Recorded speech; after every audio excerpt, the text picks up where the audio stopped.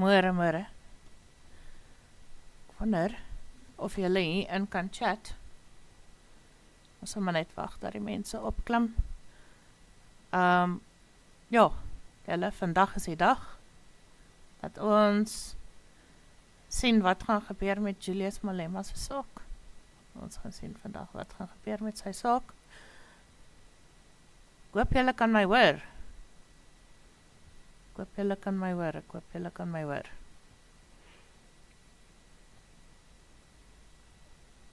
Dus nou, oor 'n uur is gaan Malema nou gesentens word.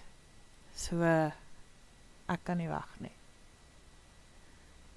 So ons vir almal wag nou net in angstigheid om te sien wat gaan gebeur.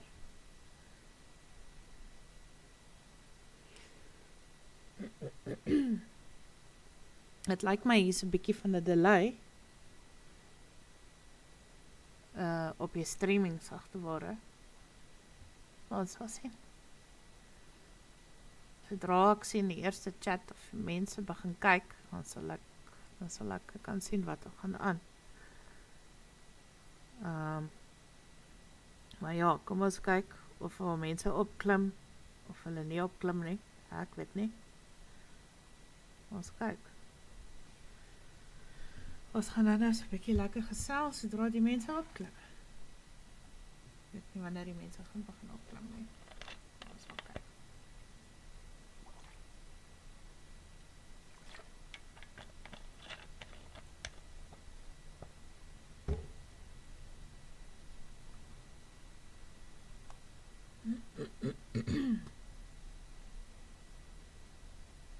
Kom ons speel 'n liedjie, so deliberations.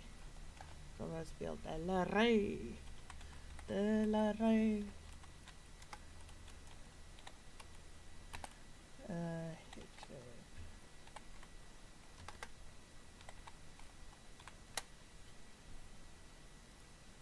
Hallo, ek sien die mense al reeds hier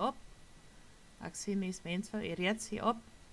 Maar kom ons gaan speel so 'n bietjie vir julle liedjie.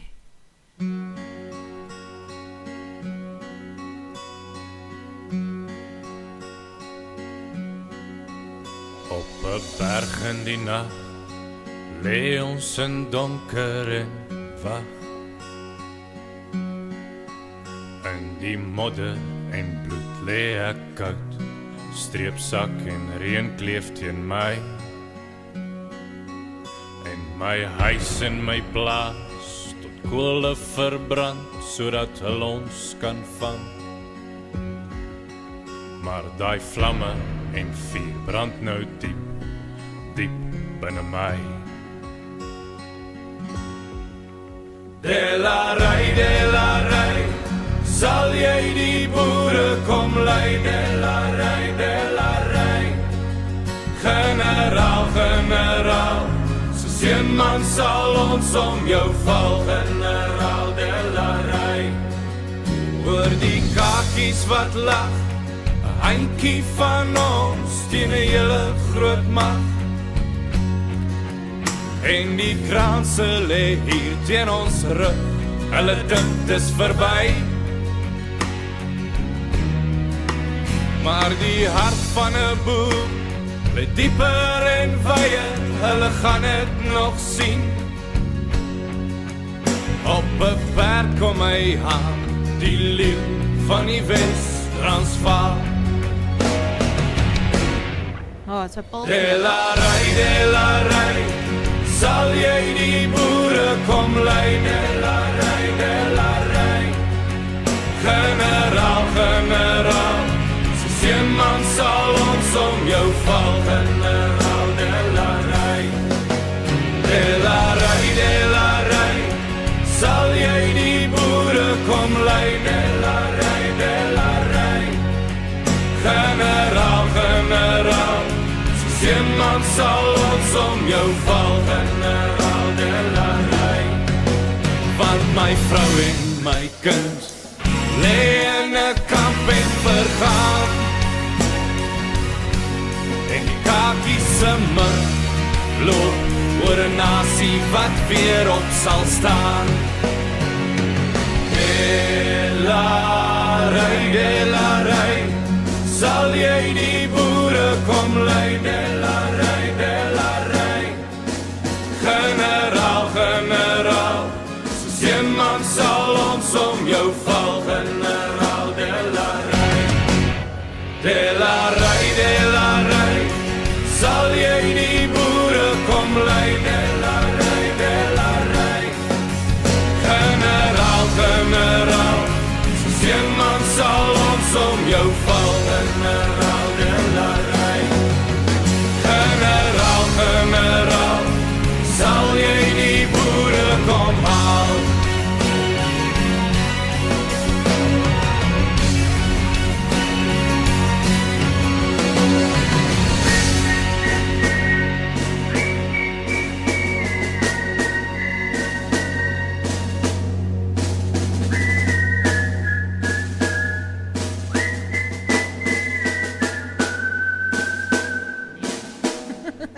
Ek sien mense sê 100% nee, dat Julius Malema nie gevonnis gaan word vandag nie, maar tog het hulle laas keer wel sy vonnis uitgespreek, maar ons sal maar sien. Kom ons speel ons volgende liedjie, Pampoen.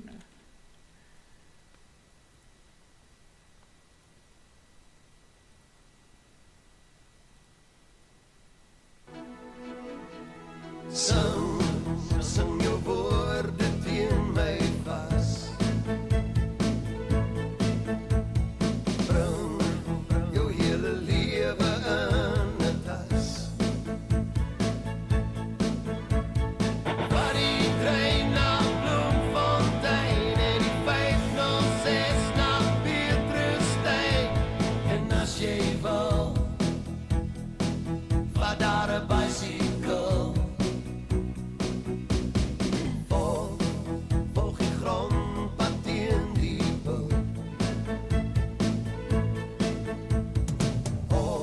Kan julle my ooit hoor? As jy wil. Hier wag ek die jare op, vir 'n stofwolk op die horison, op iets soortgelyk, wat soos jy lyk. Ek dog 'n prop van poen en 'n stuk in 'n skoen, en 'n trekker wat sy tyres lyk. Vir alles wat ek aan jou gedoen het, kom jy by my in trek. Ek dog 'n vrot pampoen en 'n stuk in 'n skoen, en 'n plaas wat ek afbetaal. Vir alles wat ek aan jou gedoen het, kom jy om my te haal. So ons wag nou net vir die broadcast om te begin. Stuur my liefde vir jou ma. Maar as jy kom, los haar net daar. Want dis net plek vir 3 van ons. Dis ek en jy en 'n afhoorhond. Sy naam is Roof, maar hy sal jare doof. Bring die goeietjies wat jou pla. En ek maak 'n ring van Hoogiestraat. Ek spaar nog vir die diamant en 'n donkiekaart vir die brede kant. Ek sal met blomme leen tot het eendag reën.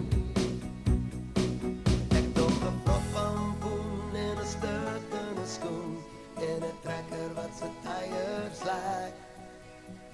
Vir alles wat ek aan jou gedoen het, kom jy by my in trek. Ek dog 'n vrot pampoen en 'n stuk in 'n skoen, en 'n plaas wat ek afbetaal. Vir alles wat ek aan jou gedoen het, kom jy om my te haal.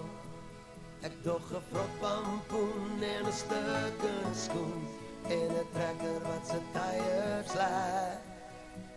Vir alles wat ek aan jou gedoen het, kom jy by my intrek.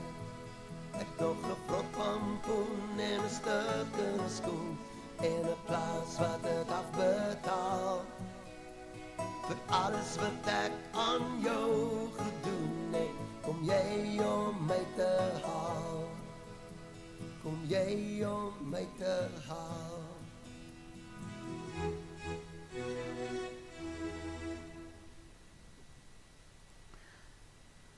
Right mense, ons wag nog net so 'n uurtjie, dan gaan die SABC broadcasting begin. Ek dink hulle almal wag vir die howe om oop te gaan. Ek weet nie of daar ander plekke is, maar ek gaan so lank soek. Kom ons kyk gou, as daar dalk EW News is, wat dalk 'n broadcast al begin het, want ek glo daar is seker al mense wat buitekant staan, by die howe, by mekaar kom. Maar kom ons kyk gou wat, hoe gaan dit buitekant? So kom ons kyk het gou Julius Malema.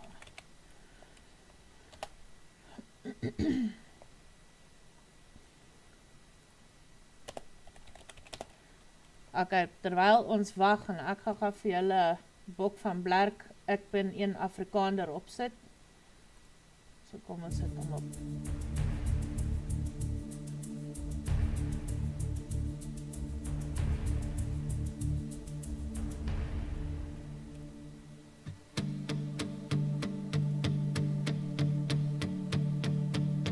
Trek uit jou skoene en voel die grond. Ons spreek die woorde uit een mond. Jy's hier gebore, jou moederland, vir ons gegee uit God se hand. En soos Hendrik Bibou sal ons saam uit pas zijn. Ik ben een Afrikaner. Ik ben een Afrikaner. Ik ben een Afrikaner. Ik ben een Afrikaner.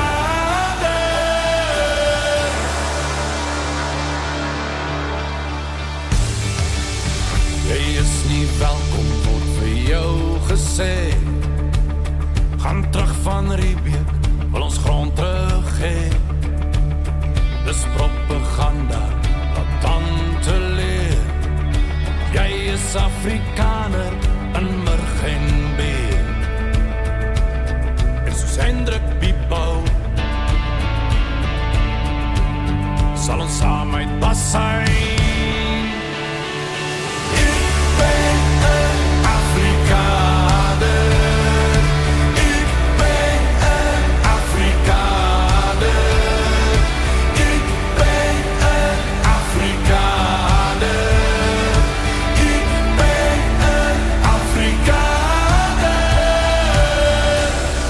Kan my taal probeer onderdruk en verkramp tot die kombuistaal wat hy eens was.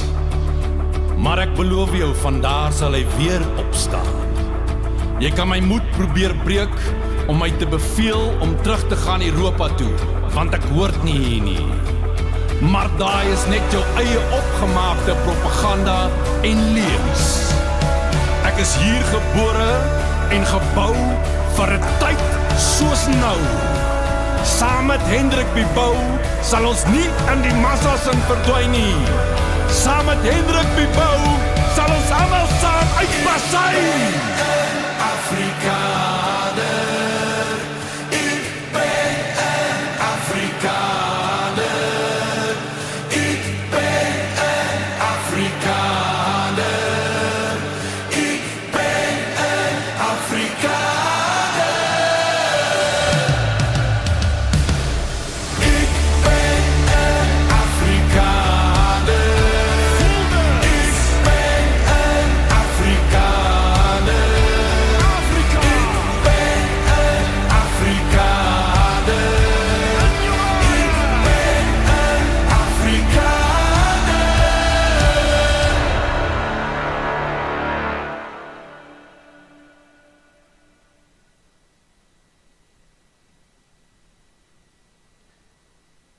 Kom ons kyk, hierdie ene, tyd om te trek van Bok van Blerk.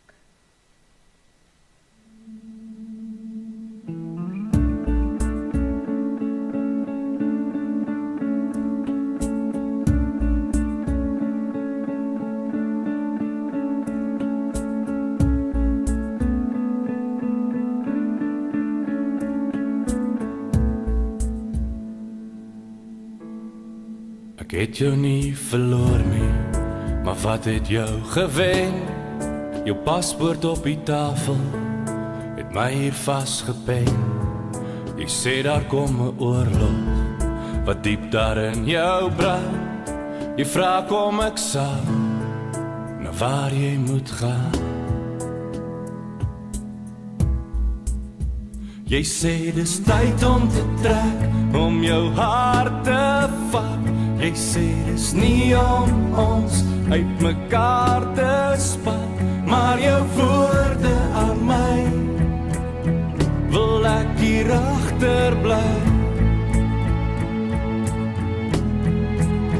Want as jy vra, moes jy vra, maar jy het my gesê van jou wyse plan. Is dit wat jy wou hê? Daar's geen plek vir jou hier. Jy sê dis tyd om te trek.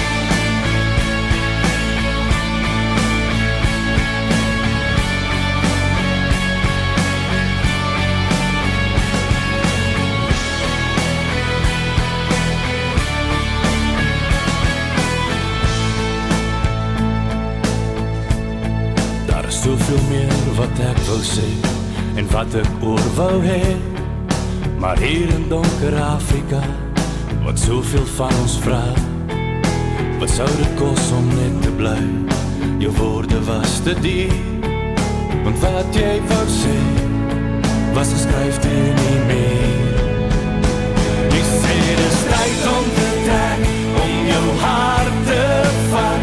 Jy sê dis nie om ons uit mekaar te spat, maar jou woorde aan my wil ek hier agterbly. Want as jy vra, moes jy vra, maar jy het my gesê van jou wyse plan. Is dit wat jy wou hê? Daar's geen plek vir jou hier. Jy sê dis tyd om te trek.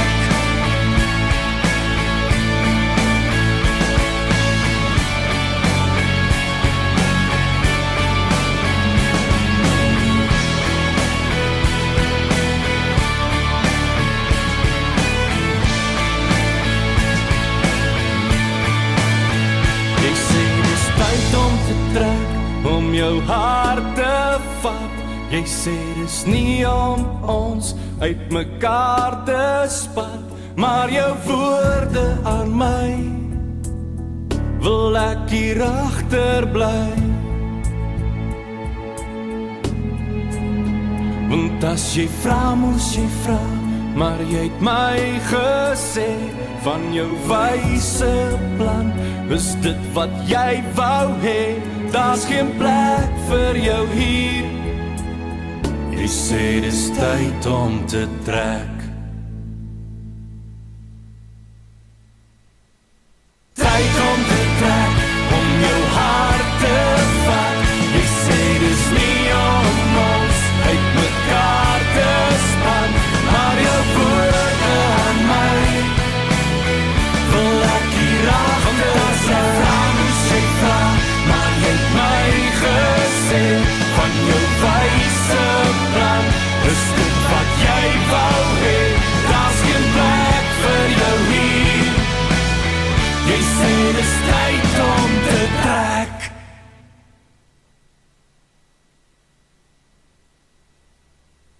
Is hier niemand in die chat nie? Maar nie skaam wees om te gesels nie, asseblief mense. Kom ons hoor wat is op julle minds. Kom ons hoor wat is op julle minds. Praat met my.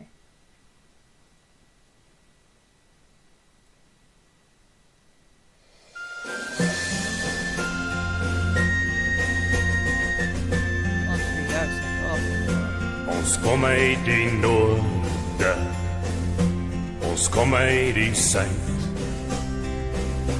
Verenig die bil, verenig die leeu, selfs die storms van wyd. Ons kom uit die ooste, trek saam uit die wes, die haai langs die cheetah, gee altyd sy bes. Ons vir jou, Suid-Afrika. Ons vir jou, Suid-Afrika. Geen nie om wie voor ons staan soos 'n rots, staan 'n nasie saam. Ons vir jou, Suid-Afrika. En bring al jou mense, bring saam elke kind, die man op die straat, die dokter, die raad, elkeen sal hom daar vind. Sien jy ons helde, span saam op die veld, sal veg tot die einde, om 'n nasie te smelt. Ons vir jou, Suid-Afrika.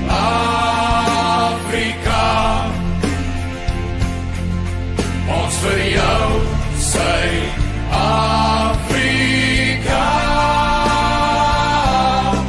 Geen nie om wie voor ons staan soos 'n rots, staan 'n nasie saam. Ons vir jou, Suid-Afrika.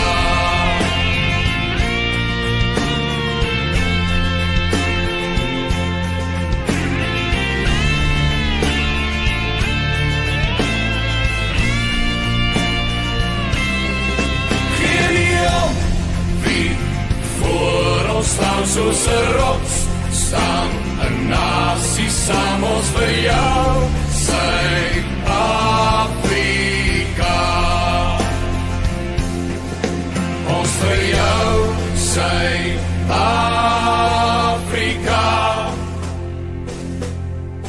Ons vir jou, Suid-Afrika.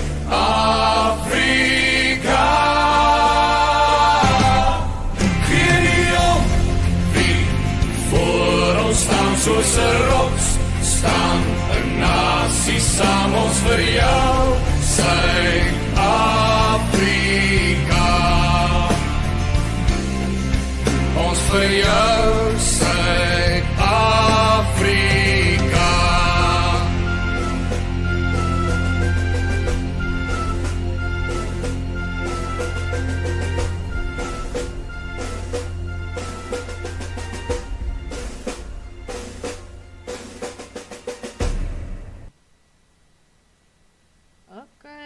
Ons gaan gou die volgende ene.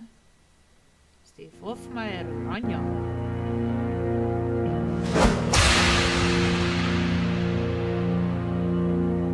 Sien jy die kleur wat jou hart weer laat klop, die kleur van oranje.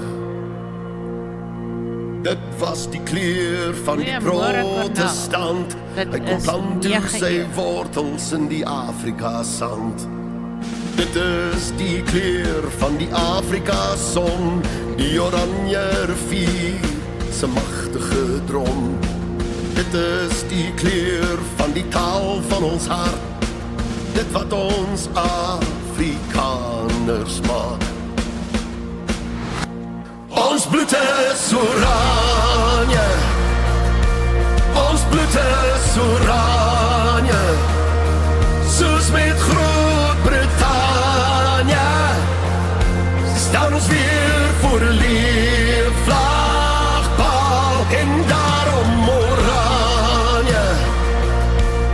Ons kreet bly oranje, dit vloei deur ons hare, die kleur van ons bloed bly oranje. Mars jy ook op teen die groot vergryp, dit word ons kinders se ewige stryd. Hy kom om te vat ons taal en ons grond. Hy kom vir die waarheid wat sit in ons mond.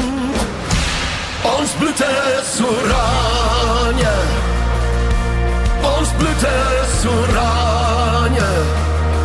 Soos met Groot-Brittannië staan ons weer voor 'n leefvlagpaal en daarom oranje. Ons kreet bly oranje. Dit vloei deur ons hare, die kleur van ons bloed bly oranje.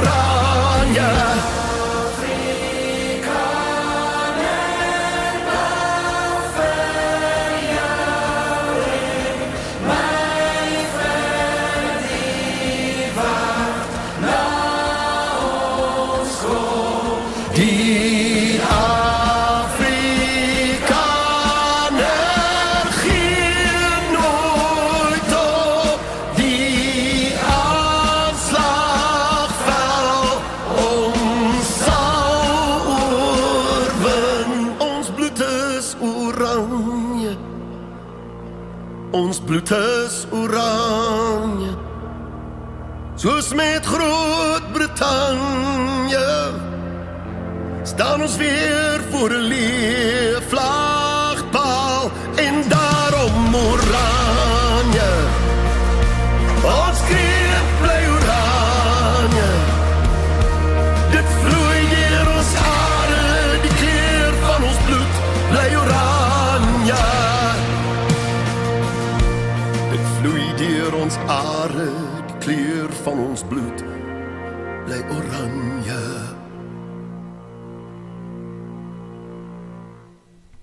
Mense, dit is nog so 'n kwartier, nie 3 kwartier, dan sal ons sekerlik die hofuitsaai uitsending sien. Maar tot dan gaan ek vir julle liedjies speel wat ons patrioties hou in ons eie ou lyntjie. En ons weet hulle wil ons wegvee. Hulle wil ons obliterate, as ek dit so kan stel. Maar kom ons wees patrioties en ons gaan sit 'n lekker liedjie op. Bok van Blerk en Steve Hofmeyer, pa en seun.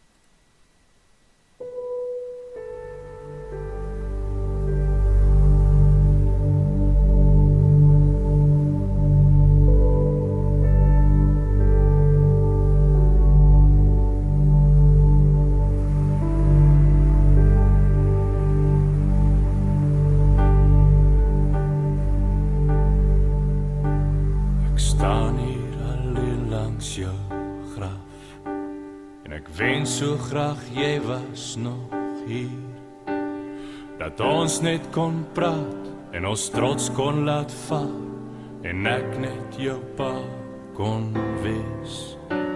Nee, die beste wil ek vir jou hê, maar hy woorde was nooit net gesê.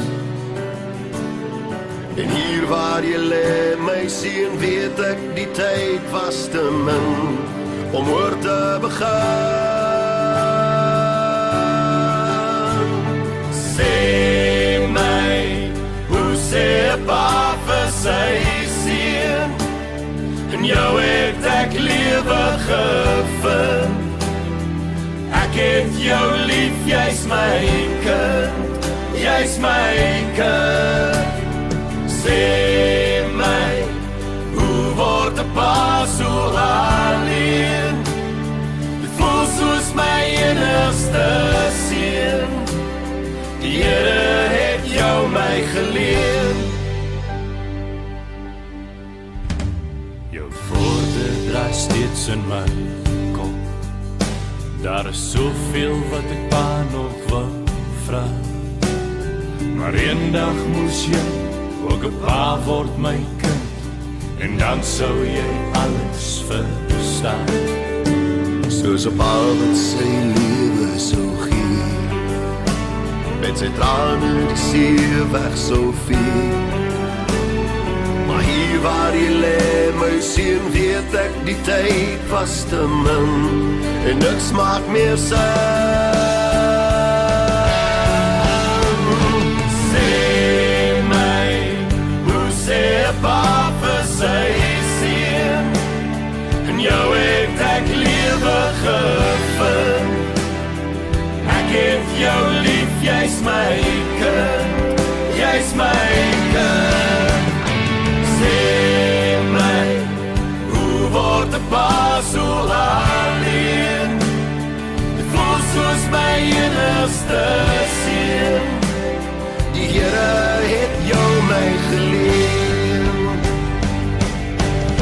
Wat toe in die nag het hy jou kom haal, en in my span besef ek te laat, het my altyd gedra, maar ek bly nog jou pa. Sê my, hoe sê 'n pa vir sy seun, en jou het ek lewe gevind. Ek het jou lief, jy's my kind, jy's my kind. Sê my, hoe word 'n pa so alleen? Voel soos my enigste seun. Die Here het jou my geleen. Sê my, hoe sê 'n pa vir sy seun?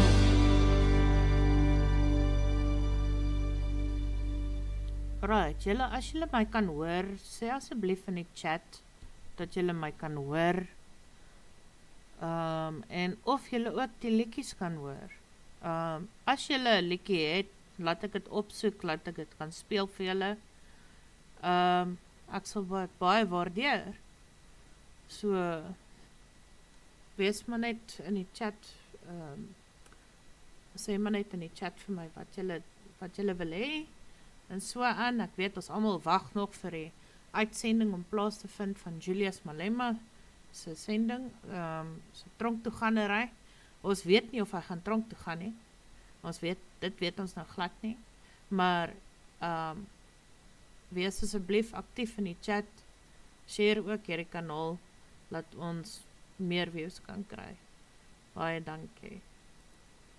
En vir julle volgende liedjie opsit, The Ballad of Green Berets, Steve Hofmeyer.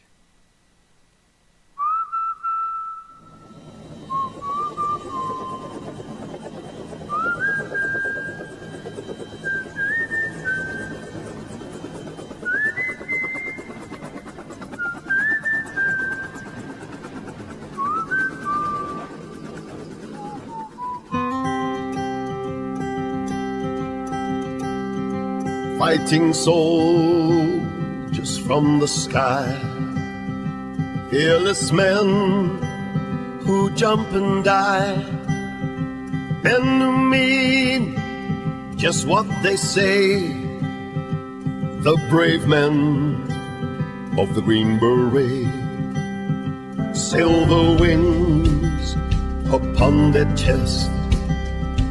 These are men, America's best.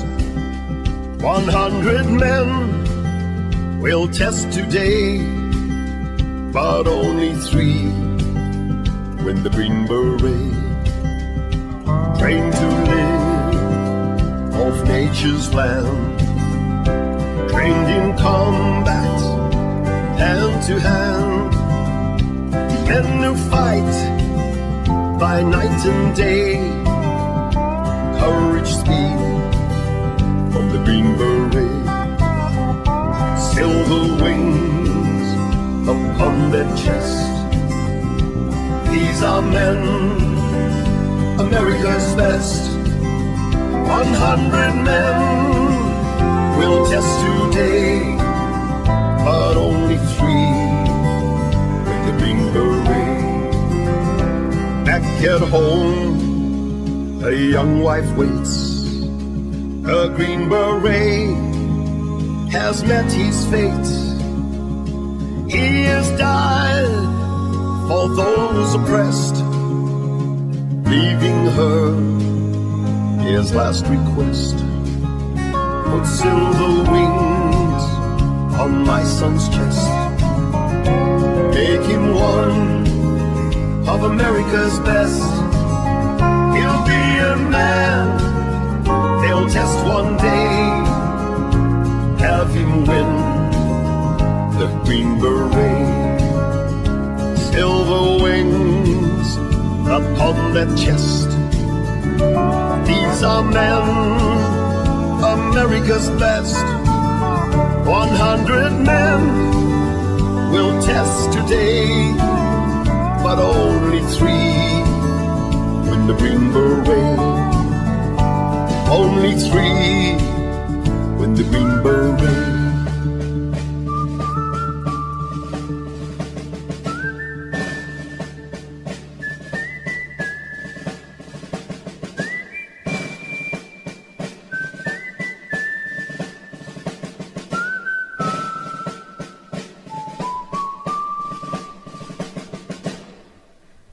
Baie dankie Cornel Lamprecht vir die terugvoer daarso. Ja, Matt, ek is nogals redelik nuuskierig om te sien wat gaan gebeur vandag. Jy weet, soos wat ons al gesien het, die July uprisings, toe hulle Jacob Zuma so gevange geneem het.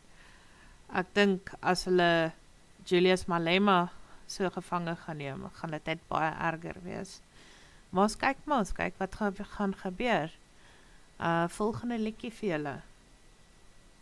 Bok van Blerk, die kaplein.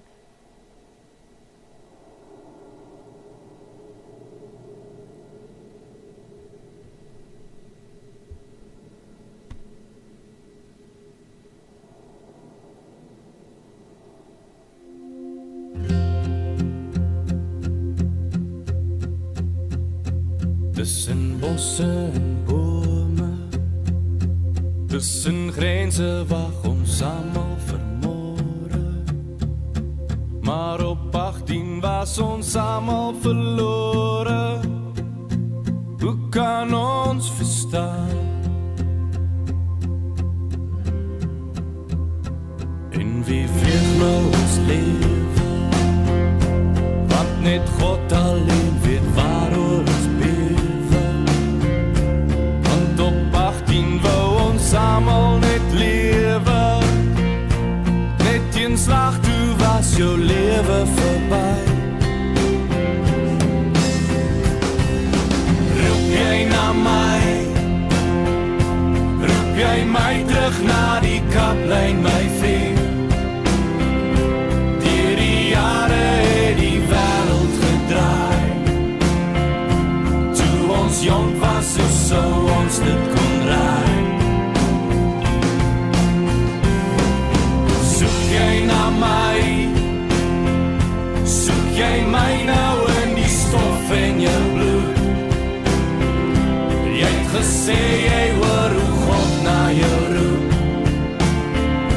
Toes dit alles verby.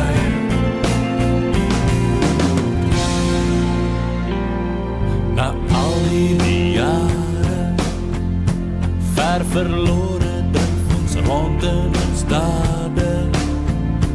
Net soldate leef met grense so skare. Hoe kan ons verstaan? Van daai bos vreet ons spore.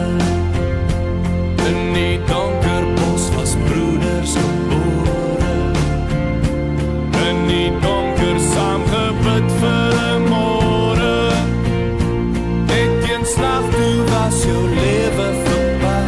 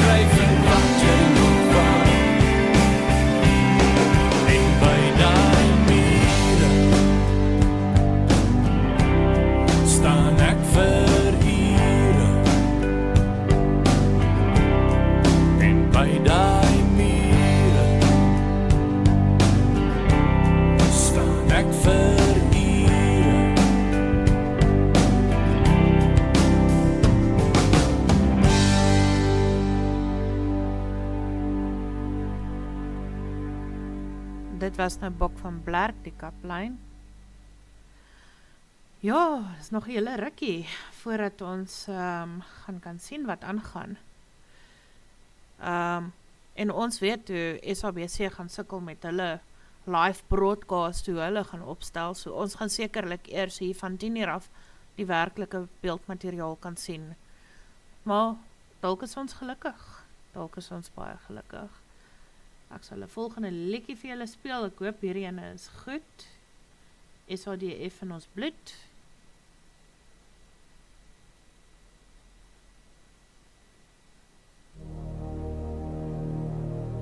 Ek verg ooit sang in staal en bloed. Ons staan saam, ons dra die veld. En stof en son oor Angola se pad, ratels rol waar die aarde kraak. Van die grens tot die bosse rand, ons dra die las van 'n jongman se hand. Ek se tense eerste beweeg, die inteste keer die bos gelees, hier 60 en 30, hou lyn en pas, elke naam en staal vasgewas. Briewe huis toe, kort en zwaar, 'n ma wat bid, 'n pa wat staar, 'n stem langs my sê in die nacht, broer hou vas, ons staan vandag. Saf in ons bloed, ons dra die veld, ons staan vas, deur vuur en staal, deur nag en dag. Ons dra die name van die wat val.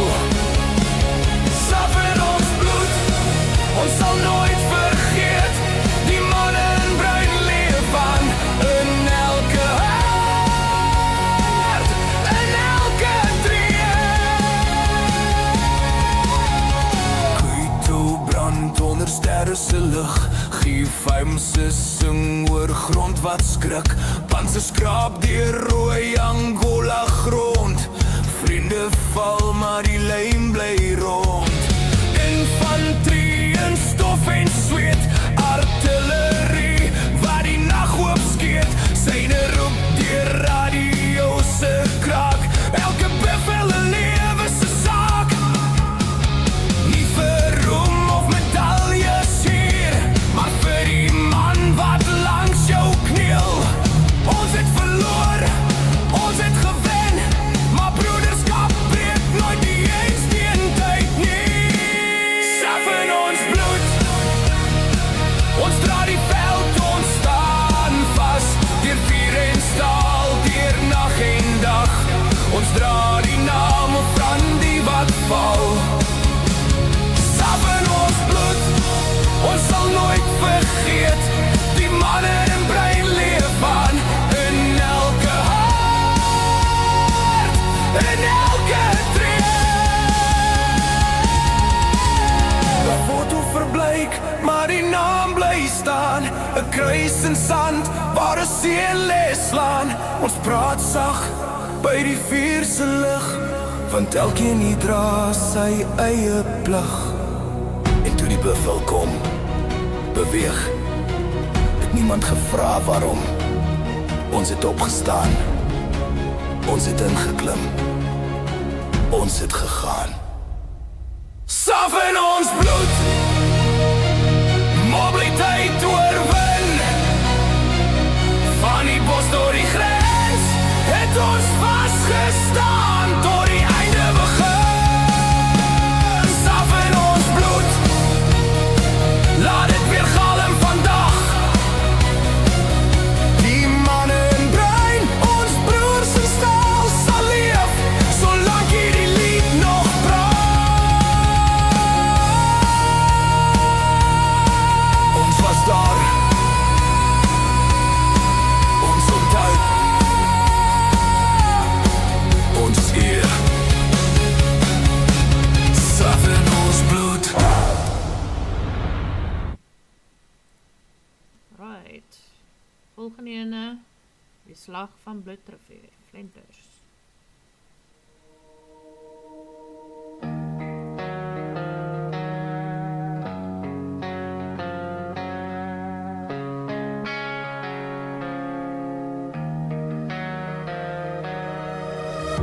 stilte voor die storm het ons gebid vir lig en vorm. Die aarde het geruk, die lug was rooi en elke man het geweet, dis nou of nooit. Ons vrees het vuur geword, ons hoop was staal en zwaar, een belofte in nacht gemaakt, die Heer zal ons bewaar. Dus die slag van bloedrivier, waar geloof die vlam laat brand, waar elke ziel sy plek gehou het, teen donker, teen die land. Dus die slag van bloedrivier, waar drome met bloed betaal, maar uit die as van daardie dag, staan ons steeds, ons val nie weer.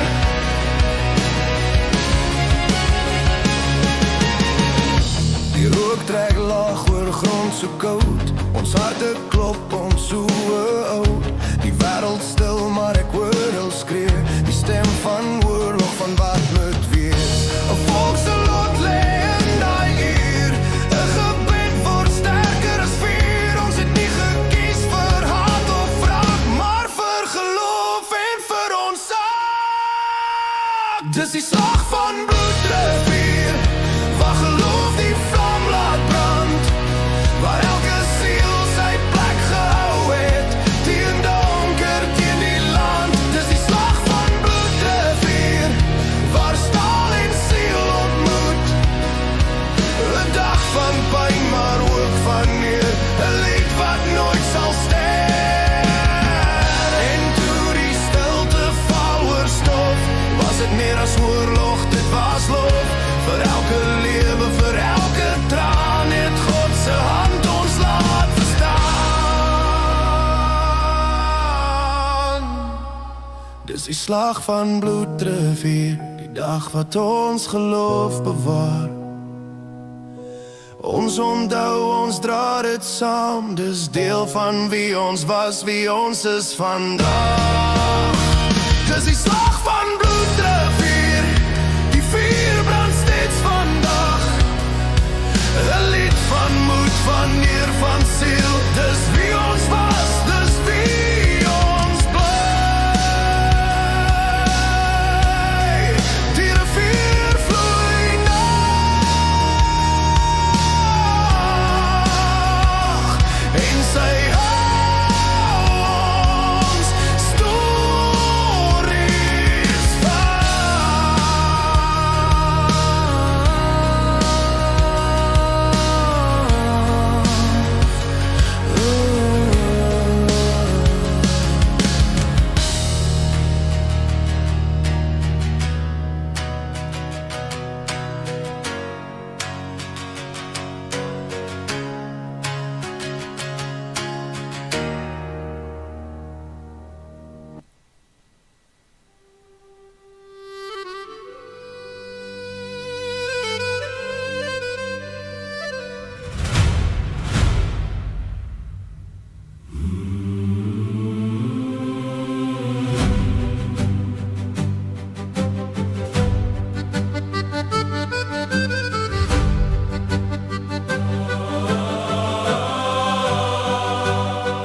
uit die blou van ons hemel, uit die diepte van ons see, oor ons ewige gebergtes, waar die kraanse antwoord gee, deur ons ver verlate vlaktes, met die kroon van ons wa, ruis die stem van ons geliefde, van ons land Suid-Afrika.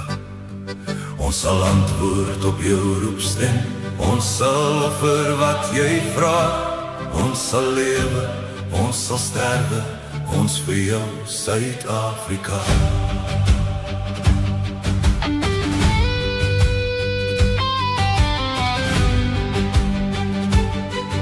In die merg van ons gebeente in ons hart en siel en gees, in ons roem op ons verlede, in ons hoop op wat sal wees, in ons wil en werk en wandel, van ons wieg tot aan ons graf, deel geen ander land ons liefde, trek geen ander trou ons af. Vaderland, ons sal die adel van jou naam met ere dra, waar en trouw as Afrikaners, kinders van Suid-Afrika. Suid-Afrika.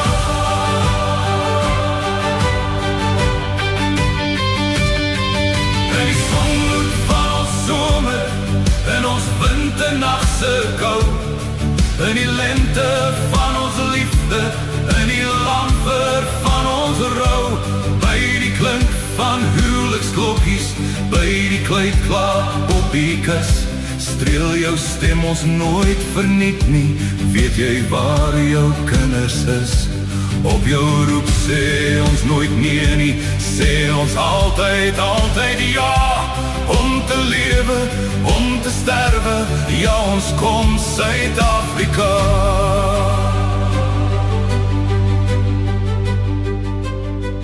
Op die almag vas vertrouend, het ons vadere gebou, skenk ook ons die krag, o Heere, om te handhaaf en te hou, dat die erwe van ons vadere, vir ons kinders erwe bly, knegte van die allerhoogste, teen die hele wêreld vry.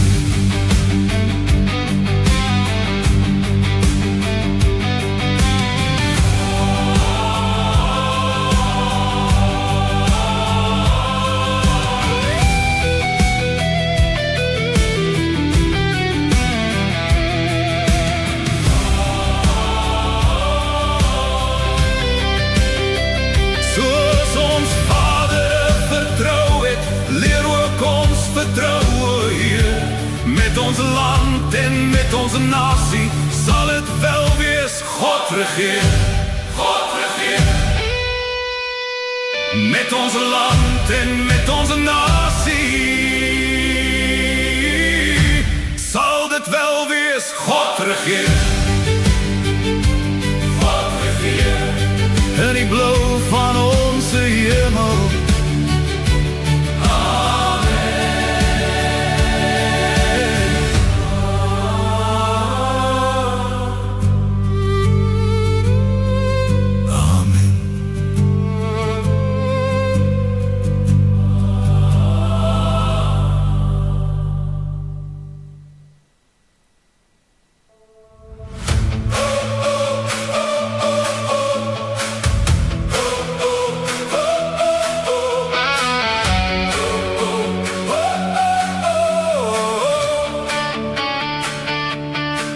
jaar oud, roer in die hand, staan 'n seun in die waterbergsand.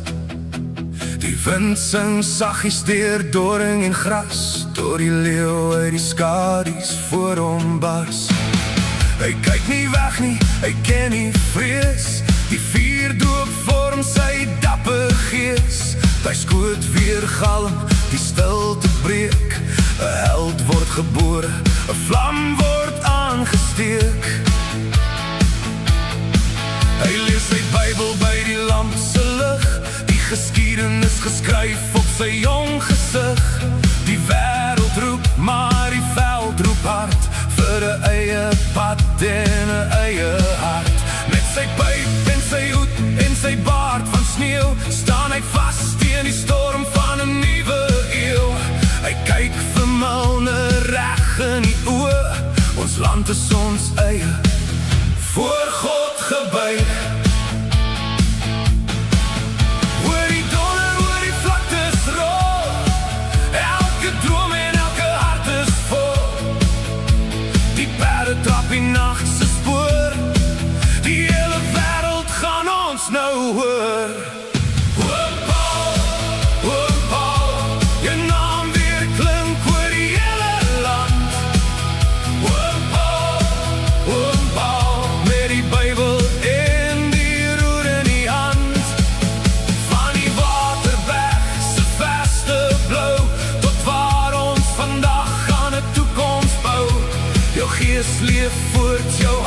hy vry, die legende wat vir altyd by ons bly. Die oorlog kom soos 'n winternag, 'n volk wat veg met al hul krag.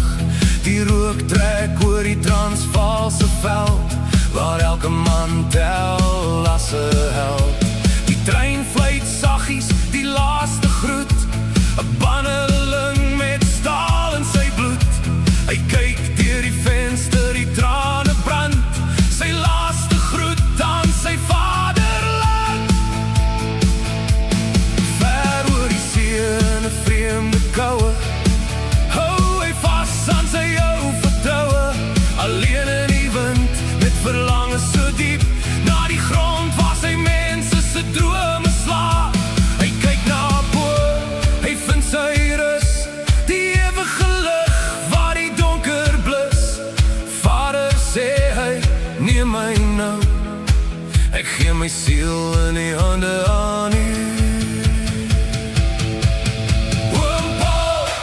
Oom Paul, jou naam weer klink oor die hele land. Oom Paul, jou naam weer klink oor die hele land.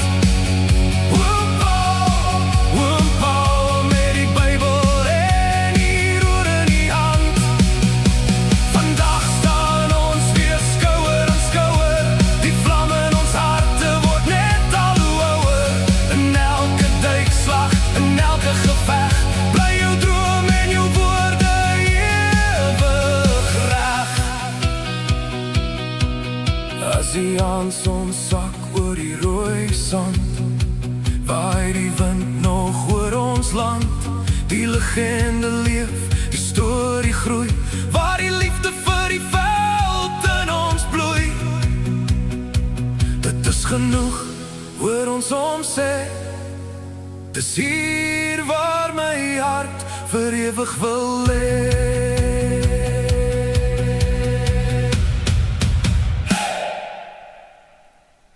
Dit lyk vir my asof hulle nou live gegaan het, maar ek weet nie hoe lank nie. Kom ons druk nog 'n liedjie hier binnekant. Kyk of ons, okay, cool, hulle is live. Hulle is live.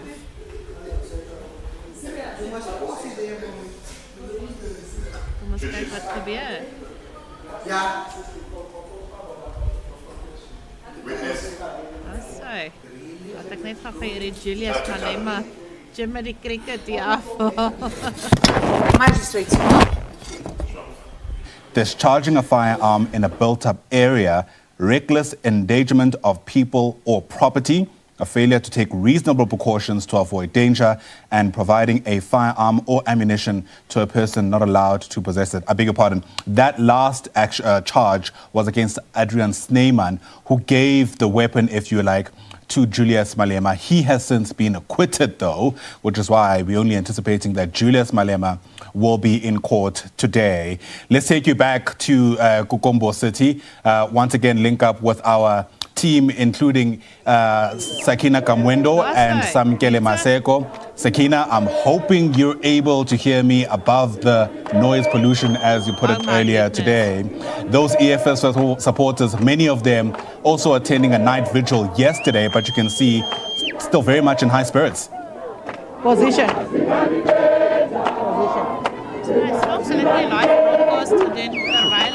And thank you so much, Ayanda. And just picking up, because the reality is we can't hear ourselves think right now, Samkele Maseko. But of course, we are now counting down. And it's going to be a marathon this morning, because we are going to hear from the magistrate presiding over this case, Magistrate Toinette Olivier. She will be first after the NPA. Of course, the state will present its case in terms of just aggravating circumstances. And listening to the NPA spokesperson, he was quite intent on making the point that there was no remorse from Mr. Malema's side as a lawmaker, and which is why they actually view this in part in a very dim light. And of course, after hearing that, we know that the magistrate will then go. She will further apply her mind. We are expecting her to hand down, of course, her sentencing judgment tomorrow. Indeed, we are expecting her to hand down sentencing judgment tomorrow, particularly noting that the NPA has been monitoring Mr. Malema's public utterances. They've been monitoring him in and outside this court, addressing his members and supporters, riling them up, particularly against the judge, and riling them up on this particular case, and saying that it was a toy gun that he ultimately used, repeating his legal arguments in court and outside of court, particularly on those direct attacks on the NPA, on the judge, on the magistrates. Those may some of the issues that may have aggravated the NPA to go for the harshest punitive measure, particularly at a time where South Africans are saying it seemingly looks like politicians are above the law. It's a select few, it's Animal Farm, where some are found guilty and others are let go because of their proximity to those in power, whether economically or politically. And it's going to be interesting because in terms of case law, obviously I'm curious to hear what the judge or the magistrate will have to say in that regard. But it's not looking at this point as if Mr. Malema is going to get off with a light sentence. By all indications, from everything that I'm hearing out here, it's pointing to a custodial sentence. It is pointing there because even with him, he's been ultimately saying that he expects the state to get that 15 years direct imprisonment, and which for him is an issue that signals political persecution against him. But also, you've got to look at it in this particular aspect, Sakina. You've had that mayor in the Eastern Cape, Kumkiti, of her son, who shot up a gun. What is happening on that particular case? And that's not the only one. There have been several. You go to political funerals. There are guns that are shot up in the air at these political funerals where political leaders are present. And that just may also be one of the aggravating circumstances that the state is saying we've got to clamp down on a political leader in order to get the message down to those who may be branding these guns at funerals, who may be branding these AK-47s, these 9mm guns in the air after funerals, particularly in volatile provinces such as Gauteng, where you've got a lot of political killings nowadays, in KwaZulu-Natal, where the political killings task team was inceptualized to go and work, and of late in Limpopo as well, where you've got councillors whom are brutally being gunned down, and just the branding of guns within this country, within the political space, is seemingly out of control. And that, of course, is the crux of the matter. That is why we are here today. Julius Malema, of course, being found guilty in October last year. And this is a case that, of course, has been going for the longest time. And here comes Mr. Malema. Mr. Malema making his way through. And we've got Gabi there on our camera. He's going to capture these visuals for you. He is arriving as we speak now. This is Julius Malema arriving at the Kugompo Magistrates Court as we try and just make our way closer and hopefully be able to just sneak through here. It is a scrum, I must tell you, and it's all about holding your balance and making sure that you can get as close as possible. And this is, of course, where Mr. Malema is arriving, right in front of us here. Just one question here as Mr. Malema gets out. Mr. Malema, good morning. Mr. Malema. Okay. Good morning, Mr. Malema. How are you feeling this morning? Mr. Malema. He's obviously not going to speak to us. Mr. Snyman, good morning to you. Mr. Snyman. Watch here. Mr. Snyman, they're not talking to us, Sam. They're not talking to us. They're not even looking at us. Nobody's at this point in time. They will remember when they come out of, there's Sakina. Hello, Sakina. Say, exactly. But of course, you would imagine that they were told, they also under strict instruction from their legal teams not to speak, not to say anything in case you just make things worse at this point. They are definitely under strict instructions from their attorneys to say little, keep quiet until this court is done. As you can see, and hear these loud cheers for the Commander-in-Chief of the Economic Freedom Fighters as he goes towards this mitigation of his sentencing for the next 2 days. Yeah, and we heard, of course, Malema's legal team the last time bringing out, amongst others, as a key witness, a social worker who spoke to his character, who spoke to the fact that he's a family man. Just watch your step there, Sam, so you don't fall on camera here, Gabi. And of course, you know, it spoke to the things that he's done in his community. But as I was saying earlier, you heard, for example, Magistrate Toinette Olivier, when she was speaking about things like, for example, the soup kitchen. She didn't think too much. People trying to make their way into the court, and there's no space there. There's no space. It's a very small court. It's a very small court. And even last time, there was this particular same issue where the Secretary General of the EFF and also Dr. Mqinim Chwako had to go and quell tensions of some of the members of the EFF and with the South African Police Service that is ultimately protecting public order policing, that is protecting this particular precinct and EFF members from not being unruly and not destroying any public property. It's going to be a very important case, particularly on that issue of community service. The soup kitchen he runs in Limpopo, in Seshego, where he feeds thousands of unemployed, destitute South Africans whom need a meal that he can ultimately assist, and those families that he has helped to build and put a shelter over their heads. Those are some of the issues that will definitely try and help him to mitigate that custodian sentence of 15 years. That's going to be a very important aspect of that soup kitchen. You've also seen him populate that particular work on his social media account, on his X account. Chiki Malema, he'd always bash the lawyers, bash the judges, bash the magistrates, but on the side, just populate that particular work that is needed in his court case to try and reduce that particular sentence in order to be able to fight for it and have a prospective opportunity of a win at a higher court. And of course, we did see him beef up his legal team, bring in, you know, the country's best, if you will, legal minds in order to basically issue that appeal here at the Kukompo court once the sentencing is done here. Because to be fair, for all intents and purposes, he's accepted that he will get the maximum sentence. They are simply waiting, it would seem, for their chance to lodge an appeal. The truth of the matter is, Sakina, if we are to be fair, if you were to look at this particular case, he underestimated it. Malema underestimated this case, and at the last hour, when you could see that things are going south, he bolstered his legal team, but it was all a bit too late. And that is why, at the end, he brought in the big legal eagles, the best of the best when it comes to South Africa's defense. And this particular case, it will work for him going into the future, going into the higher courts. If he were to receive the harshest custodial sentence at this particular court, he will definitely have a particular attention to this case, which he may have underestimated, unlike other cases he has had to deal with before.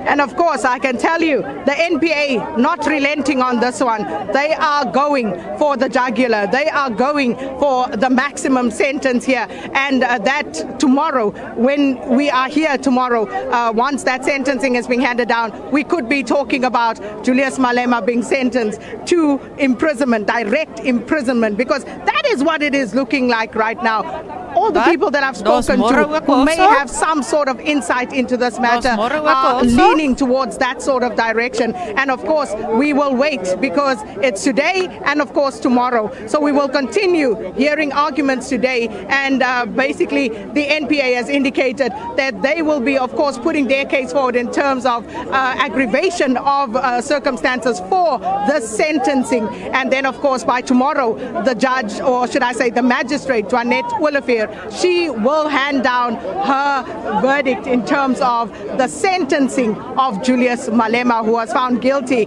in October last year. And this, of course, is the scenes currently here from the Kukompo Magistrates Court. And as you can see there at the entrance, we did indicate to you earlier, heavy police presence, a huge deployment of South African police services, and to try and keep these people, as you can see, so many people trying to get into the court, but I can tell you that the court is full, even in terms of the media and who's been allowed in. There is limited space, and there you have the announcement where people are being told to please try and make their way away from this entrance because there is no more space in the court. It is full, and this is where we are at now. So proceedings will now shift from outside to the inside of the East London or Kugompo Magistrates Court, and this is of course where we will continue to hear what said by the state in order to try and achieve that maximum sentence that they want for Julius Malema in terms of the charges, which they view in a very serious light. And they, of course, will be making their case in terms of aggravation today. So for now, I think we're going to hand it back to you in studio as we catch our breath and try to position ourselves, vehicles still moving about. But of course, the proceedings now move to the inside of the court. And I must say, one of the things that I hope will be checked and has been improved upon today will be the acoustics inside court, or at least, you know, that we can get a better sense of what is being said, because the last time at points it was really difficult to hear what was being said by those inside the court. So we're hoping that some of those issues would have been taken care of as well. But this is where we are at, and this is of course where we're going to leave it for now, handing it back to studio as proceedings move from the outside to the inside of the Magistrates Court here in Kugompo City. Sakina, you most certainly do deserve to take a breath. That's SABC News anchor. Daar's môre nog 'n hofsaak. I'm a word. So môre gaan die laaste ene wees waar hulle dan nou vir hom gaan sê of hy nou tronk toe gaan of nie. Ek dink vandag is die laaste ene. So gaan Julius Malema in 'n sel slaap vanaand. Dis die vraag. Marshal Dlamini, who has, among others, been interacting or almost engaging the supporters on the ground, as was indicated and been the word, is that EFF supporters today were probably given strict instruction not to engage the media. As you can see, those are live visuals now from inside court. Sakina, reminding us of the acoustics at the last appearance here where this matter began.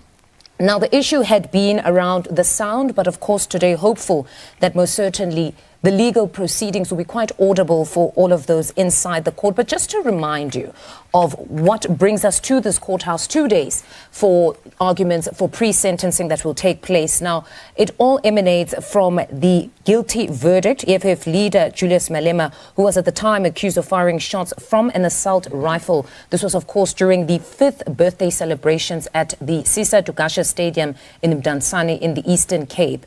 Now, this was in 2018. His defense had claimed that Malema had used a toy gun to excite people, and that was the weapon that was loaded with blanks. Of course, we know that Judge Twanette Olefir was somebody who was not convinced by that defense, and he was found guilty on the charge. And just to take you through the charges, in fact, it is unlawful possession of ammunition, discharging a firearm in a built area, and reckless endangerment, also unlawful possession of a firearm.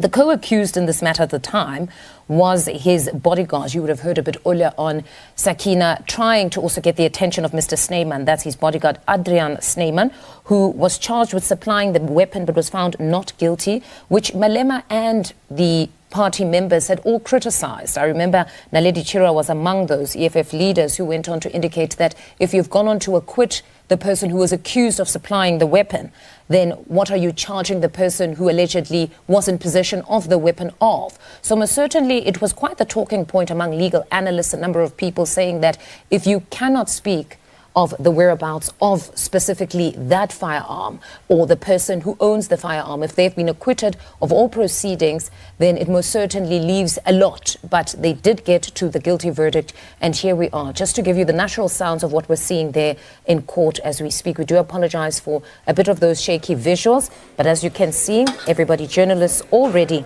any moment now, we will see the judge enter the courthouse. But again, to take you back to some of the legal analysis, or at least what could be seen as the minimum sentence. The minimum sentence for the specific guilty verdict, it stands at 15 years imprisonment. So he faces a potential, though not mandatory, 15 years imprisonment. 2 days of pre-sentencing hearing that take place now.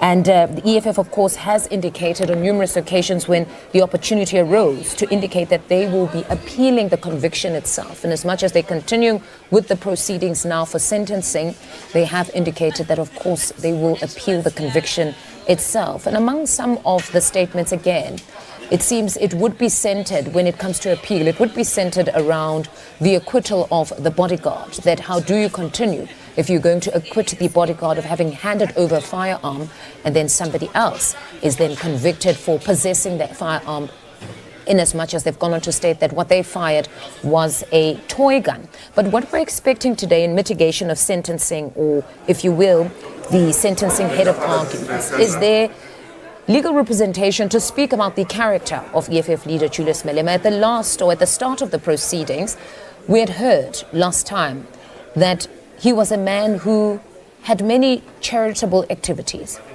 He was a giver over the years. We've known that as an EFF leader, he has, among others, built a church where his mother and grandmother used to congregate. He built the church from scratch. He is somebody that has a soup kitchen. On many occasions, he would be an individual that would help even the young that are in school. As you can see there, visuals of EFF leader Julius Malema. By his side, Secretary General Marshall Dlamini, and as you can also see there, Deputy President of the political party, Godrich Gati. All EFF leaders, one assumes, would be present in Mdantsane today in the Eastern Cape, of course, at Ugombo City for those proceedings. It's been a long particular case, this one. It's starting off in 2018 until now, 2026, something that even others had felt was quite concerning, that the matter had been running since 2018 until 2026. Legal experts had come out to indicate that at times when you find a legal matter running for this long, it would have been perhaps trying to align the diaries of legal practitioners, but also you can find somebody who wants to exercise their right to a full and fair trial by ensuring that experts are brought in, be it ballistic experts or whatever it may be. In this instance, so it could be one of two reasons, be it that the need to align diaries of all legal practitioners that would be before this court, or at times it's an accused seeking to exercise their right to properly defend themselves by ensuring that as many witnesses, including experts, are brought before the courthouse and to assist in his defense. As you can see there, Senior Counsel Tembeka Nqokaitobi, who's among those who have been brought into this case, of course, was not there from the onset, but has been brought in to bolster the legal team. We heard him at the last appearance being among those who spoke of the character of Malema, because in this part of the proceedings, it would be quite important to speak of the character and what becomes the loss in society if you were to imprison such an individual, a leader of a political party, but also whether it does serve the purpose if you incarcerate as opposed to any other type of corrective action. As you can see there, a moment with his legal representative. One can only assume what would become the last conversations now at the start of the hearings today. 2 days it will be of pre-sentencing hearing. A very pivotal moment for the economic freedom fighters, and as much as we're seeing somewhat of a cool, calm and collected individual, if we were to go by just one's body and just look at the body language there, but most certainly a big moment. You can see the numbers gathered outside a bit earlier on, that it is a significant moment because it is sentencing. A guilty verdict was handed down last year, and now would be the final moment where the courts decide that what becomes a suitable sentence in this regard. Should he be incarcerated? Live visuals you can see there from outside court, a number of EFF supporters coming out to support their leader in his hour of need, if you will. Now again, it becomes the question that many legal analysts are asking: what becomes a suitable sentence for an individual, a leader who would have discharged a firearm in public in 2018 at a stadium? Of course, again, the defense maintaining that it was a toy gun that would have been discharged that day, and of course with blanks. It seems everybody is now rising in court. We assume that the magistrate, Toinette Olafir, is making her way inside. Let's listen into those proceedings. Sjoe, julle. Hierdie gaan 'n warm saak wees, hoor.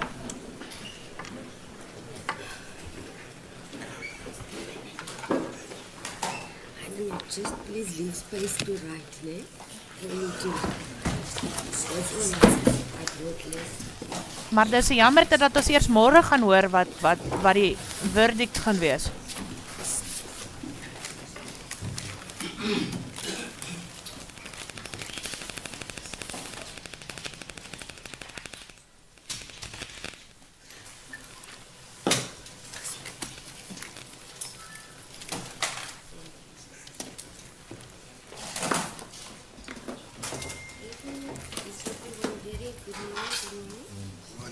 Maybe go on video. Thank you.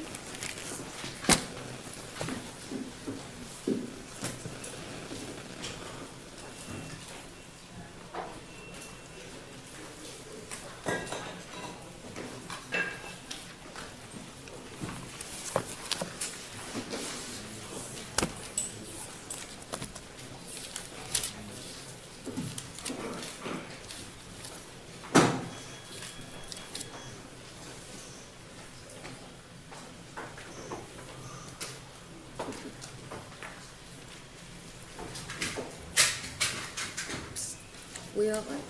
Thank you very much, Your Worship. The State versus Julius Malema, Selo Malema, the case number is Regional Court 44620B. The date is the 15th of April 2026. Presiding officer Mrs. T. Olivier, Public Prosecutor Advocate J. Caesar, Defense Advocate L. Hodes SC, and Advocate T. Nukai Tobi SC. The interpreter is Mr. Kumkwensha. The clerk is Ms. Mkameni. Your Worship, this matter is set down today for sentencing proceedings. I confirm that both the state and the counsel for accused number 1 have handed in their heads of argument already. If the court can just confirm whether the court did receive. Thank you. Thank you. Just a minute. I'll acknowledge everyone. Yes, Isabel, jy moet hulle klanke reg kry.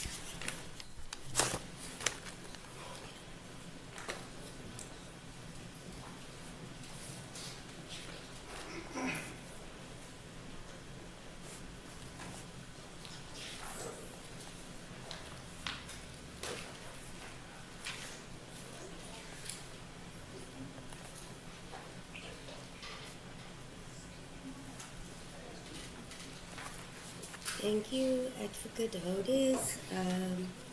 Good morning. So I confirm the appearances on behalf of the accused, so only one accused at this stage, and we're joined, Your Worship, by Peter Musala from the Cape Town Bar, who's also part of the team but didn't have an opportunity to introduce him to you this morning, Your Worship. We apologize. I saw there, I thought there's an extra manpower. Oh, that's right. Okay. Thank you. So for now, is it only yourself I'm acknowledging or the whole defense team? We'll be here for a long time to acknowledge everybody. Okay, I know Advocate Hodes, Advocate Nkukai Tobi, Mr. Levitt, Mr. Mkwanazi, the Mvumbi. Mvumbi. Zilba. Mr. Marshall. Thank you. And then Advocate Cizak, all acknowledged. Thank you. First aspect, I do confirm I received the written heads of submission by the defense. I am in receipt of the pre-sentence report submitted by yourself on the 23rd of January 2026 by Ms. Thompson. I received the state's heads of argument and subsequent supplementary heads of argument. And then just before we start, to inquire regarding the media who's present, and then just briefly acknowledge if this is per the list, because after this list there are not going to be any further media allowed because it's full. State and defense in agreement with that, unless some vacate and others enter. Okay, so Kumkani FM. Okay. The Voice Lounge Radio. EFF Communications. Okay, you're present, okay. News 24. Okay, not. All right, thank you. Then SABC News. Present. Izolezwe. Daily Dispatch. Umpuma Kapa TV.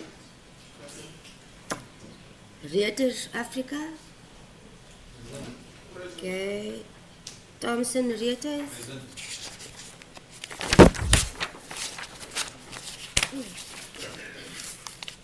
Then Eyewitness News. Present. Marula Media. Present, Your Worship. Ikamaku News.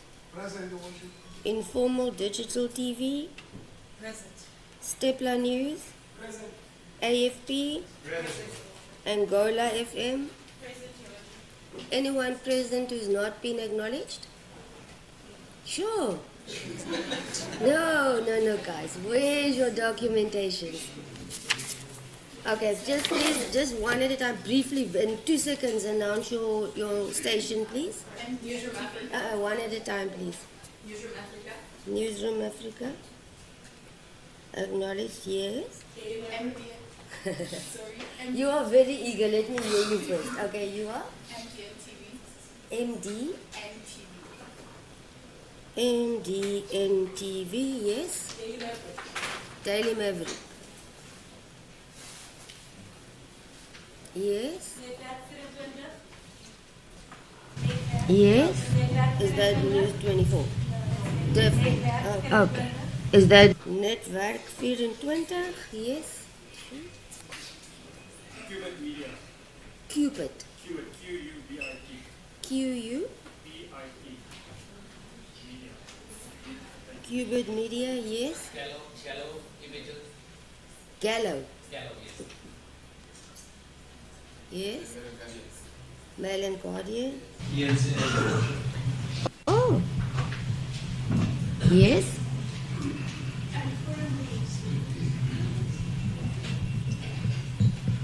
Excuse julle. Everyone. Hierdie het net bietjie beter klank.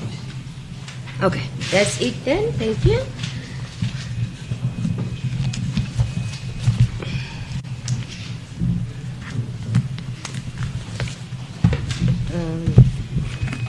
Alright, Advocate Otis, I do have a copy printed out of your head, so if you are ready to proceed, I'm ready. Yes.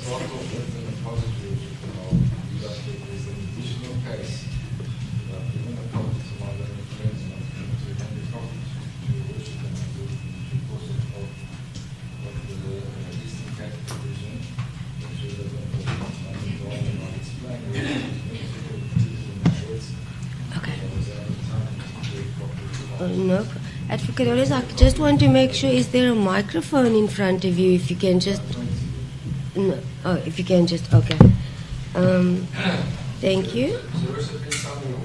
I just want to establish one aspect. Although we filed the heads, are you not of the view that at least our record should reflect what is contained?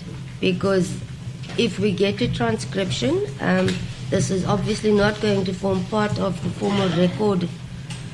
So if it takes time, it's fine, but it won't be on the record if it's not. Your Worship, it was my intention to deal with the heads of myself and my lawyer for the it makes no sense for me to stand there, read my heads, and you read his heads. So I'm going to anticipate his heads and then give him a chance to then deal with my submissions. Oh, okay. I now follow you. In fact, Your Worship, my intention was to go as to what happened on the last occasion, what the arrangements were, what's then transpired, followed by the heads, a few submissions, and conclusions. I won't be long on the Your Worship. I do believe that we can even finish this morning on the submissions and all. Not a problem. Thank you. Your Worship will by now have a copy of the transcript of the previous occasion. So just to put it into context, Ms. Thompson testified on the 23rd of January 2026. But after this matter was postponed to today, and possibly tomorrow. And what happened in that regard, Your Worship, is quite clear, is that I asked the court to inquire from the state, this is at page 172, whether they had in fact closed their case, and they said the state has not formally closed their case and we're waiting to hear. Thereafter, they formally closed their case, Your Worship, and said that they're not calling any evidence in aggravation of sentence. That's from page 172 onward. What then happened, Your Worship, was there was an agreement that we file our heads of argument by the end of March. On the 31st of March, Your Worship, 2 weeks to go through the heads of argument and be ready for today. And we now know that we filed on the 31st of March, Your Worship, that absent this case that I intended to include in the heads of argument. Thereafter, the state only filed on the 1st of April, and I was told that they wanted to see our heads before.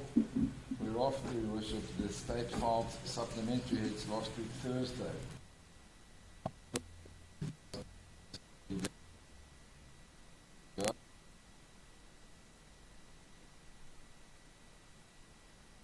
Regtig?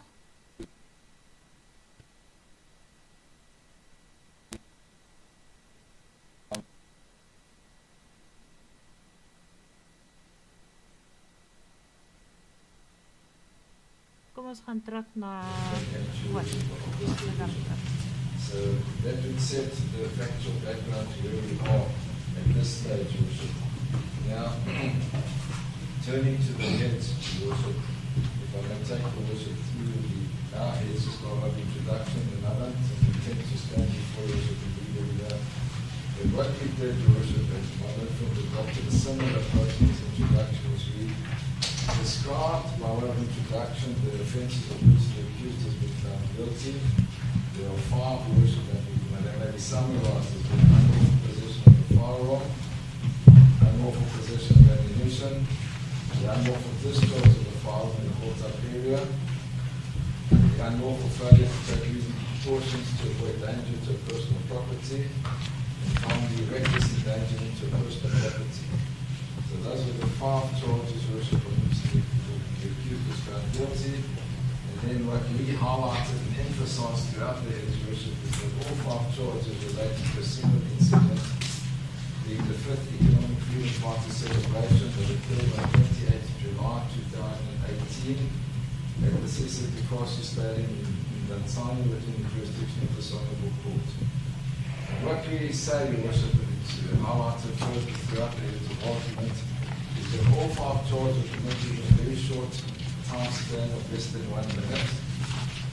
And then we then also, and we had agreed on this previously, Your Worship, that there was no indication that any minimum sentence legislation applied in this case because the accused had not been warned accordingly. And I do believe that there is common cause on that, so there's no need to go into the case of dealing with that particular aspect.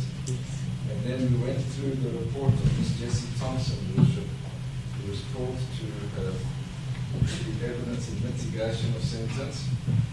And she highlighted the accused personal circumstances, and particularly that he was a 45-year-old first offender, having never been convicted of any offence.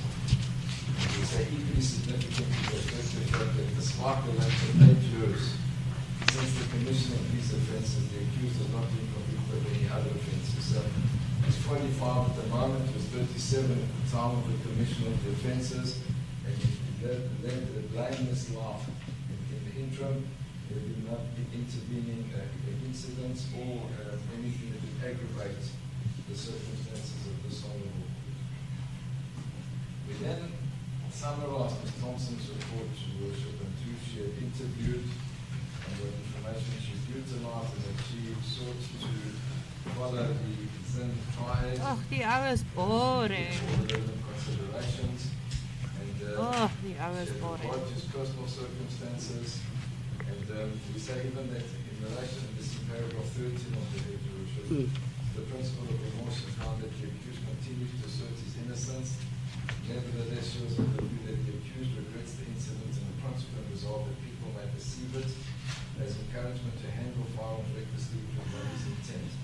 that regard, Your Worship, will know we received as I recorded, Your Worship, the transcript of Your Worship, this also in questions of clarification, and made it clear, Your Worship, on the record, and I can give the reference, Your Worship, that people are entitled to plead not guilty, that is their right, Your Worship, to put that to Ms. Thompson as a clarifying question, and she had agreed in that regard, Your Worship, that would be the case that one may be entitled to plead not guilty. That's at page 162 of the record, Your Worship clarifies that.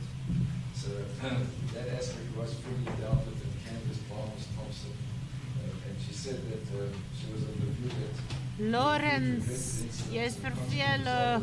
like a see that as encouragement to handle violence recklessly with the body's intent.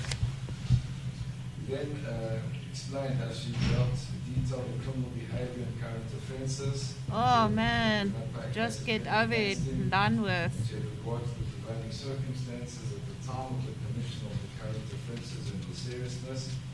And in paragraph 15, we say regard to the Come on, seriousness man. of the offences she had submitted, that it was necessary to evaluate both the level of actual and potential harm caused by the acts in question, as well as the degree of culpability attributable to the offender. And then in 16 we set out to worship what she highlighted, and that was that the firearm from an individual most likely affiliated with tactical security services who was authorized to possess and manage a licensed firearm. He had done so solely for the purpose of discharging celebrating shots at the event. Oh, kyk hy skelm oë. Illegally for a prolonged period or with any intent to facilitate further criminal activity. He returned the firearm to its lawful custodian promptly after firing the celebrating shots, and he possessed the firearm and ammunition only for the period during which the celebrating shots had been fired, which, while not precisely timed, he estimated to have lasted less than 1 minute. So he highlighted those aspects which she had brought to the Lawrence, kry klaar man. was aware of. And we also say that she highlighted the purpose and the constitutional rights to life, body integrity. Jy kan nie vir Julius Malema was dat die skuim op hom sit nie. And in that regard, she said, Hy man is so skelm soos nog iets. 17.1, there's no evidence that the accused intended to cause Maak harm. klaar. Secondly, by neglecting to take such precautions, it is said that the accused acted recklessly. Thirdly, that the discharge of firearms in a public setting conveys an inappropriate message, particularly from a prominent leader, but then it was noted that the accused regrets the incident. And then she said there was no evidence indicating any harm or personal damage to any property. We say the firing of celebrating shots had been deliberately planned as a distinctive element of the event, reflecting the established tradition of incorporating Lawrence, hoe lank nog? celebration. However, available information did not suggest that the planning of this activity was undertaken with intention to commit an offence, endanger lives, or cause damage to property. To also say, Your Worship, and I think Your Worship, the references in Ms. Thompson's report and in the record, that it's unusual, and this is illustrated, Your Worship, by the fact that the firearm in question was actually returned to technical security services before judgment was given the deliberations trial. Your Worship will find that at paragraph 50.4. Lawrence het 'n regte weer geweer in die lug ingeskiet. Of the record where she refers to it in her oral testimony, and that was never disputed. We say that's a distinguishing feature, because all the cases that my learned friend refers to, and I'm jumping the gun to a certain extent, have firearms where the markings or distinctive features are obliterated or modified, or they're intended to commit more serious or heinous crimes, and therefore there was more to hand in relation to the firearms. The one possible exception which I will deal with is the Pistorius matter. It was a friend of his firearm that he shot under the table. Yes, wat gaan nou met Julius Malema se lippe? The friend that handed it to him, saying there's one up in the chamber, it's a concoct. He denied that, but it was never put to those witnesses when they testified.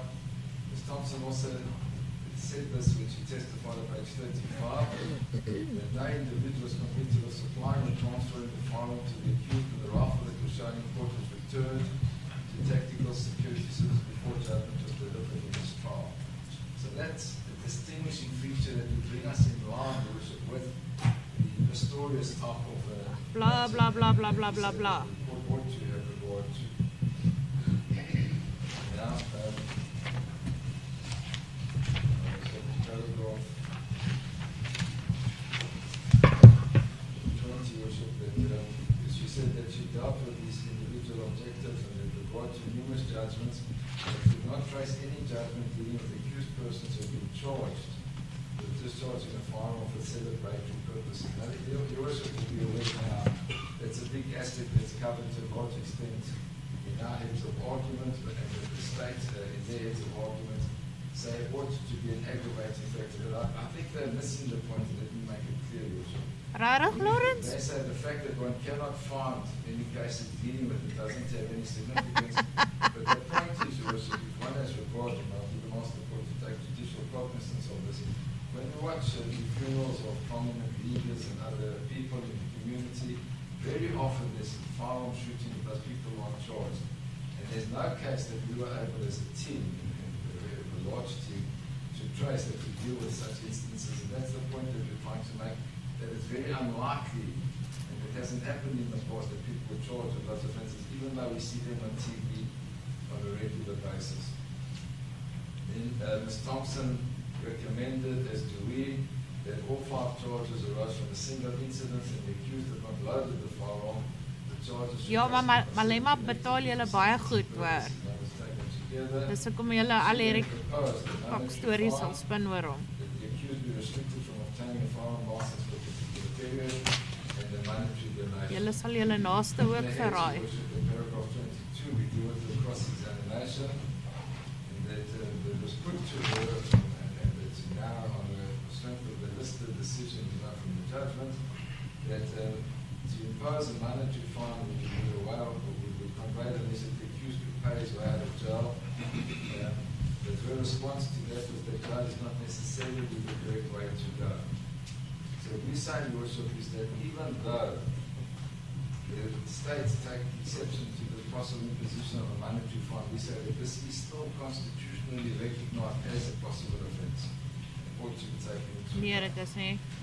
Then she was re-examined, Your Worship, and then the court asked clarifying questions, and that's where your Worship asked for clarification, as I've dealt with, as to the plea of not guilty, which one is entitled to do, and to put the state to the proof in the lack of remorse, and that your Worship also clarified the substantial contribution made by the accused to the community with the soup kitchens, and that there are several other soup kitchens.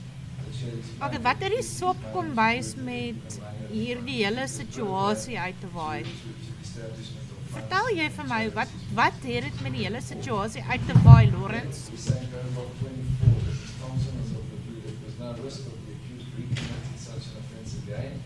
Based upon the passage of time since the commission of these offences and not having done so in the interim, which is something that I've already alluded to.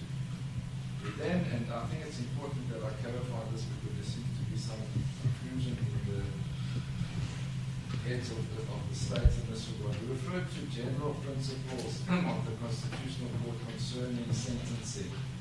In particular, we dealt with the status of Bakmanyani when the death sentence was abolished. We highlighted paragraph 222, which is something that the state and the supplementary has also highlighted at the very same point.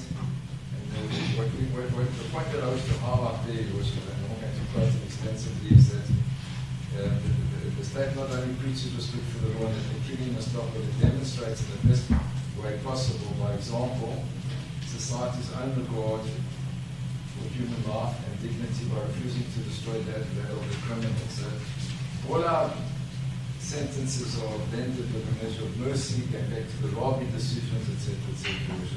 We then also, on this principle, refer to the Constitutional Court decision of EFF versus the Speaker, National Assembly, and we say, and this is the quote from paragraph 235, and ironically, they also refer to this in their heads, Your Worship, in the middle of 235. It is after all the embodiment of the legendary Lady Justice, and dispenser of justice who is blind and deaf to images of any reports on the good reputation and the variety of personalities before her, It never misses any legitimate and relevant legal or factual points for or against any litigant. And then this court is required to always display the critical boldness to go against overwhelmingly popular and forceful opinion. And then we also deal with the Constitutional Court decision finding the worship of Sembedi, paragraph 27, 2022 decision. It says our court must defend and uphold the Constitution, the rights entrenched in it. One of the most important rights from a historical perspective is unquestionably the deprivation of an individual's liberty. The court said in February that conceptually, individual freedom is a core right, the panoply of human rights. The apartheid regime repeatedly and capriciously deprived people of their freedom and the illegitimate legislation that paid no respect to the rights to freedom and security of the person. We are therefore constrained to jealously guard the liberty of a person under our Constitution, particularly in terms of Section 12 of the Bill of Rights.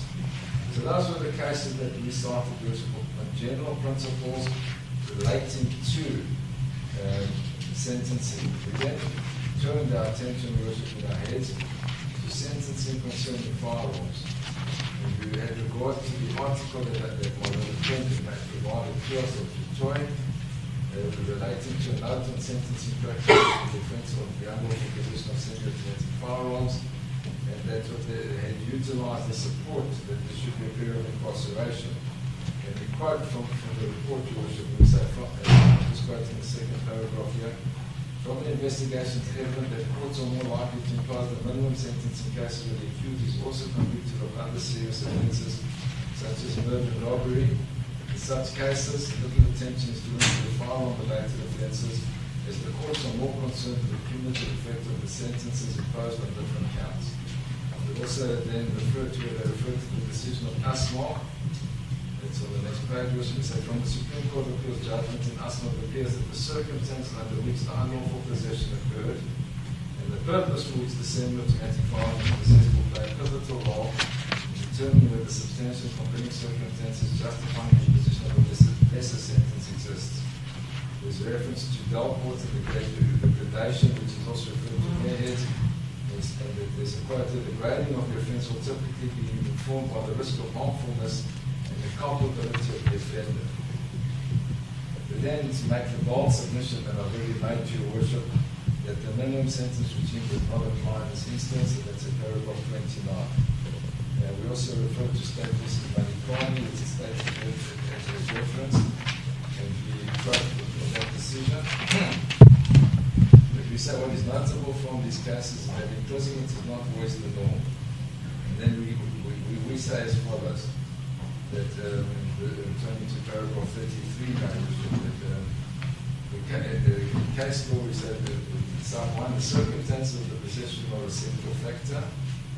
If the context of the possession is part of an overall commission of violent crimes, the court will generally incline towards a harsh sentence in keeping the objects of the legislation. That's logical, Your Worship, speaks for itself. If the firearm is used to commit a murder or to commit a robbery, it's far more serious than the firearm that isn't used to commit another serious offence, which is what we submit the case here. Secondly, the purpose behind the possession is also another factor that emerges from some of the cases. We say, while not decisive, it is a factor that the court may legitimately take into account. Indeed, there is a vast difference between an accused who has been asked to temporarily keep a firearm while the owner goes shopping and the person who places a firearm in the boot is trying intending to hide it from the police.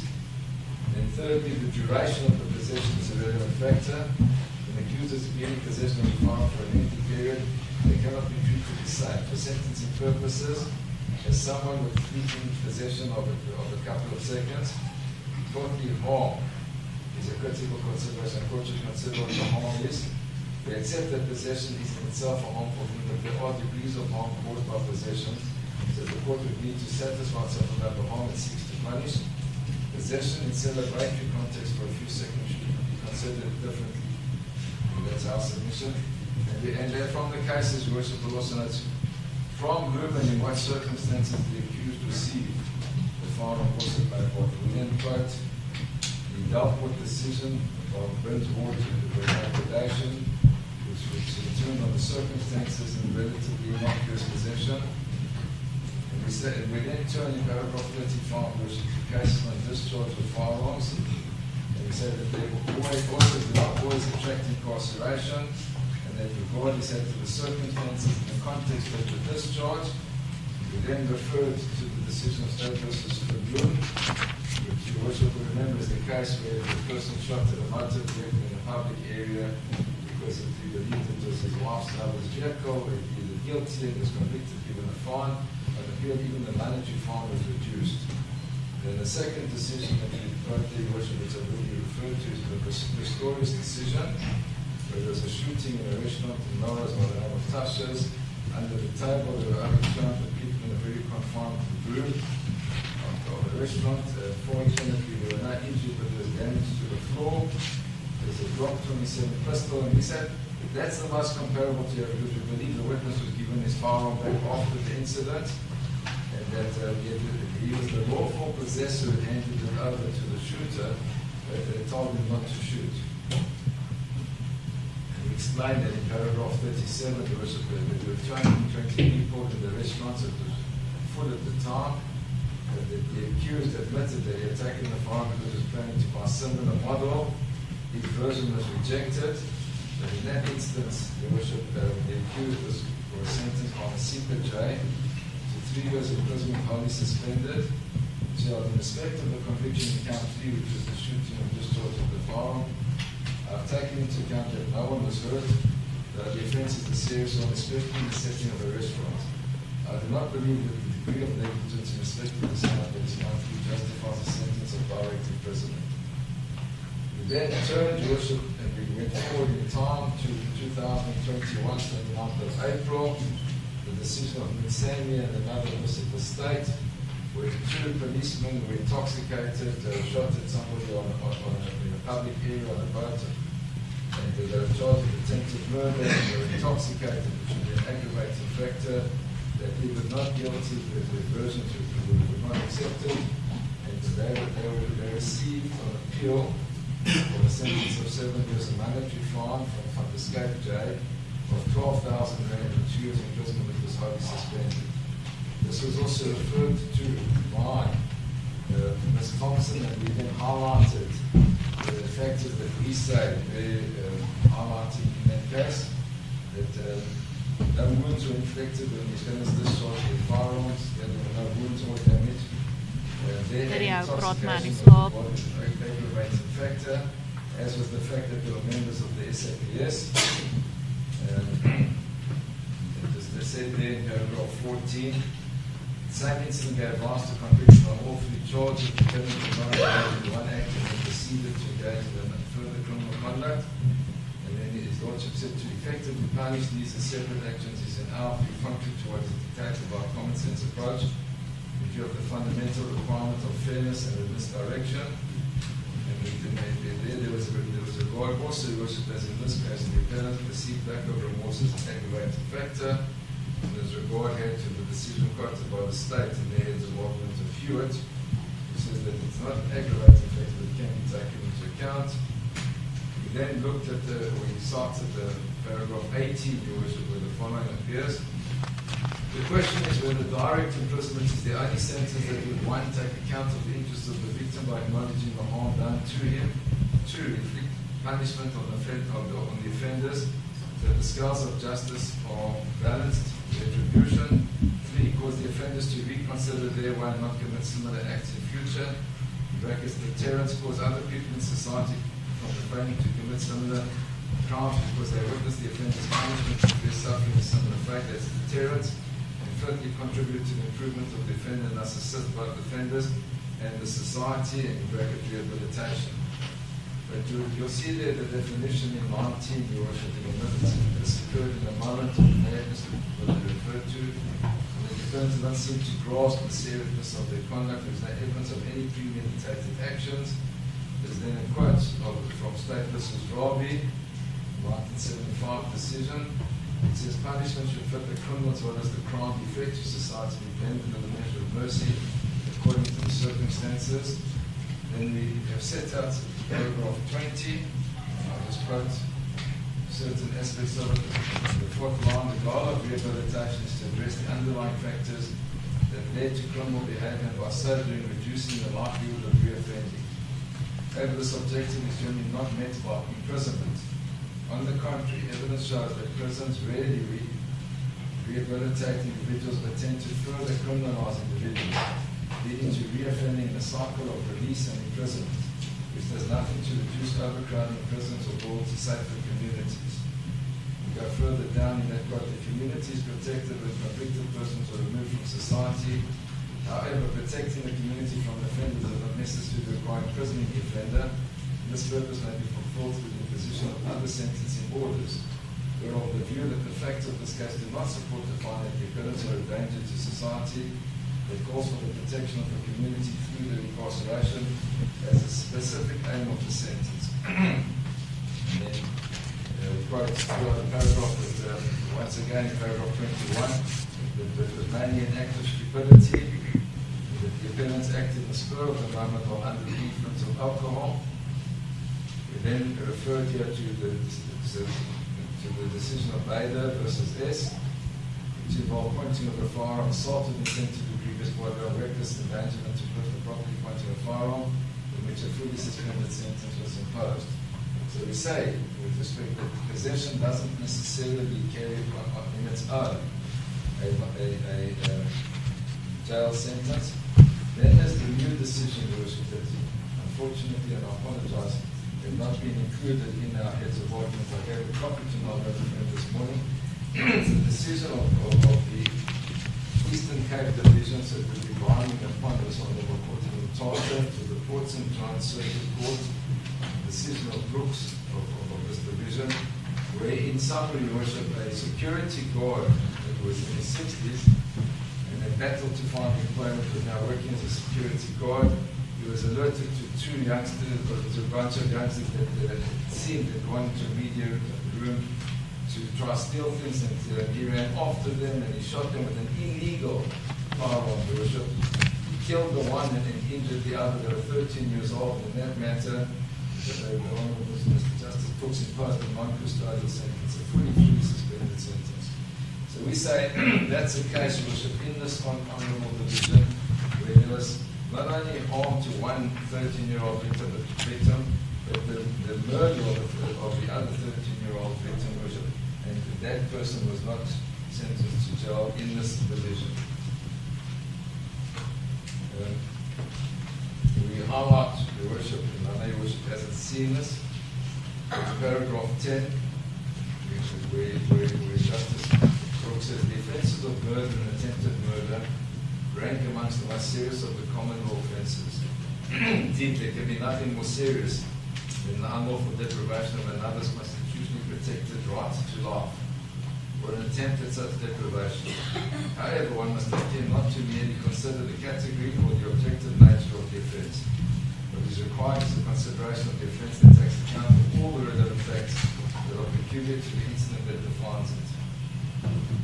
We also refer, Your Worship, with respect to paragraphs 22 and 26. I know Your Worship hasn't had an opportunity to see this, so let me read them, Your Worship. 22, the Court holds the view that all the aspects referred to above constitute substantial and compelling circumstances that would justify the imposition of sentences less severe than the prescribed minimum.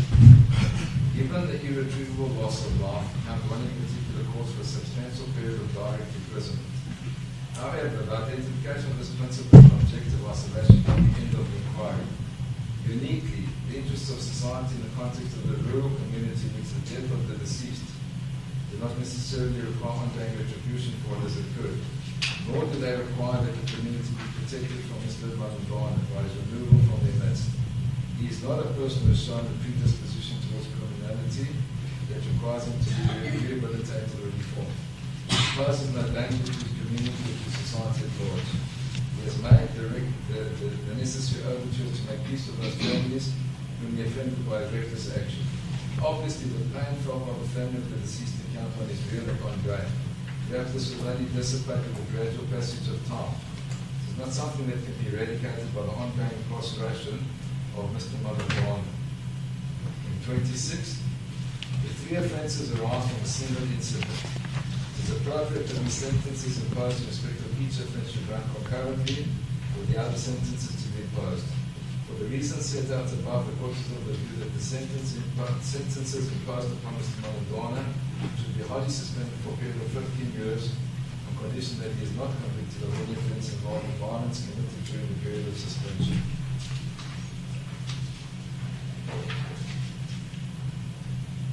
Then we come to the conclusion, Your Worship, where we say,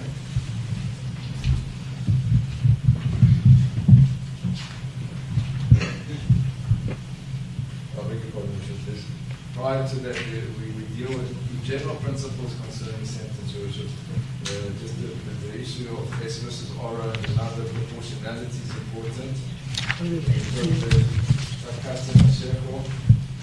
was acknowledged by Sali Wallace. Finding inappropriate sentences a challenge faced by criminal courts daily. A sentencing is not a perfect exercise. What complicates this even more is that there may be more than one appropriate sentence in a particular case. And then there's reference to a footnote that sentencing at the best of times is an imprecise and imperfect procedure. There will always be a substantial range of appropriate sentences. But what we say, Your Worship, in 45 is that we illustrated that mere possession of discharges do not always mean that there must be incarceration. Each case must be evaluated as facts. The facts of this case are indeed unique. And we say first, the possession cases frequently attracted either suspended sentences or fines. Secondly, discharge cases have also frequently attracted either suspended sentences or fines. And thirdly, principles of sentencing are always applicable. Sending a person to imprisonment merely because they possess a fine or discharge is contrary to the law. There's no obligation that the court has to imprison somebody for these offences. And then in the conclusion, Your Worship, we say that this was that we adopt a cumulative approach, and there are 5 charges, all happened in one single event which lasted no more than 2 minutes. To send any person to prison for the single event would be shockingly inappropriate, that it can be dismissed out of hand without law. We say the law from an appropriate sentence plus cannot include a custodial sentence. Only a non-custodial sentence would be compatible with the principles of sentencing in South Africa. A deviation from that approach would simply show the accused to be singled out for unduly harsh punishment. And we say that this submission is fortified by the objective fact that there were no injuries sustained by anybody, no damage to any property. It is also underscored by the fact that this is a single continuous event of no more than 2 minutes and caused no harm to anyone. No court can tolerate the imprisonment of anyone for this incident. In fact, nobody testified that they were in fear of the accused by virtue of the offences committed by him. And we also highlight, Your Worship, that no evidence was there in the aggravation of sentence. Now, Your Worship has previously alluded to, and this is quite difficult, but I do respect what Your Worship said, that these factors ought to be placed on record, so that there's a record of everything that was just referred to heads, and the public don't know what was referred to in the heads. Would be unfair to the public. So we turn then, Your Worship, to the state's heads of argument. As I said, Your Worship, they highlight the charges or introduction as degree, and they're of the view, Your Worship, in contrary to what we say, that the custodial sentence is inevitable.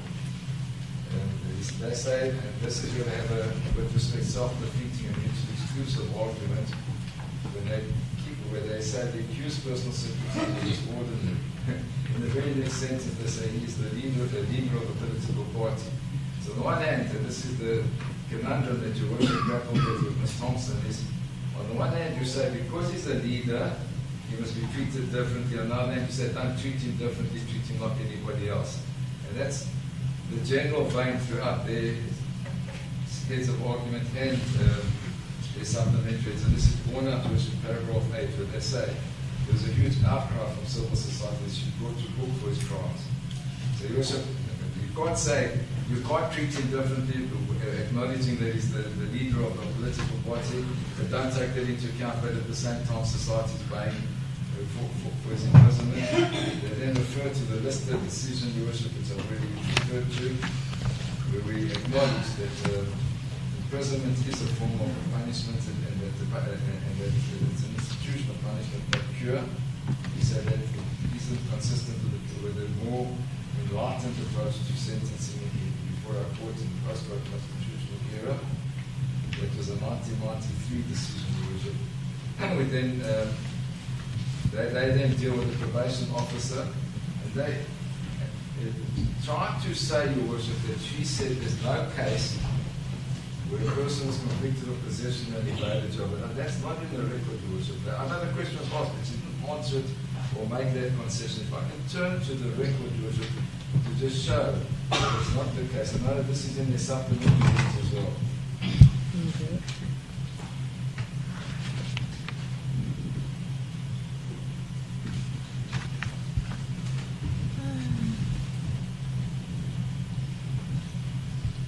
At page 96, my learned friend says to her, and he's going through a particular case, yes, there were two firearms. The one was sentenced to 15 years, one of the firearms were reduced. The one that he actually found in the rubbish dump, so it was a spur of the moment decision by him. He did not have it for a long period of time. Still, he got an 8 years direct imprisonment. In this case here, the accused also did not have the firearm for a long period of time, very brief. Does not change the fact that he was still sentenced to direct imprisonment. What do you have to say about that? And her response at page 97, Your Worship, what I hear is again different circumstances. That was also not for a long period of time, it was. I would not know why the reason is why it was picked up in the spur of the moment's time. But also here, it was not the only firearm that was possessed illegally, which makes it different. And the use, I'm not sure whether the other firearm was used, but in combination, it is always to look at it.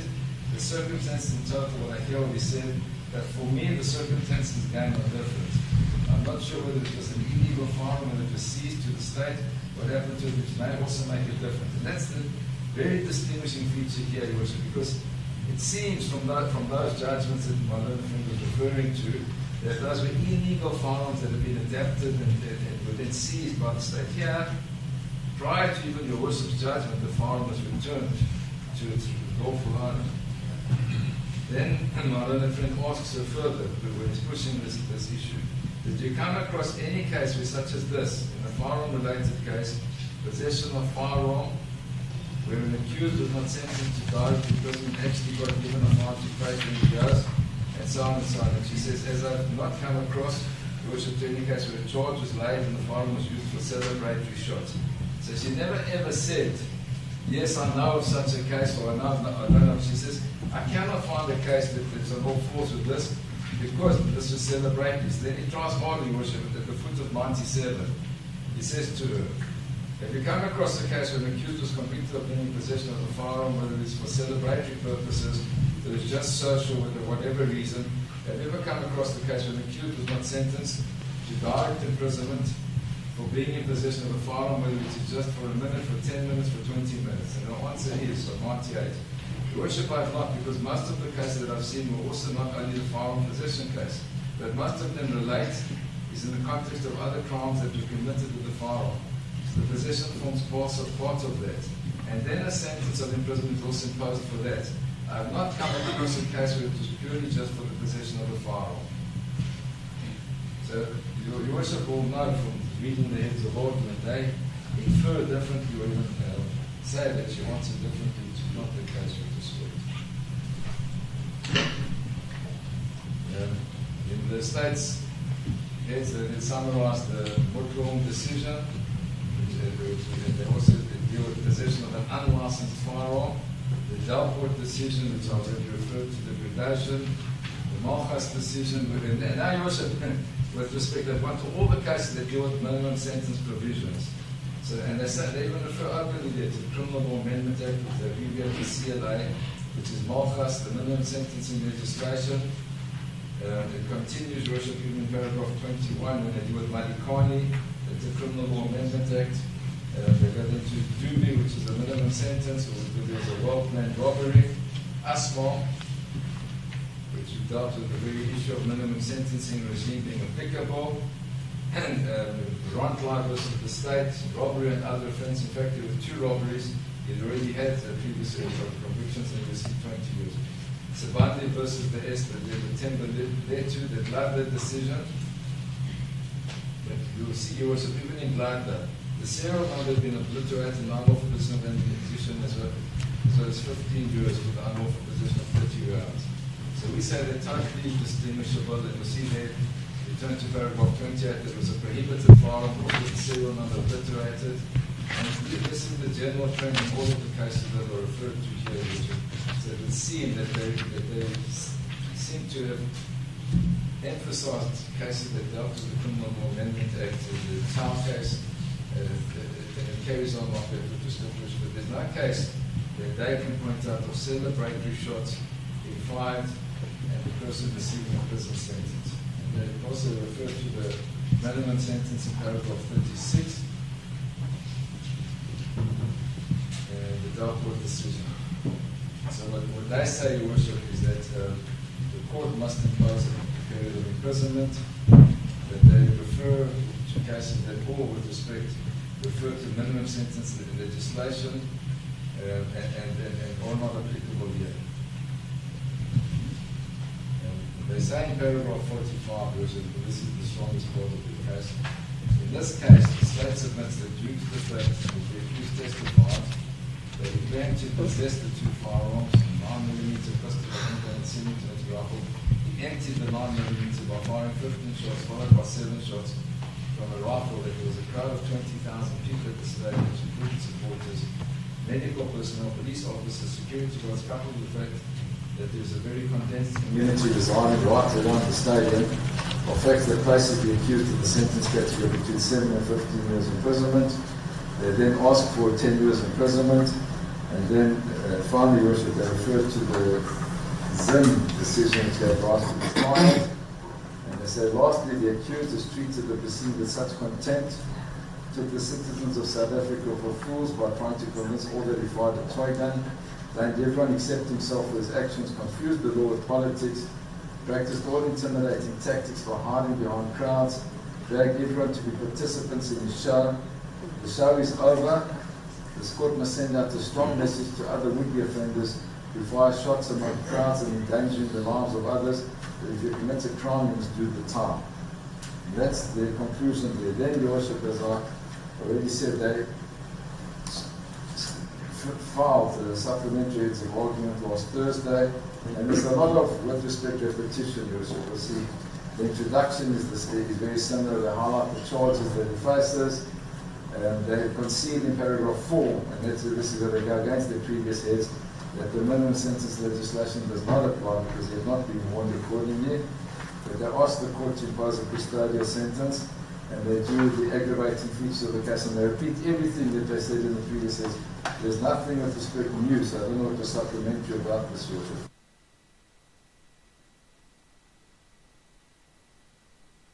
With our heads of argument and to respond to the heads of argument.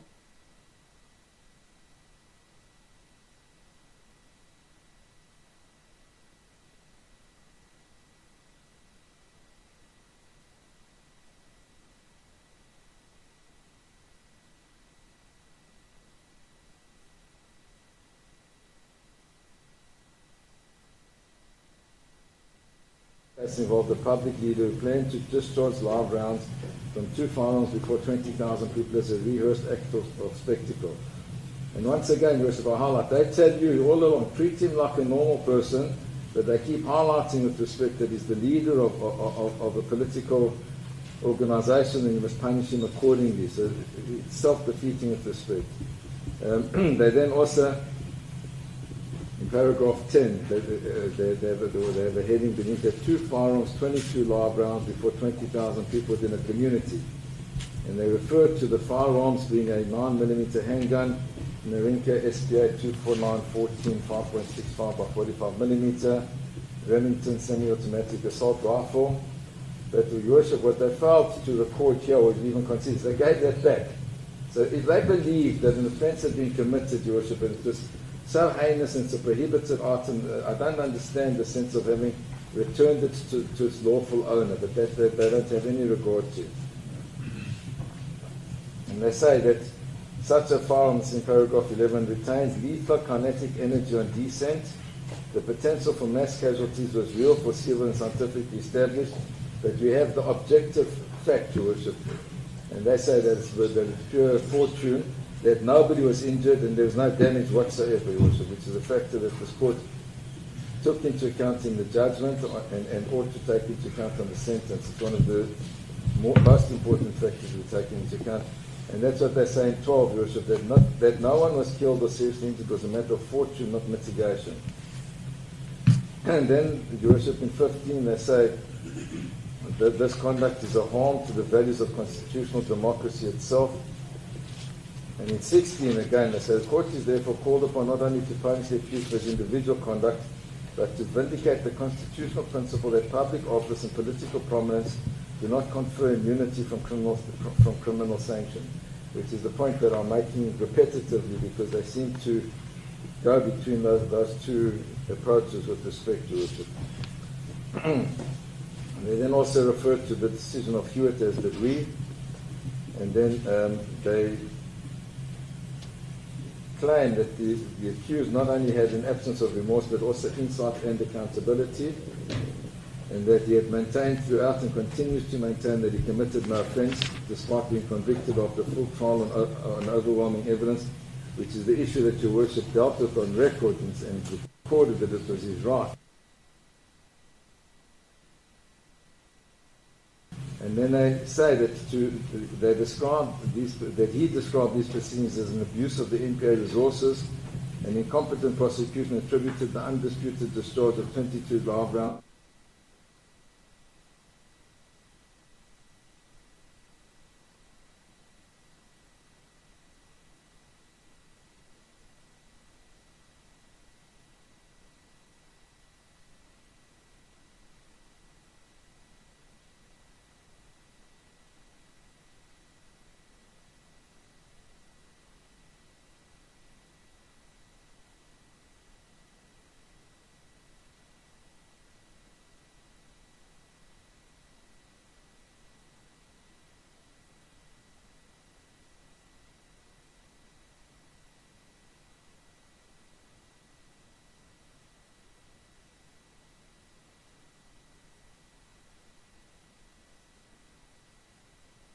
But in 20 they say that firstly and most significantly, Ms. Thompson conceded under cross-examination that she could not find a single case in the literature where a non-custodial sentence had been imposed with unlawful possession of a semi-automatic firearm.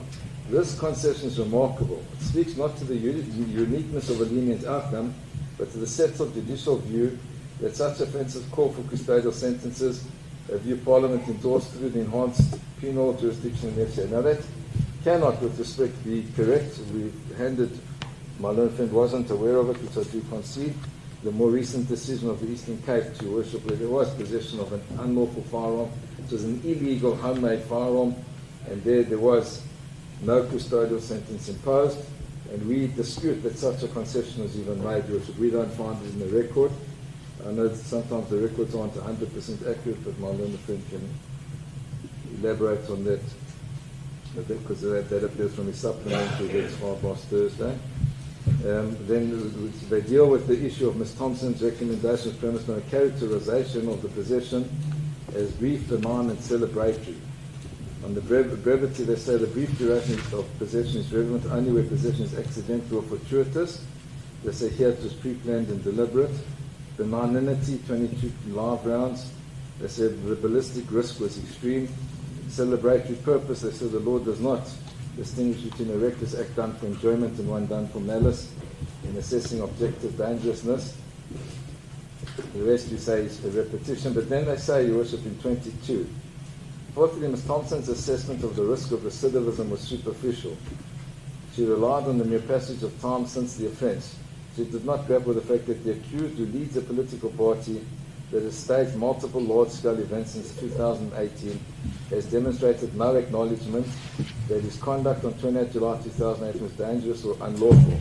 The absence of reoffending in the interim is not on its own indicated that no such risk exists. Now, recidivism is defined as the tendency of a convicted criminal to reoffend, relapse, or go back to its way. And that's the clearest indication is looking back on time to say, did such a thing reoccur? So we submit that Ms. Thompson is accurate in that regard, and they, with respect, seem to have misinterpreted the term recidivism, and it wasn't superficial, because we look back in time, we say, were any other offences committed in that time, in the past 8 years? And the answer is no, because the clean SAPS 69 was handed in, so it doesn't appear that she's inaccurate in that regard. They then respond to our submissions, Your Worship, on sentence, and they dispute that celebratory discharge cases are distinguishable. They say that you do have outcomes where there are no thing, but they say they're distinguishable. And then, as dealt with in their previous heads, Your Worship, they're saying Pistorius, there was no premeditation. In Munsani, the accused intoxicated police officer fired at a canoeist in a moment of madness. Fordun was a crime of passion. Bader was a firearm and reckless endangerment, not discharge. So they say they're all different. And we say, yes, Your Worship, at the same time, and the most glaring fact, Your Worship, is they could not find one case in our whole history of all our cases, Your Worship, of shots being fired at a funeral or a celebration that resulted in a prosecution. And that's a fact that stands out on its own, Your Worship. And then they say the no harm, no injury argument misrepresents the nature and gravity of the charges. And they say no one was injured, no property was damaged. The state acknowledges this, and that this they describe as being purely fortuitous. But what they don't mention here, Your Worship, and Your Worship went through the trial, so Your Worship knows, there was not one eyewitness that came to testify before this honourable court. The state was dominus litis. If anybody was in fear, out of all those 20,000 people that they now rely upon, it was incumbent upon them, either in the trial, Your Worship, or even in aggravation of sentence, to lead that evidence, but they didn't. Even the SAPS who were on the stage, Your Worship, were not called by them to testify, even in aggravation of sentence, Your Worship. Not even the Gearhouse people, Your Worship, said that they feared or were worried for their lives or ran away. No single person stood before this honourable court saying, I was afraid of being injured. I saw this as reckless, callous and dangerous, which is something that they ought to have led if they wanted to prove that they were Kyk, is om lekker om 'n prokureur te wees vir jou lewe. Is lekker om te kan lieg. Trying to fall back on their previous heads of arguments and say even where the minimum sentencing regime does not apply the case law, establishes a clear sentencing range for unlawful possession and discharge of semi-automatic firearms. They then quote our constitutional cases that we quote, so there's no, the principle is clear from that from the case of Makwanyani, Your Worship, and EFF versus the Speaker. Then they turn to the personal circumstances of the accused, and they say it's a double-edged factor. It may be often in mitigation of personal circumstances that is a public leader and member of parliament, but they say this is the most significant aggravating feature of the case. So now, Your Worship, they argue, treat him like any normal human being. At the same time, they say, no, this is the single most aggravating factor of the case. The two are mutually exclusive with respect, Your Worship. They acknowledge, Your Worship, in F, that all 5 counts arose from a single continuing incident, but they say the remaining counts serve to aggravate the primary count, not merely to establish its context. And then, in their concluding submissions, Your Worship, they go back with respect to the imperative of equality before the law. So you asked on the one hand to make an example of this accused because he's the leader, current leader of a political party. Then they tell you no. There's an imperative. You must make us all equal before the law. And they say then themselves, they say sentence that treats his case as an exception to well-established sentencing norms would itself be an act of unconstitutional discrimination against the poor in favour of those with means and the powerful. Now what we're saying, Worship, is they seem to imply that to impose a fine would be unconstitutional. It's not the case, Worship. One can impose a fine. It's recognised even in the post-constitutional era that a fine is a punishment, as is a suspended sentence, as are other forms of punishment. They are recognised. Then they ask for the imperative of proportionality and the imperative of deterrence. And then they repeat themselves, Your Worship, in paragraph 35 yet again, where they say, and I'm going to quote because you'll see just how many times they've said this, the accused has treated these proceedings with contempt. This is from the previous head, Your Worship. He fabricated a false account of a toy gun that was comprehensively dismantled by the overwhelming evidence at trial. He refused to cooperate with investigators. He characterized this prosecution as an abuse of the NPA. He blamed VIP protectors, the Holy Spirit, and everyone except himself. The show is over. The court must now ensure that justice is done, not because the accused is prominent, but because the rule of law requires that every person who commits a serious offence faces a serious consequence.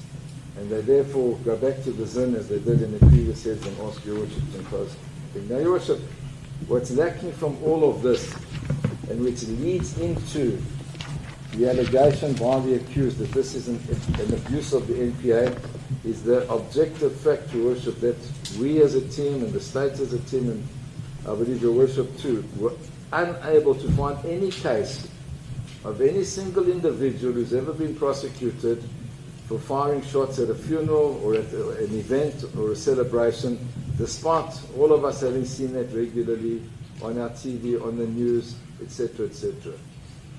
We therefore say, Your Worship, that a more appropriate sentence, taking everything into account, would be to take all the charges together, they arise from one incident, and to impose a non-custodial sentence which may incorporate a fine and a suspended sentence and any other order, but to incarcerate the accused, we say would be startlingly disproportionate to the offences here, Your Worship.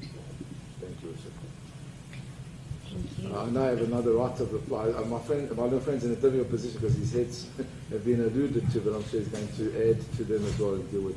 Yes, and then obviously you may reply Yes, Your Worship. if something. I think Mr. Guy Toby will do the reply, Your Worship. With your leave. Thank you. Advocate Olive, there's just one aspect that I want to ask since you've raised it now, and I've read it in the heads and heard in the evidence of Ms. Thompson, and that is the part of the firearm being handed back before the court passed judgment. That is not within my knowledge. So, it is, Your Worship. It's in her report. She testified before. No, it is in her report. I'm saying it's not within my knowledge. I'm hearing it from the defense. No, Your Worship. Yeah, there was no evidence. No, there was evidence there. She testified to that. No, I don't think it's in her report and it's in her testimony. And Your Worship, it's a logical conclusion. My learned friend who was in court and would be aware of it never disputed it once. Yes. No, look, no, maybe I'm not. I heard her saying so. There's evidence by the defense regarding that. I'm just not sure where it's coming from. You don't have to. I accept it's there. And as you say, it wasn't challenged, but it's not within the knowledge of the court that it was returned before judgment. No, it is, Your Worship. It's in her report.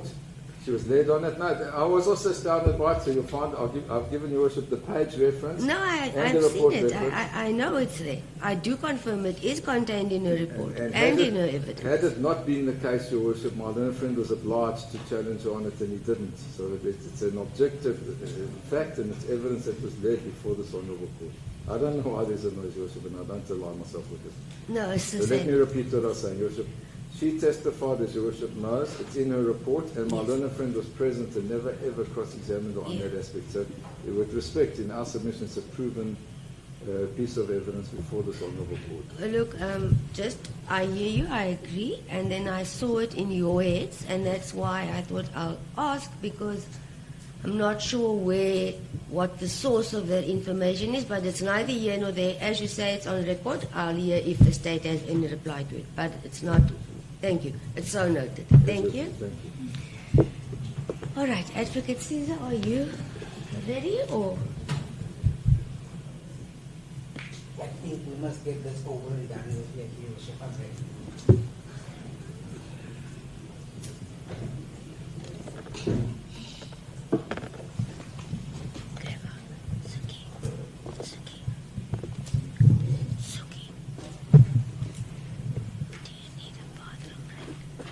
Kyk wat gebeur buite kan die hof. I know it's inconvenient.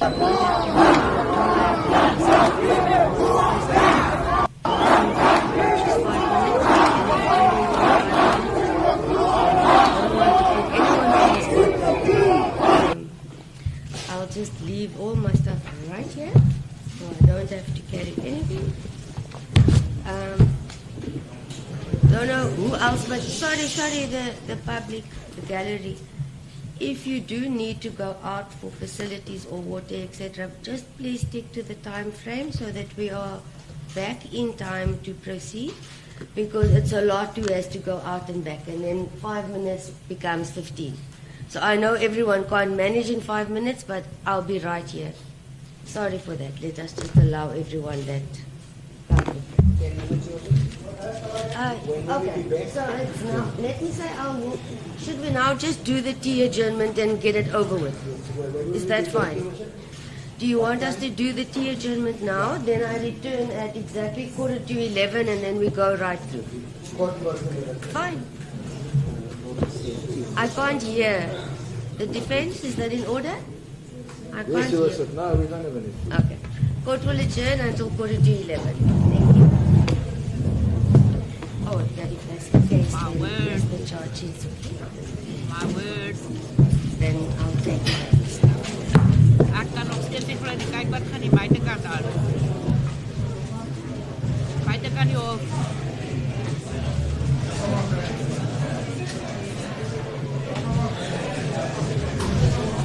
Wonder wat gaan nou gebeur.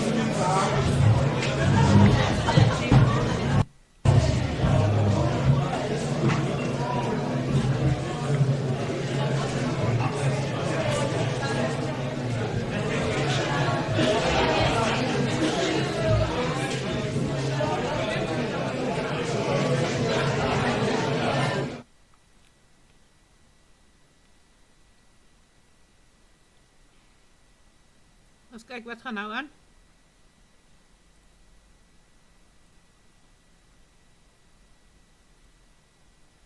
Kom nou.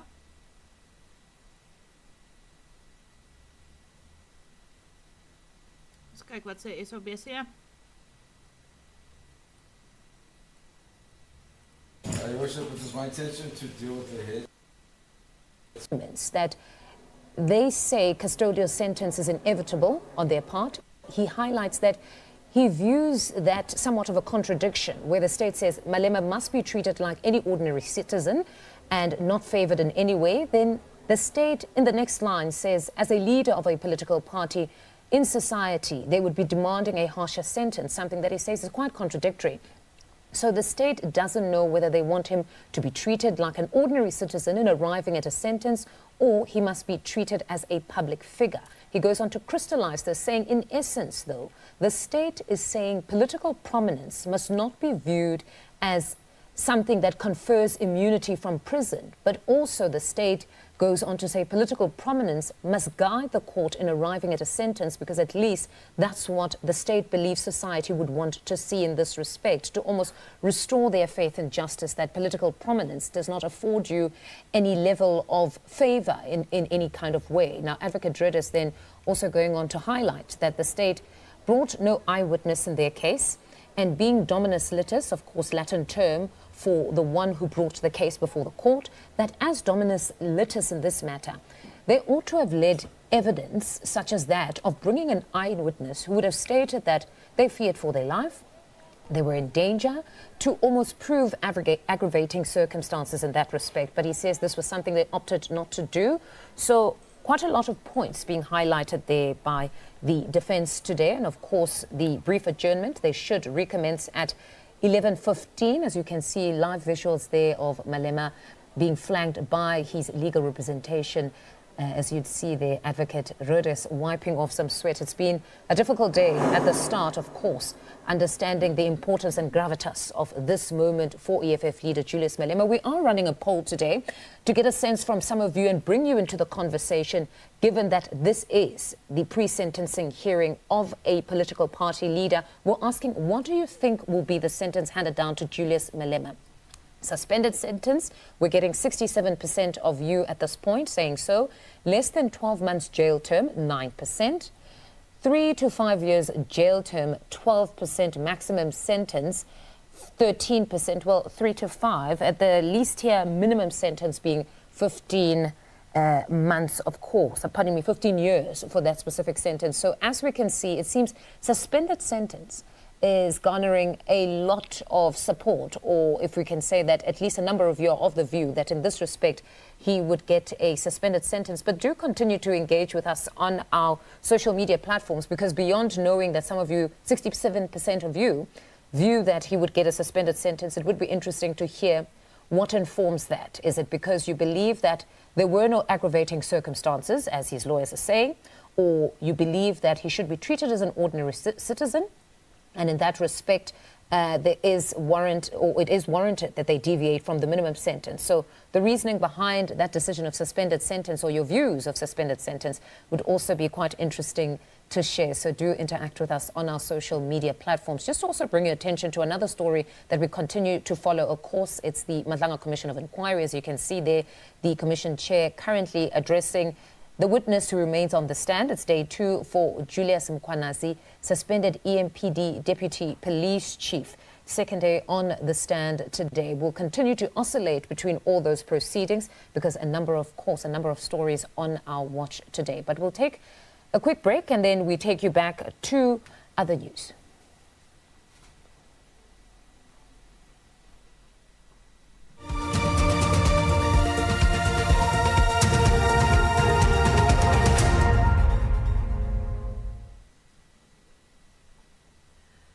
So mense, lyk my hy gaan dalk 'n suspended sentence kry. Ek weet nie. Ek hoop nie so nie. Ek hoop hy kry 15 jaar. Maar ons weet mos nou wat die uitkoms gaan wees. Maar ja, laat ek vir julle 'n bietjie musiek opsit en ons kyk wat gaan verder aan.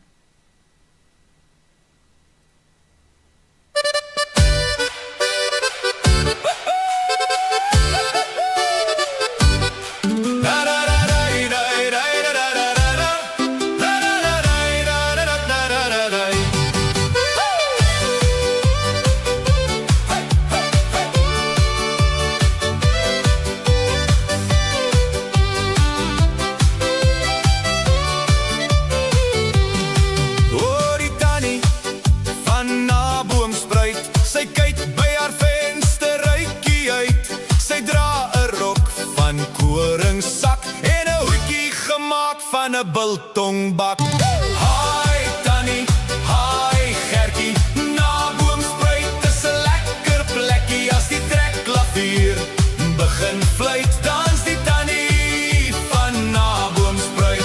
Sy dans die reel en sy dans die wals, maar haar singery is 'n bietjie vals. Sy klap haar hande op die maat, tot die hele dans sal lag en praat. Sy ry op 'n donkie so vaal en maar, met 'n sambreel van 'n pampoenblaar. Die donkie skop en die Tannie skree, sy land met haar neus in die rooibos stee. Haai Tannie, haai Gertjie, na Boomspruit is 'n lekker plekkie. As die trekklavier begin fluit, dans die Tannie van na Boomspruit.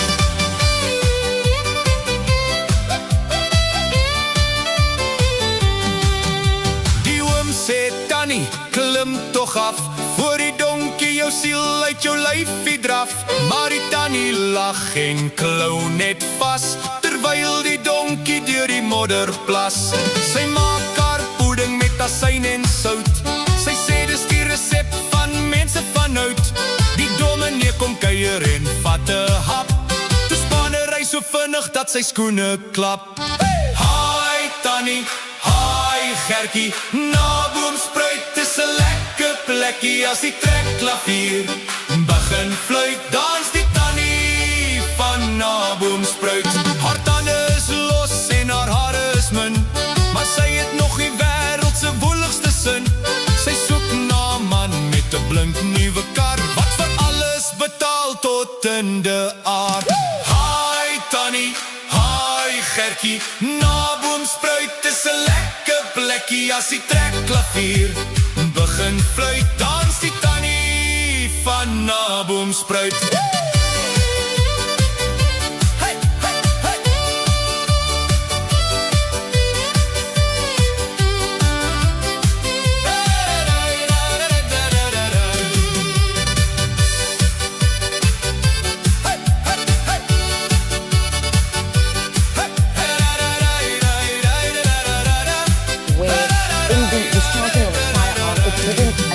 Direct imprisonment. But we do know that on your side outside, you've continued to engage, at least with EFF. Now you are joined by the spokesperson of Mr. Julius Malema. And that's right, Mfunda. Welcome back here to the court precinct here in Kukompo City. And of course, as you say, the proceedings continuing inside court. But of course, outside court, we have throngs of EFF supporters waiting out here and in part trying to listen to the proceedings from inside. But it is a bit of a difficulty trying to get that sound and get it through so that the people out here can listen. But they are waiting patiently, Mfundo. But of course, you would remember initially, Adrian Snyman was charged alongside Julius Malema. Now, the evidence, the video evidence that was relied upon clearly showed Adrian Snyman bringing the weapon that was ultimately discharged and, of course, handing it to Malema, taking it back and then moving off. And subsequently, when the matter was heard, we saw that Magistrate Twanette Willefeer had then discharged all of those charges against Mr. Adrian Snyman. So he was acquitted entirely. But of course, so many questions remain around that particular aspect of this case. Julius Malema in October last year, that's October 2025, was of course found guilty on a raft of charges that include the illegal possession of a firearm, also illegal possession of ammunition, discharging of a firearm in a built-up place, reckless endangerment are some of the charges on which he was found guilty. And of course, we were here in January, and at that point, it was of course for a pre-sentencing hearing, which of course continues on the inside here today, Mfundo. But I want to bring in Kirsten McLeod, the spokesperson for Adrian Snyman. And Kirsten, thanks so much for speaking to us here on the SABC News. But of course, the question on many people's lips is, of course, how is it that someone like Mr. Snyman, who was clearly an integral part of what these charges center around, to have been acquitted while Mr. Malema is still facing charges? You know, I think for Mr. Snyman, he's suffered an immense amount of physical, emotional, and that is why he is charging the NPA and the SAPS. And we're still waiting for their response. And it's been more than 30 days that we've given them, and the statutory period is now expired. And we are now going to action the papers. And if they, You know what? I'm going to ask you just to pause, Mfundo, as I pause Kirsten there, because sometimes it's difficult to hear yourself think over the noise. So just waiting for the crowd behind us who have come in chanting to just settle down, and then we'll continue, because among other things, as we understand, is that Mr. Adrian Snyman is of course suing the state with regard to what has taken place here. So we want to get those details, but of course trying to also just contend with the noise. But Kabi, what I'm going to do is I'm going to try and see if I can move with Kirsten, so we try and move slightly away from the noise, and if you can just follow us as we do that, because this of course is what happens during a live broadcast, where things don't always go according to plan, because it's a fluid situation. But just moved slightly away, and easier for us because we do this on a daily basis. But I can see Kirsten actually struggling because you literally can't hear yourself think. But Kirsten, I was just, talking about Mr. Snyman and him being an integral part of this case at the beginning, but has subsequently, of course, been acquitted on all charges. And people are questioning that, asking how was that possible? And also, as I understand, the weapon was actually handed back to him even before the final determination. Yes, that is correct. Once Mr. Snyman was found not guilty of his charges, he did come and collect the firearm, and that is obviously before Mr. Malema has been sentenced. Did he find it strange that he was acquitted and Mr. Malema continued to stand trial? I don't think he found it strange. I think for him, he was not guilty. They had no evidence against him. So, I think it speaks for itself. So that's interesting, because when you say there was no case against him, if you look at the charges on which Mr. Malema were found guilty on, the illegal possession of a firearm, the illegal possession of ammunition, and reckless endangerment, the discharge of that firearm in a built-up place, Mr. Adrian Snyman was an integral part of that whole process. He brought the weapon. So I can't comment, obviously, for Mr. Malema. I think that's for the EFF, the Economic Freedom Fighters, to comment on his behalf. But I can speak, for Mr. Snyman that he is obviously happy with the results on his side and being found not guilty. But for Mr. Malema, unfortunately, I can't comment on that. So. I do understand that Mr. Snyman is proceeding with legal action against the state. Are you able to share more of that with us? Yes, I can. So we are still waiting for the NPA and the SAPS to respond to the written demand made for payment for more than 20 million rand. This is obviously as a result of the malicious prosecution against Mr. Snyman. The 30-day period that we gave the NPA and the SAPS to respond has now expired. So we'll be actioning papers that will be shortly sent. And if they fail to respond, then we'll have to apply for judgment by default. So that is the latest course of action. So this is where we're going to leave it for now. And this, of course, Kirsten McLeod, thanks so much for your time. Spokesperson for Adrian Snyman, who was initially charged alongside Julius Malema. But you heard he is now pursuing a prosecution against the state for a malicious prosecution, demanding 20 million rand. And as Kirsten McLeod just said, the state had missed the deadline to respond to the initial communication in that regard. But of course, we'll wait to hear more. And of course, people here milling around somewhere. Let's find out where he is. Sam, over to you. Okay, laat ek eers hierdie goeders vir julle speel, want hierdie is belangrik. Kom ons gaan gou hierdeur. So, kom ons speel gou hierdie. Shoot to kill, kill on me. Shoot to kill. Dit my nie was vroeger.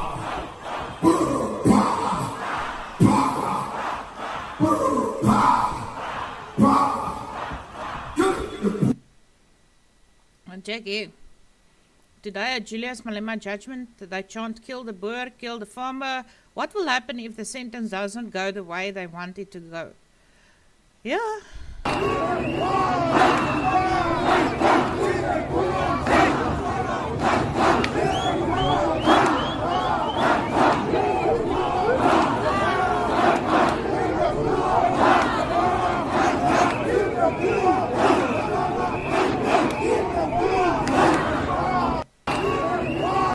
So ja, hier het ons sit. Hulle sal heeltyd lekker hulle liedjies sing en dit sal nie gesien word as hate speech nie. Kom ons gaan aan. Today, the state does feel as if Julius Malema has not been remorseful on this particular gun charge that he is facing. If you look at these particular matters that ultimately he is facing, they relate to the contravention of the gun laws within the country. As you can see, many are waiting patiently, sitting here, some are sleeping after that particular night vigil that they have had. They are resting at this point in time. After the night vigil they have had, they are sitting here quietly listening to the court proceedings as they've currently adjourned at this point in time, and they will reconvene at about 11 o'clock in court after the break is done. But the EFF leader is set and has said that he will appeal this particular judgment once it is done and dusted, and he will seek to take it to a higher court.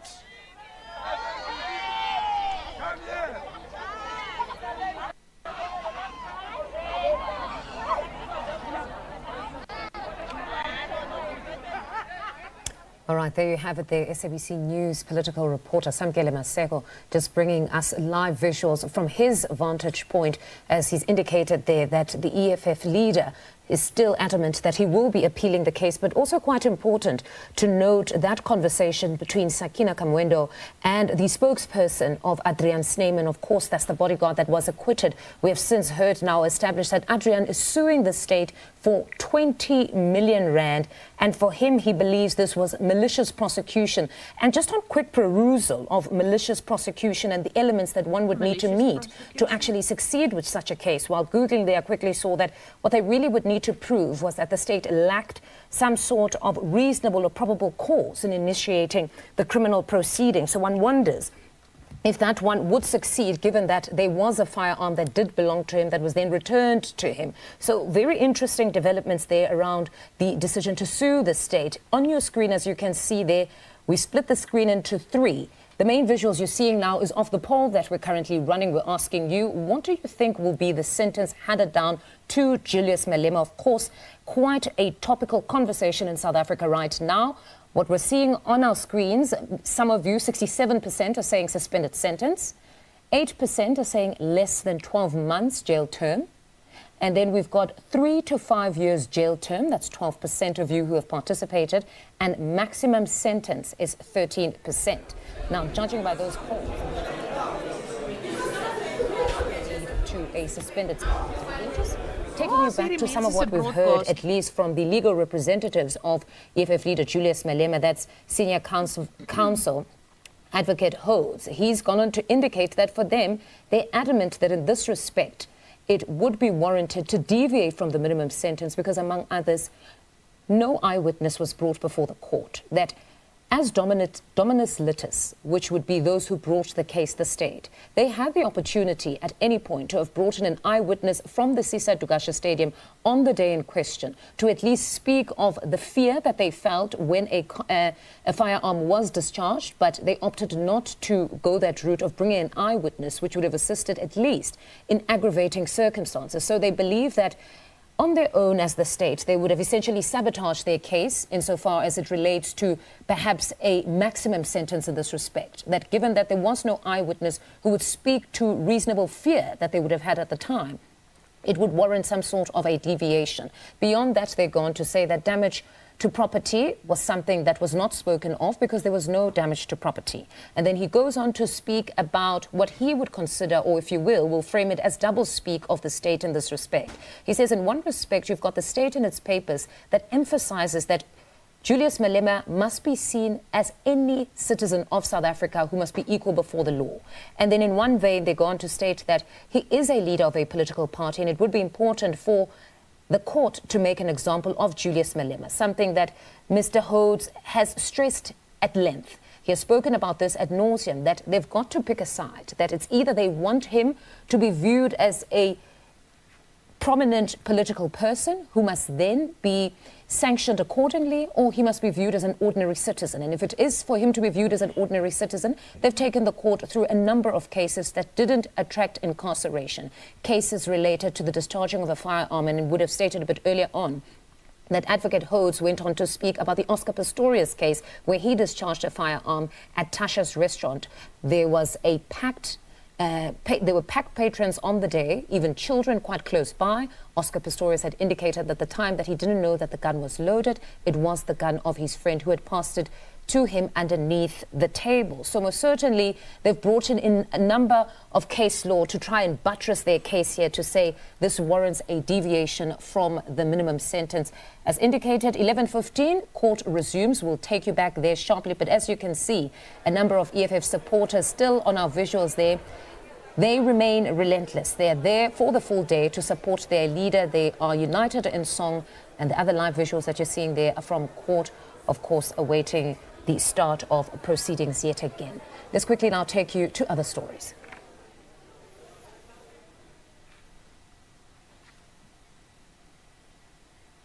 All right, those are visuals there from the Matlanga Commission of Inquiry. The state. Kyk, kom ons kyk of hulle al iets speel. Nee, het lyk nog nie so nie.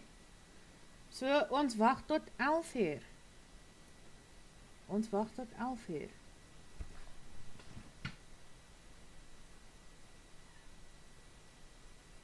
Kom ons sit maar 'n liedjie op. 'n 2 op. Ons kyk wat gebeur. Kom ons kyk wat gebeur. Waar is deliberations?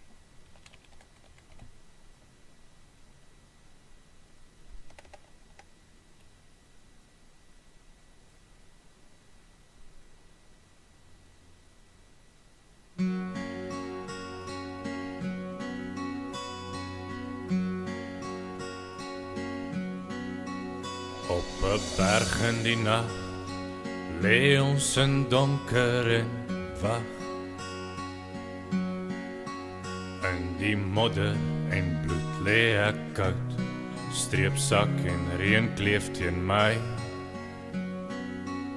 En my huis en my plaas tot kole verbrand, sodat hulle ons kan vang. Maar daai vlamme en vuur brand nou diep, diep binne my. Delarai, sal jy die boere kom lei? Delarai,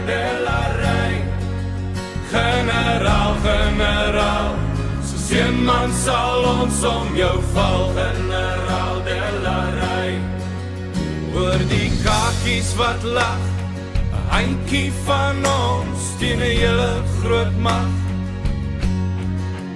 En die kraanse lê hier teen ons rug, hulle dink dis verby.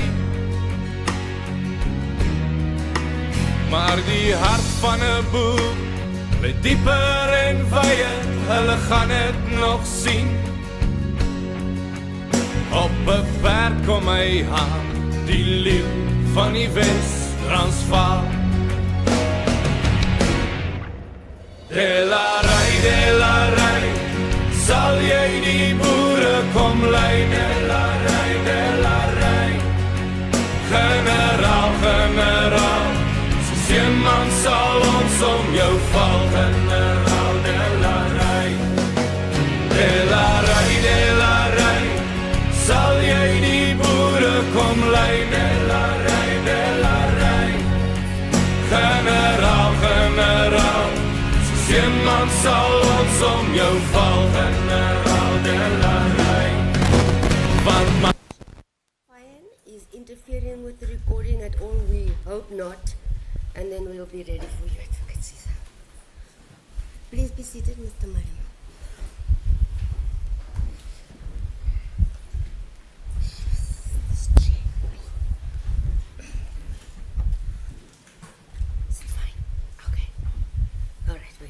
You may proceed, Advocate Caesar. Everyone from the defense also ready to proceed? Thank you.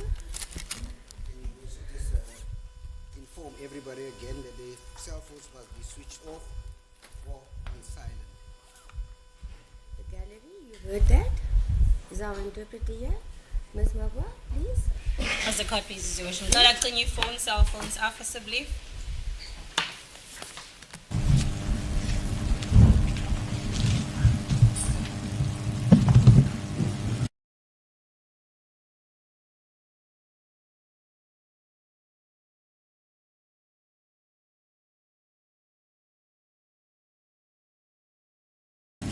Thank you, Worship.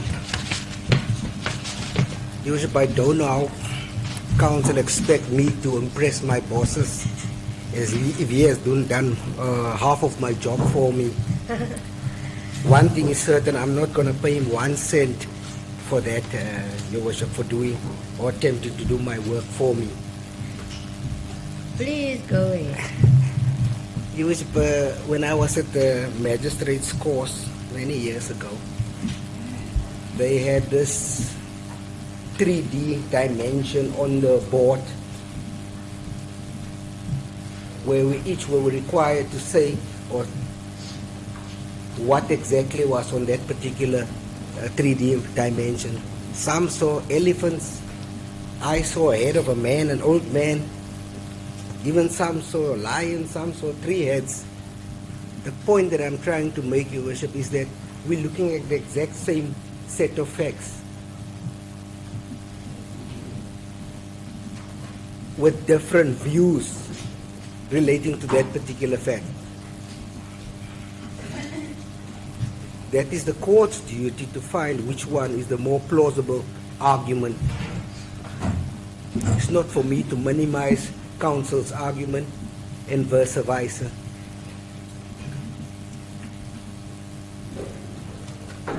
There's just two aspects that I need to rectify right from the beginning. The issue relating to the filing of heads. My heads, I confirm it was filed on the 1st of April.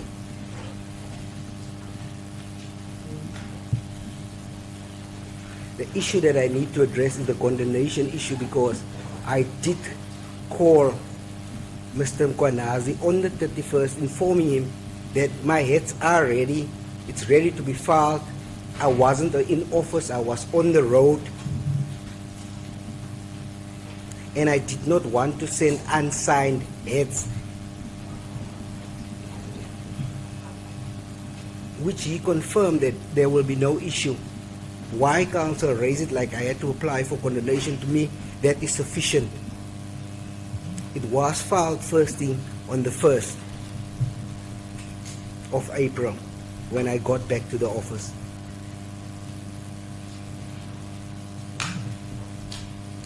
The second issue that I also relating to the condemnation, I did not read counsel's heads on the 31st. Reason being, as I already explained, I was on the road, I was not in office, I was unable to read it. That's the reason why I contacted the attorney, Mr. Mkwanazi, because I did not have any other person's number.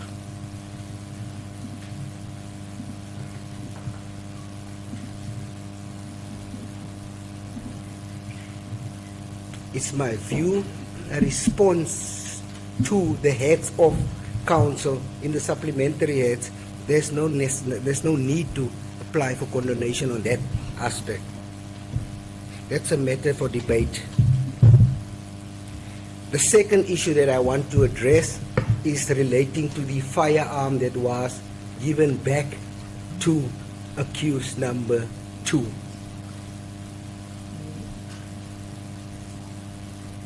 It was given back to accused number 2 on the day when he was found not guilty.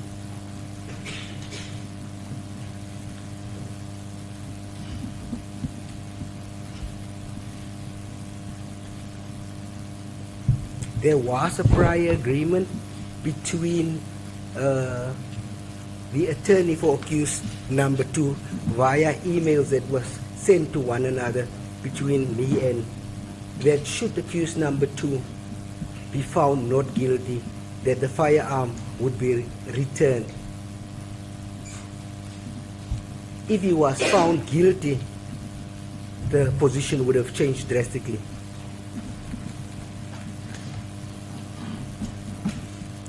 The issue about the firearm being given back, it's our submission that that is a storm in a teacup. We are fully within our rights.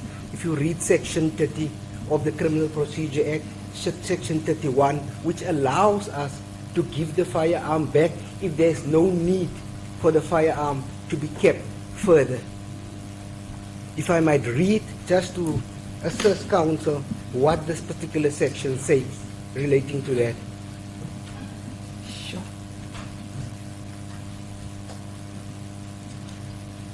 Bishop, I don't know if it's the lights or what. I think it's the bright light behind you may cause a glare, I'm not sure.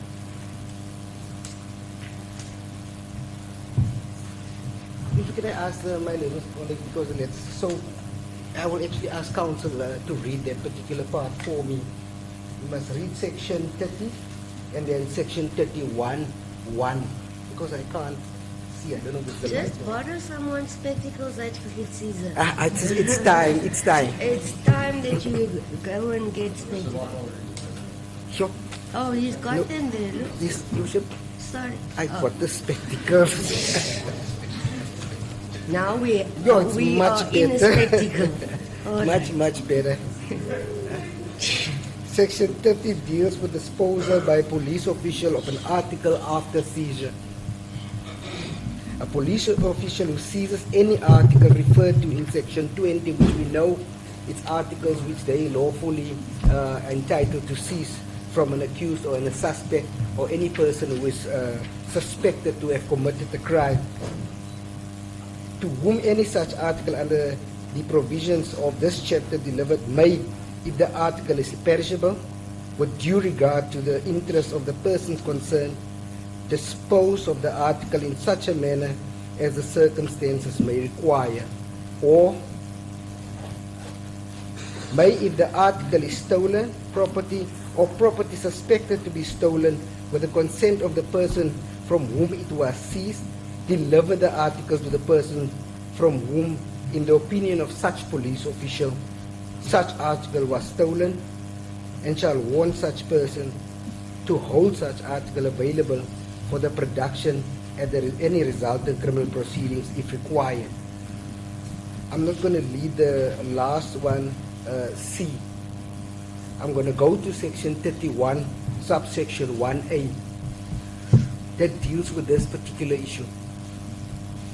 If no criminal proceedings are instituted in connection with any article referred to in section 30C, or if it appears that such article is not required at the trial for purposes of evidence or for purposes of any order of court, the article shall be returned to the person whom it was seized, if such person may lawfully possess such article, or if such person may not lawfully possess such article, to the person who may lawfully possess it.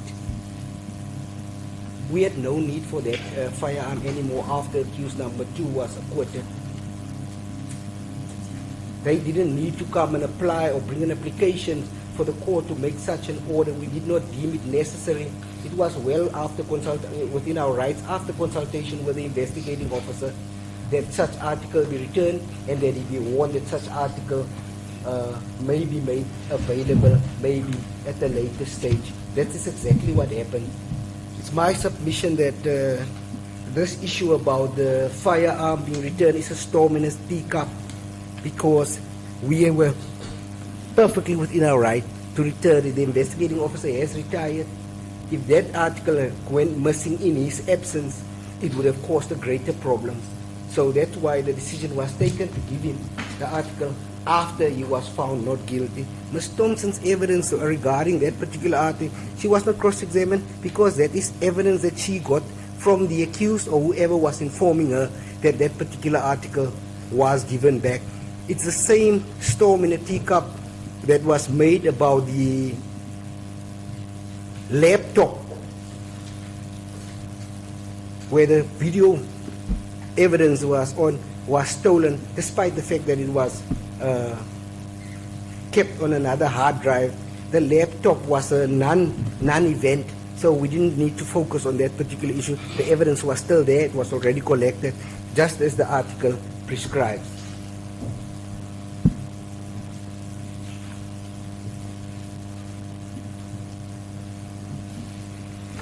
Since that issue now has been dealt with, and the law allows us to do so,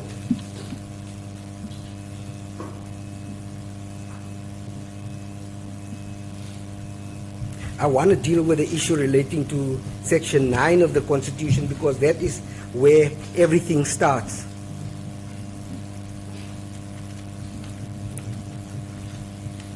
It guarantees equally before the law and the right to equal protection and benefit of the law. In the context of criminal offenses, the Constitution obliges the court to protect and promote the rights of every individual, ensuring that no person is above the law.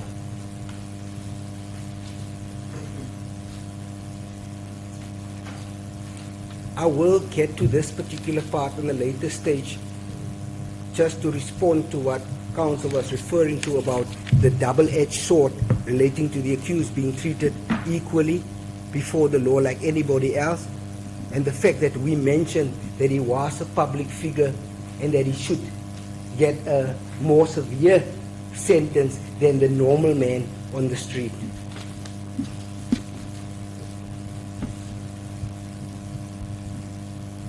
Insofar as sentencing was concerned, the court is well aware that courts are obliged to take into account the aim of sentencing, which is retribution, rehabilitation, prevention, and deterrence. The court must consider the personal circumstances of an accused, the seriousness of the offense, and the interest of society. I'm not going to go through my ads page by page, but we have referred to State versus Banda and others. Sorry, Advocate, so I follow you. Are you doing a combination of the first and second, or which one are you busy with now? I'm busy with page 2. Of the first one? Yes, it's the first one. Thank Perfect. you. Just so I can follow you. Thank you. Yes, the accused's personal circumstances was well articulated by the probation officer, Ms. Thompson. I will deal with the flaws of her evidence when I refer to my supplementary heads of argument.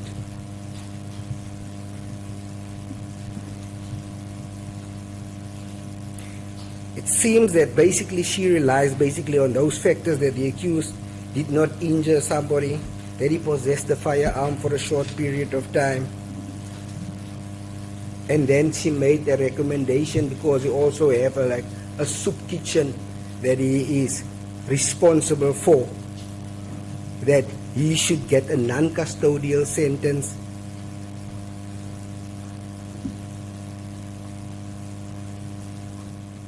I want to add to this point, Your Worship, that I also received the matter, the judgment on sentence of Justice Brooks this morning. I am going to go through it, but I will deal with it briefly, just briefly. If the court allows me time to read it properly, I can produce many similar judgments of the same judges in the same division where they differ from opinion, which is within their right to do so. I didn't deem it necessary to hand this particular judgment up by the DJP, the Deputy Judge, now retired Judge President Van Zyl, where he has an opposite view regarding firearms. The matter of, it's an appeal matter, a full bench appeal judgment. The matter of Romeo Jansen, the case number, it's CANR 220/18. I just want to see the date when the judgment was delivered on the 29th of August 2019.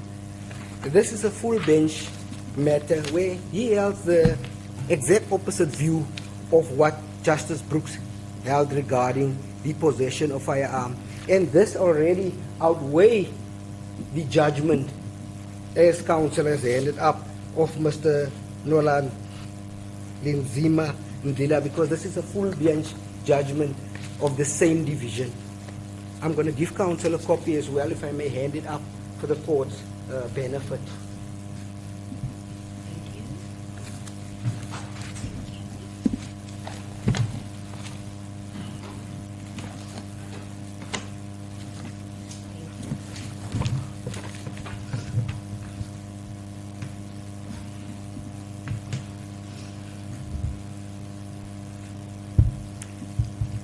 Your Worship doesn't even have to be concerned. The fact that that judgment already outweighed this one, which is by a single judge, the court can rest assured, because the Supreme Court of Appeal already dealt with this particular issue relating to firearms.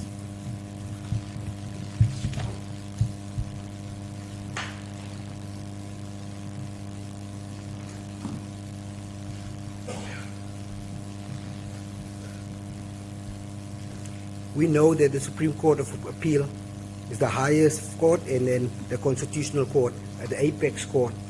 So the reason why these judgments are relied on by the Supreme Court of Appeal, because of these different judgments from different divisions talking about the same issue, having a total different view Like I explained earlier, how you can look at the exact same picture and see a different thing.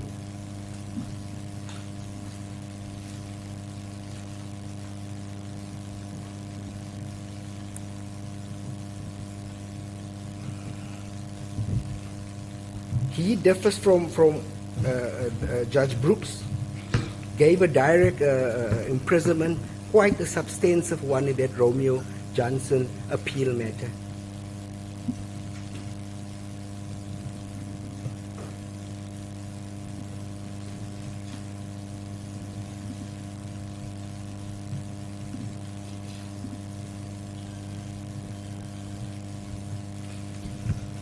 Your Worship, I want to be upfront that the state is seeking a custodial sentence, and if we can get the maximum sentence of 15 years, Council correctly said that we do not rely on the Minimum Sentence Act.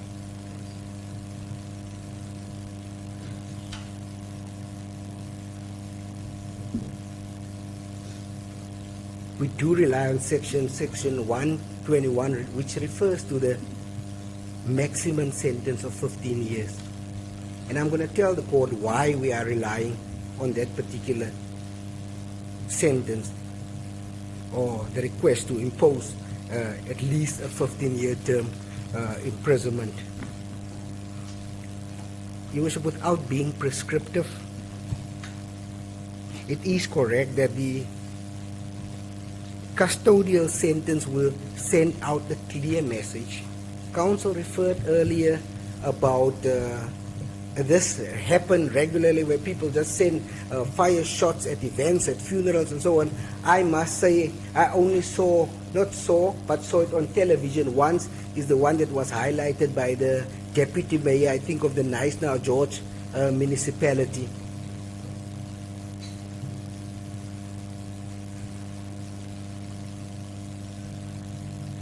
The outcry because of that shows that that should not be tolerated in a civilized society, where people's lives are placed in danger for people who are in a celebratory mood, firing shots. And in most cases, these people are unqualified to fire such shots.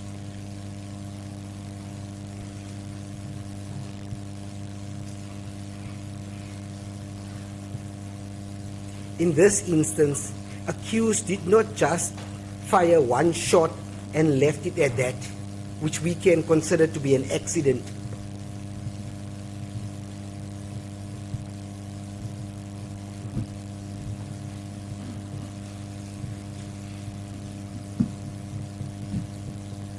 He was malice, to say the least.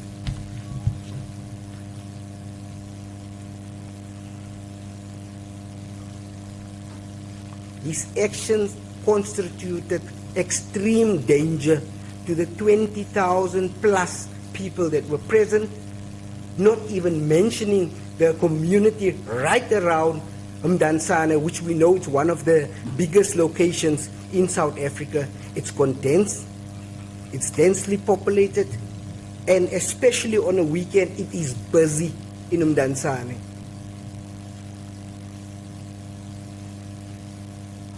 It was by the grace of God that nobody got hurt.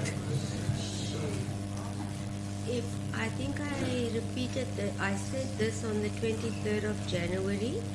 If there is such a response, I'm not going to ask you to be quiet. I'll order you to leave. There won't be a choice. Understood? Please interpret, Ms. Margot.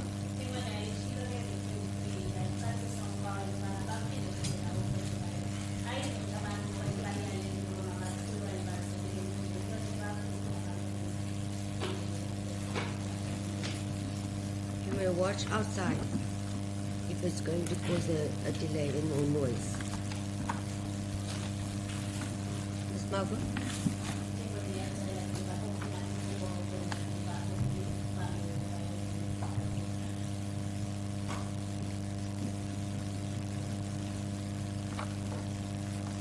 Advocate Caesar, you may proceed. Thank you so much, Your Worship. The accused is a political leader. He's got a huge following.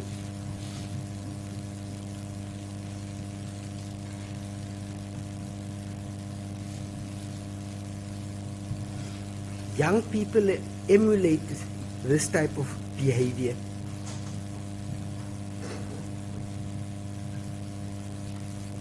What he doesn't realize is that he already opened a Pandora's box where he creates the impression that this type of conduct is acceptable.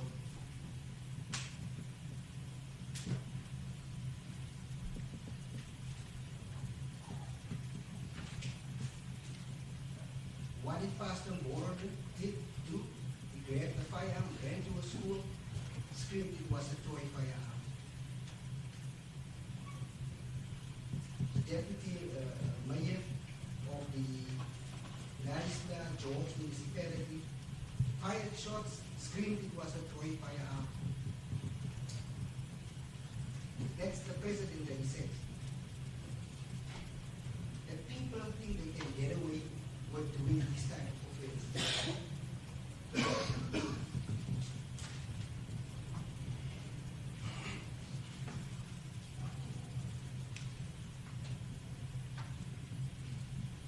Courts said clearly that such barbaric behavior should not be tolerated.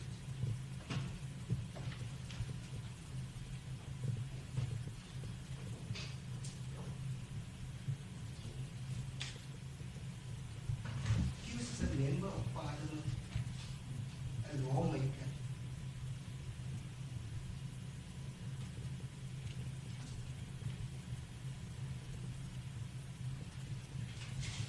Yet he's the one that broke the law.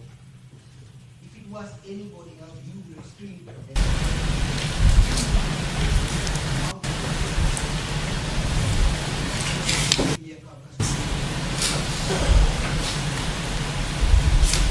Yusuf,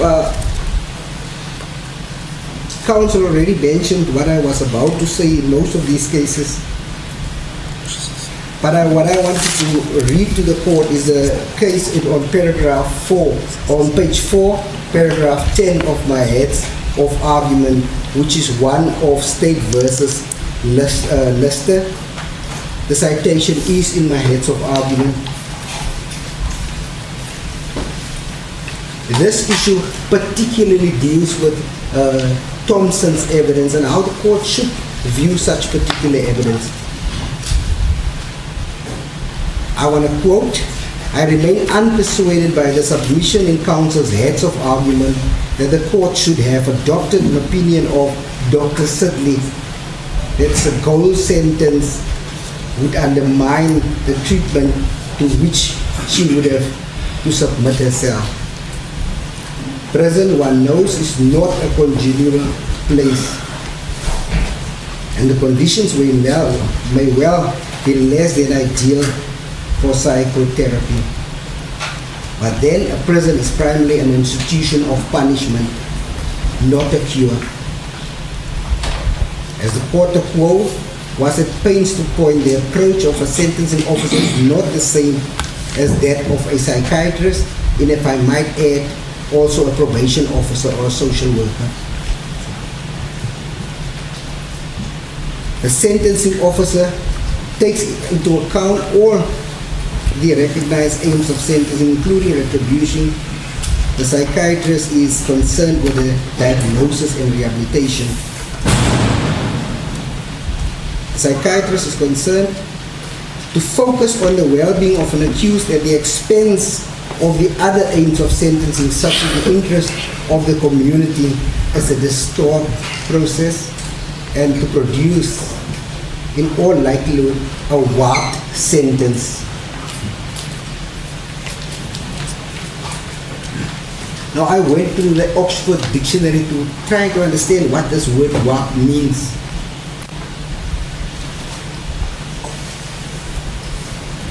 It's something twisted, bent, or mishappen.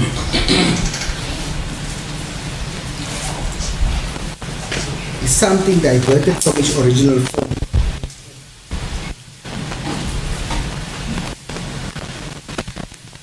It also refers to a distorted, and I borrowed the glasses there. It's regarded as abnormal. I'm definitely going for an eye test after this.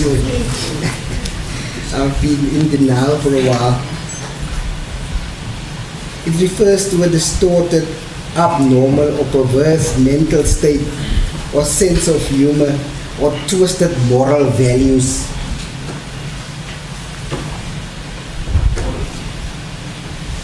If the accused get a non-custodial sentence, but this is basically what the law now would go to.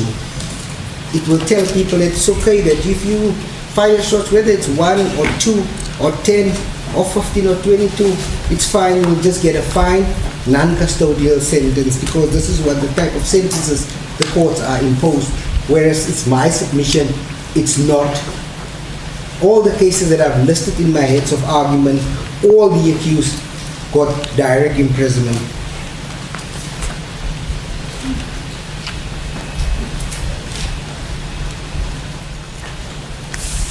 Counsel also stated that I referred to the Minimum Sentence Act. I concede the accused was not warned. The fact of the matter is, the point that we were trying to make, that the Minimum Sentence Act and the Mahas judgment is at pains to explain that courts should impose standardized sentences, whether it's minimum over 15, 15 and up, or maximum 15 and down. The sentences should be more or less the same, depending on the facts of that particular case.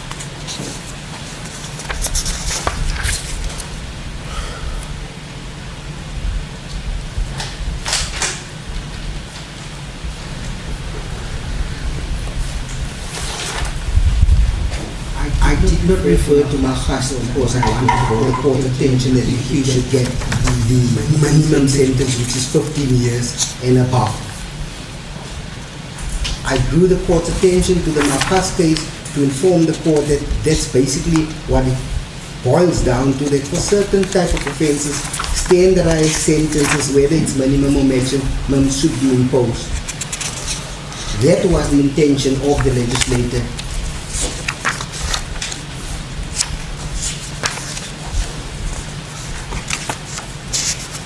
In State versus Delport, I'm at page 5 of my head.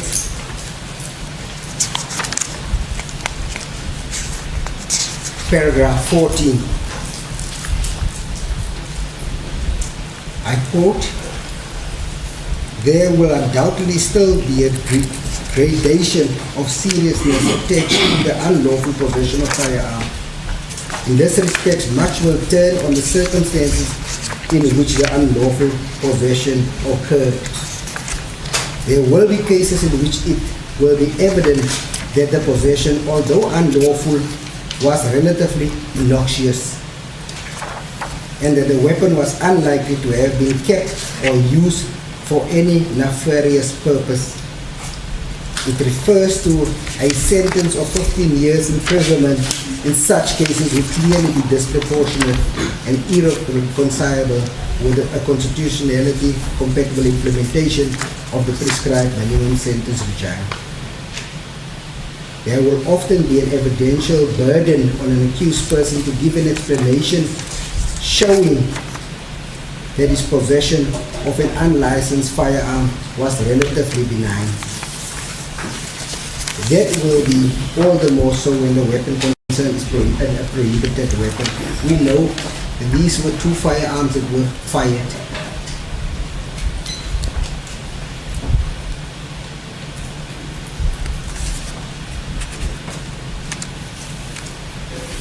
There was a submission that nobody came to come and testify. Already, we argued this point already. We had all the evidence, the video evidence was the silent witness. It gave us everything that we needed to know. No witness would have been able to describe everything that we saw on that video. To rely on the fact that no witness came to complain and so on is neither here or there, or that we did not call any witnesses in aggravation of sentence is either neither or there. The video speaks for itself. They say a picture speaks 1,000 words. This is one of the incidents.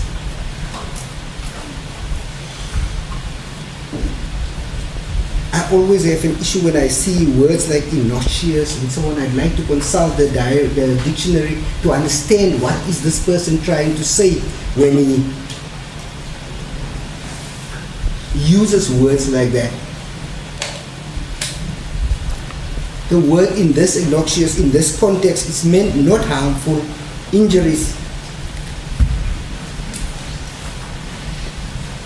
It describes something safe, inoffensive, or unlikely to cause disapproval.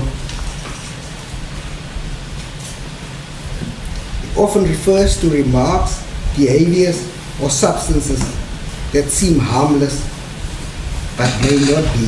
Synonyms include harmless, safe, innocent, inoffensive. We know for a fact that this firearm was not fired, both of them were not fired innocently. This accused testified he planned it, and when asked why did you choose a particular direction to fire, he says, don't tell me how to fire a shot. I can fire it even from underneath the stage if I feel to do so. It is not innocent. His intention was clear.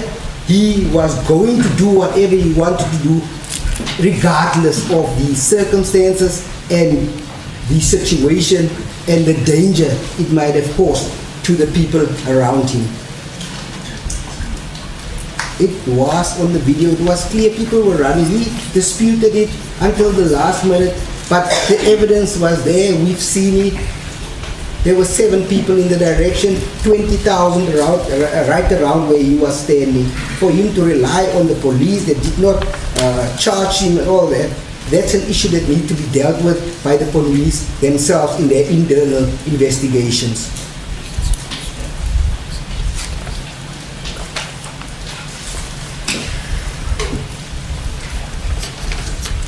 I've already highlighted to this court why I referred to the Malgas case. And just to be clear that it is against this background that sentencing for firearm-related offences in terms of the minimum sentence regime must also be viewed. The question arises as to whether a standardized and consistent result, as was envisaged in the Malgas case, has indeed been achieved in respect of sentencing for the possession of semi-automatic firearms. We know that this one was an assault rifle, despite it being semi-automatic. Its size of the ammunition is dangerous. It's bigger, it's more powerful, and could have had fatal consequences.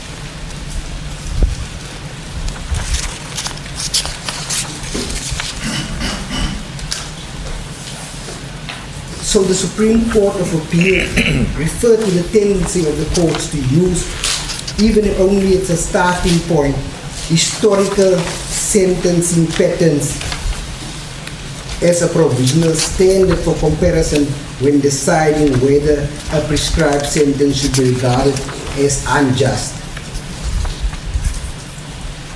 Again, like I said earlier, it's neither whether it's a minimum sentence that's applicable or maximum sentence, but a standardized approach to sentences for certain offenses.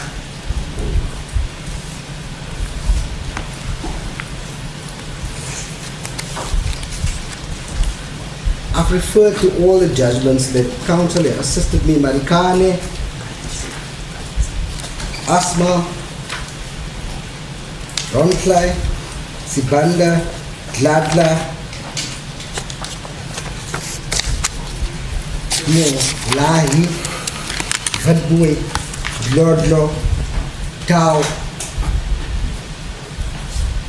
Nkobo,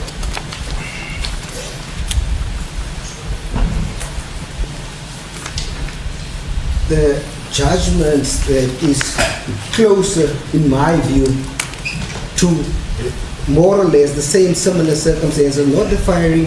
I don't want to be misunderstood when counsel reply.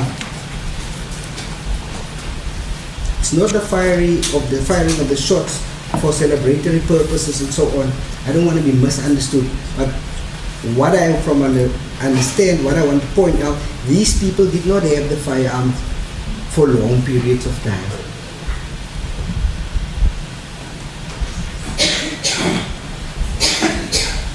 I have referred to it in my cross-examination of Ms. Thompson. It's the matter of State versus Swart, where the appellant was convicted on 2 counts of unlawful possession of a semi-automatic firearm.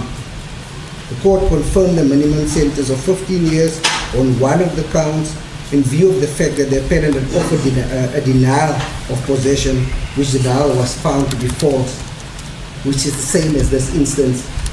He said he had a firearm, he said it's a toy.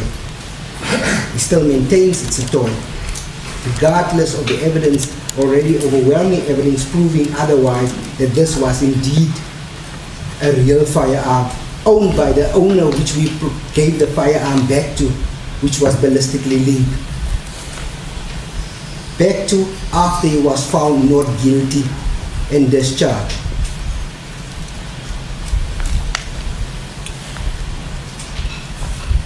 And furthermore, that no mitigating circumstance in relation to his possession could be inferred.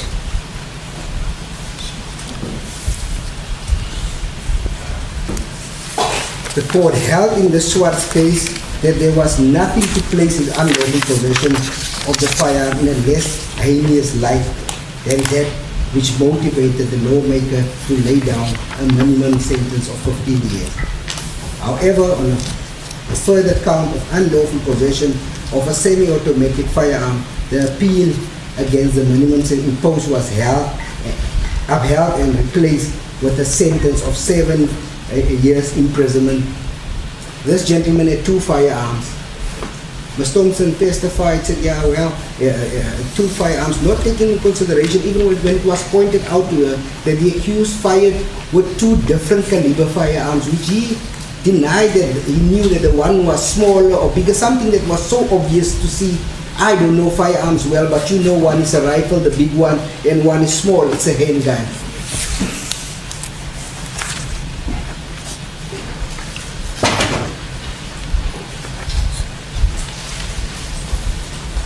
In this regard, the court held that the state accepted the appellant's version to the effect that he fortuitously came across the firearm in a rubbish dump and was apprehended the same day.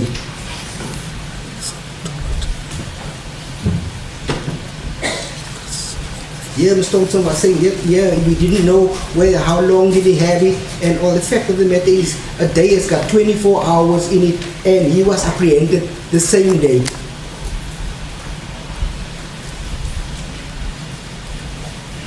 The appellant's decision to take the firearm into his possession could be regarded as having been made in the spur of the moment. Furthermore, it was held that the appellant did not have the firearm in his possession for a very long before he was apprehended. He didn't have it long, same as was alluded by Ms. Thompson, yet this is the sentence the appellant was given. One was 15 years in respect of the one firearm, then on the other firearm, the sentence was reduced to one, my memory serves me correctly, of 7 years imprisonment.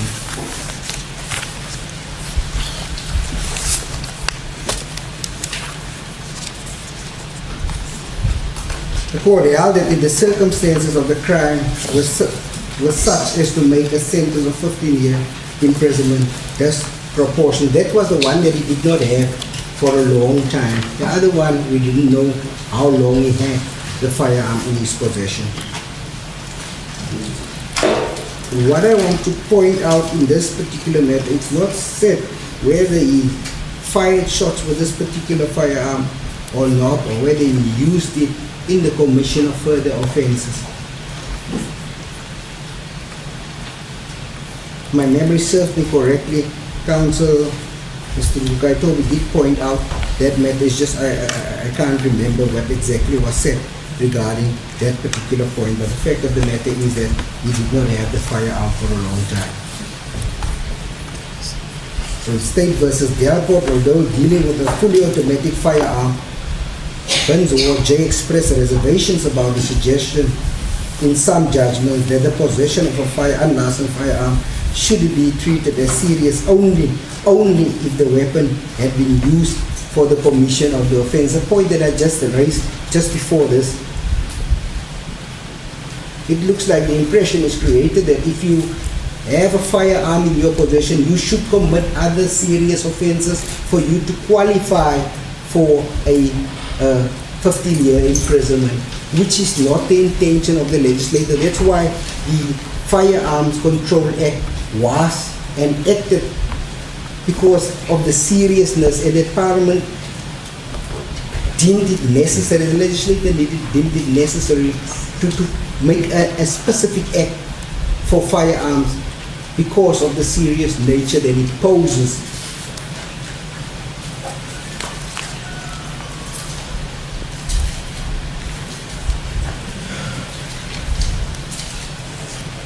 The legislator did that in order to single it out for harsh punishment.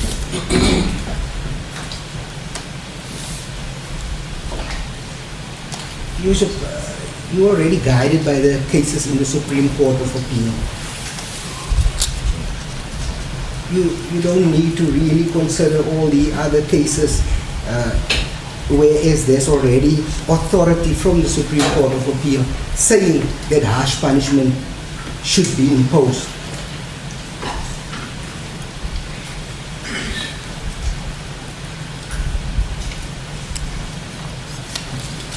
In both Thembaletu and Rontlai, the Supreme Court of Appeal upheld the minimum sentence for the possession of semi-automatic firearms.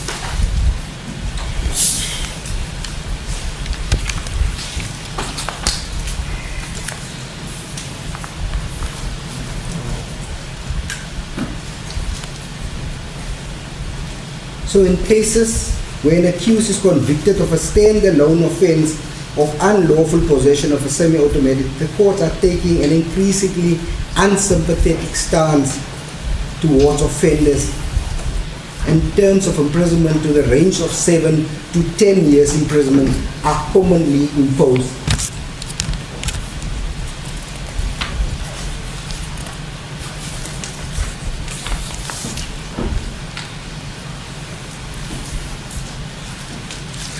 In addition, the accused's personal circumstances, one of the most important factors in deciding an appropriate sentence, is his explanation as to how the unlawful possession came about.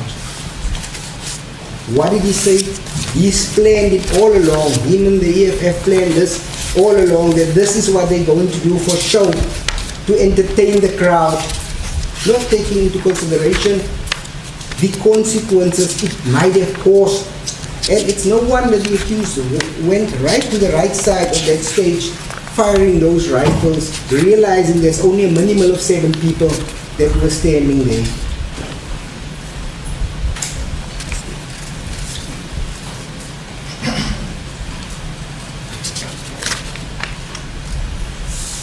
It seems that the judicial sentiment increasingly does not support the view that possession of an unlicensed firearm should be treated as serious only if the weapon has been used in the commission of the offense. And in this case, we know for a fact that he did not, he used it.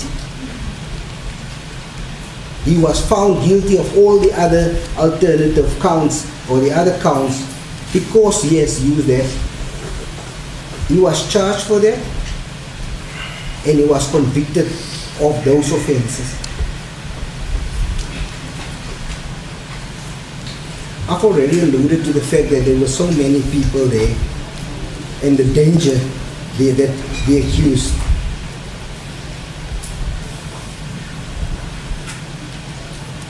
posed to that community, his supporters.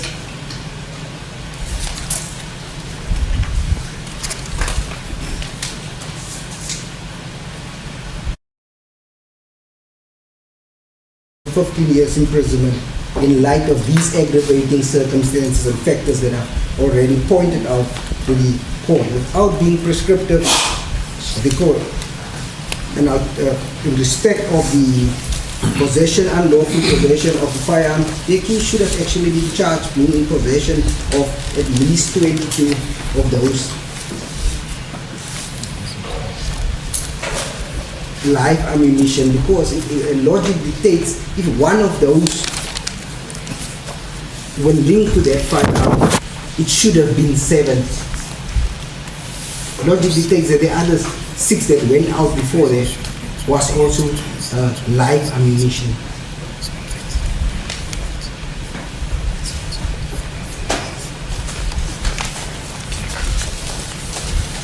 In respect of count 3, 4, and 5, the state will submit that fines may be imposed on those sentences. The state will not impose such type of sentence, and that these sentences, because of it's in a single event, different counts arising from one single intent, that these sentences may run concurrently.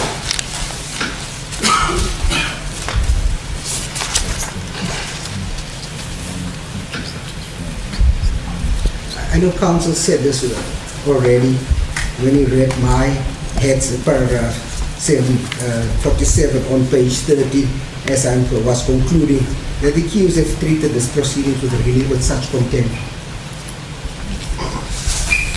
He took the citizens of South Africa for fools, that he tried to convince everybody that he fired a toy gun. Everybody can see that it's not a toy gun.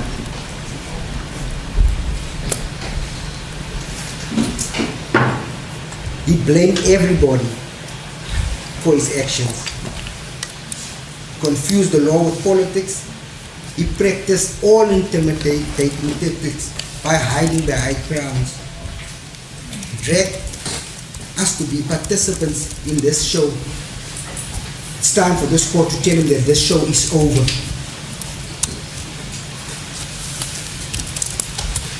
Court must send out a strong message to other would-be offenders who fire shots amongst crowds and endangering the lives of others, that if you do commit the crime, you will do the time.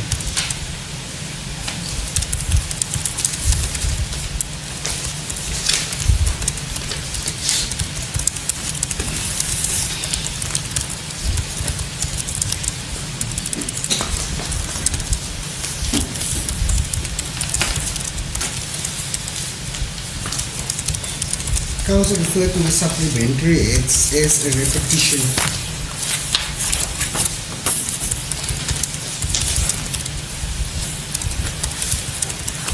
I did point out that the authorities that counsel referred to, other than the one that they gave us this morning, that Makonyana versus the EFF, the speaker, for a broad constitutional proposition about value of liberty and the role of the court.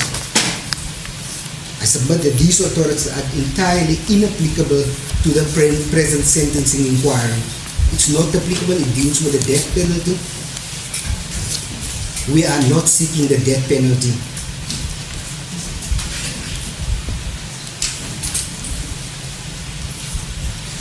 Its ratio has no application to the imposition of a proportionate custodial sentence for serious firearms offenses. It doesn't even relate to firearms.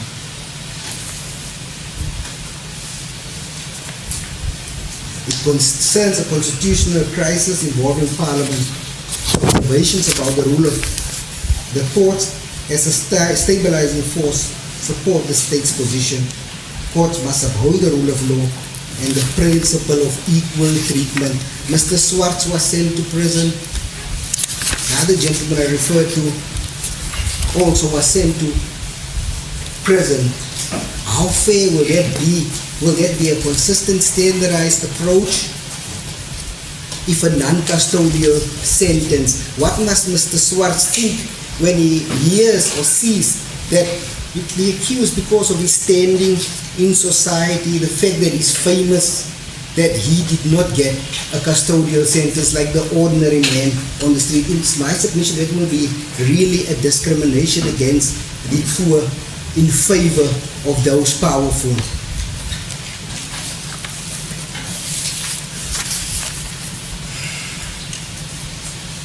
In so way it affirmed the constitutional value of individual liberty. The state does not seek to ignore that value. It submits that liberty, properly understood, must be balanced against the rights of 20,000 persons whose safety was deliberately imperiled, and against the rights of society to equal and consistent application of the criminal law.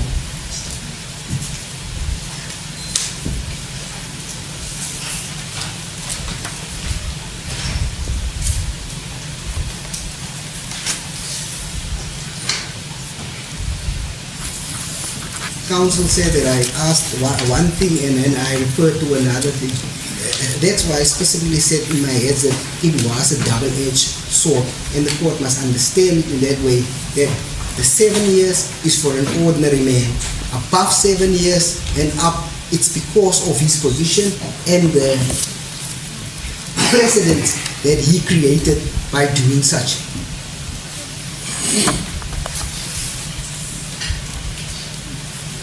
Due to the case of Pretorius was never charged for being in possession of a firearm. He was charged for discharging a firearm in a restaurant of 200 people. He was charged with unlawful possession of ammunition and not possession of firearm.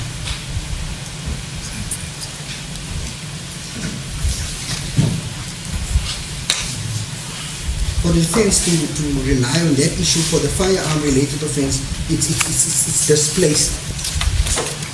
Because the issue he was imposed that type of sentence for that discharge in a restaurant. If you multiply, I don't know how my accounts, that was 100 times more. In this case, Pretorius fired shots accidentally, and he was imposed a suspended sentence.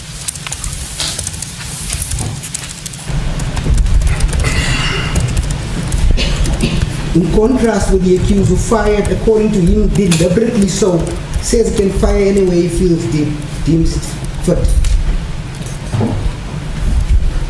Here this man was apologetic because he knew he was not supposed to do that. In this case, the accused says, I can do as I please, don't tell me how to conduct my business.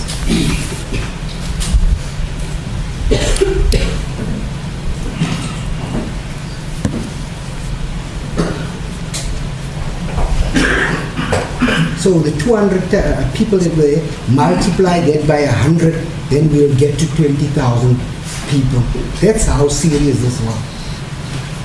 Oscar Pretorius 200, he accused fired 20,000 people plus excluding the community around the Ndansana area.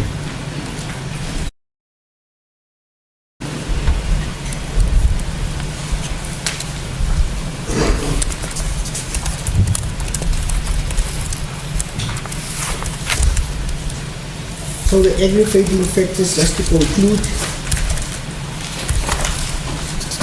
that the court must consider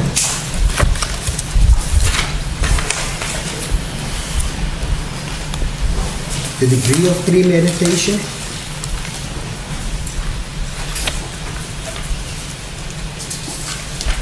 the lack of remorse,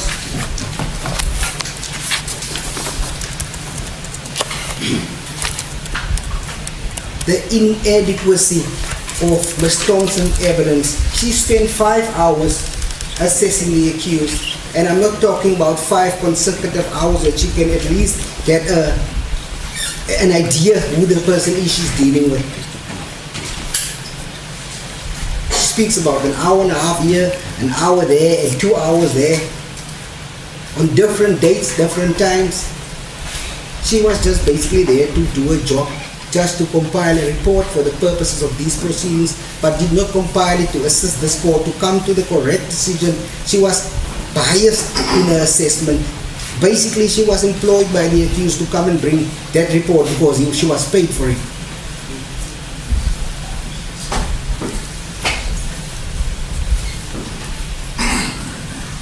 His absence of remorse, insight and accountability. Until today, he still doesn't see what he did, what danger he posed. and what its consequences could have been.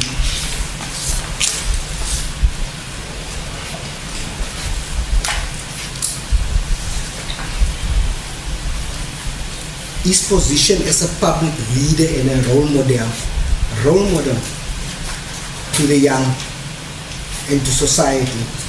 The fact that he's a lawmaker breaking the law.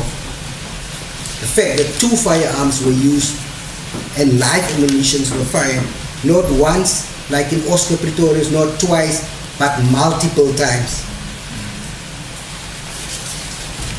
The degree of premeditation involved and his deliberate conduct puts him in the category for 7 to 15 years.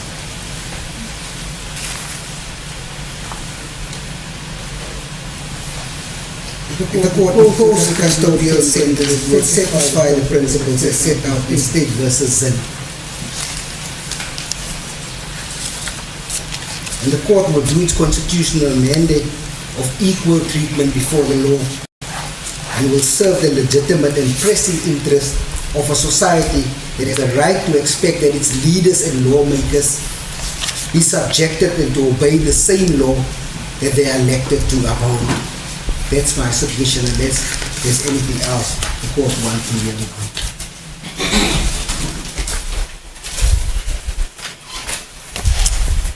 Thank you, Advocate Caesar.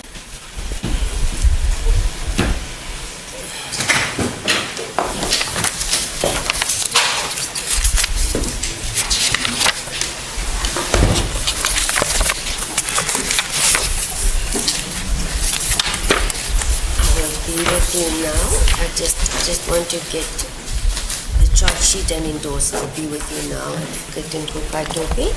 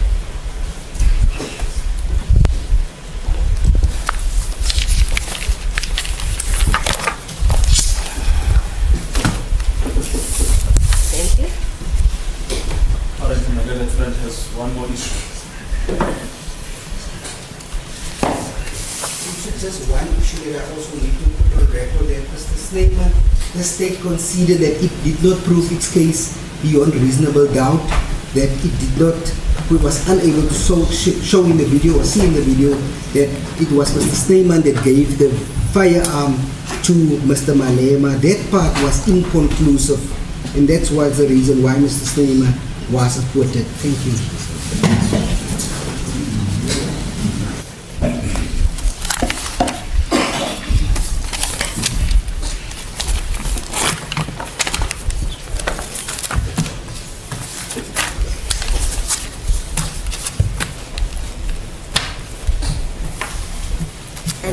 Thank you. I have 5 points to reply to.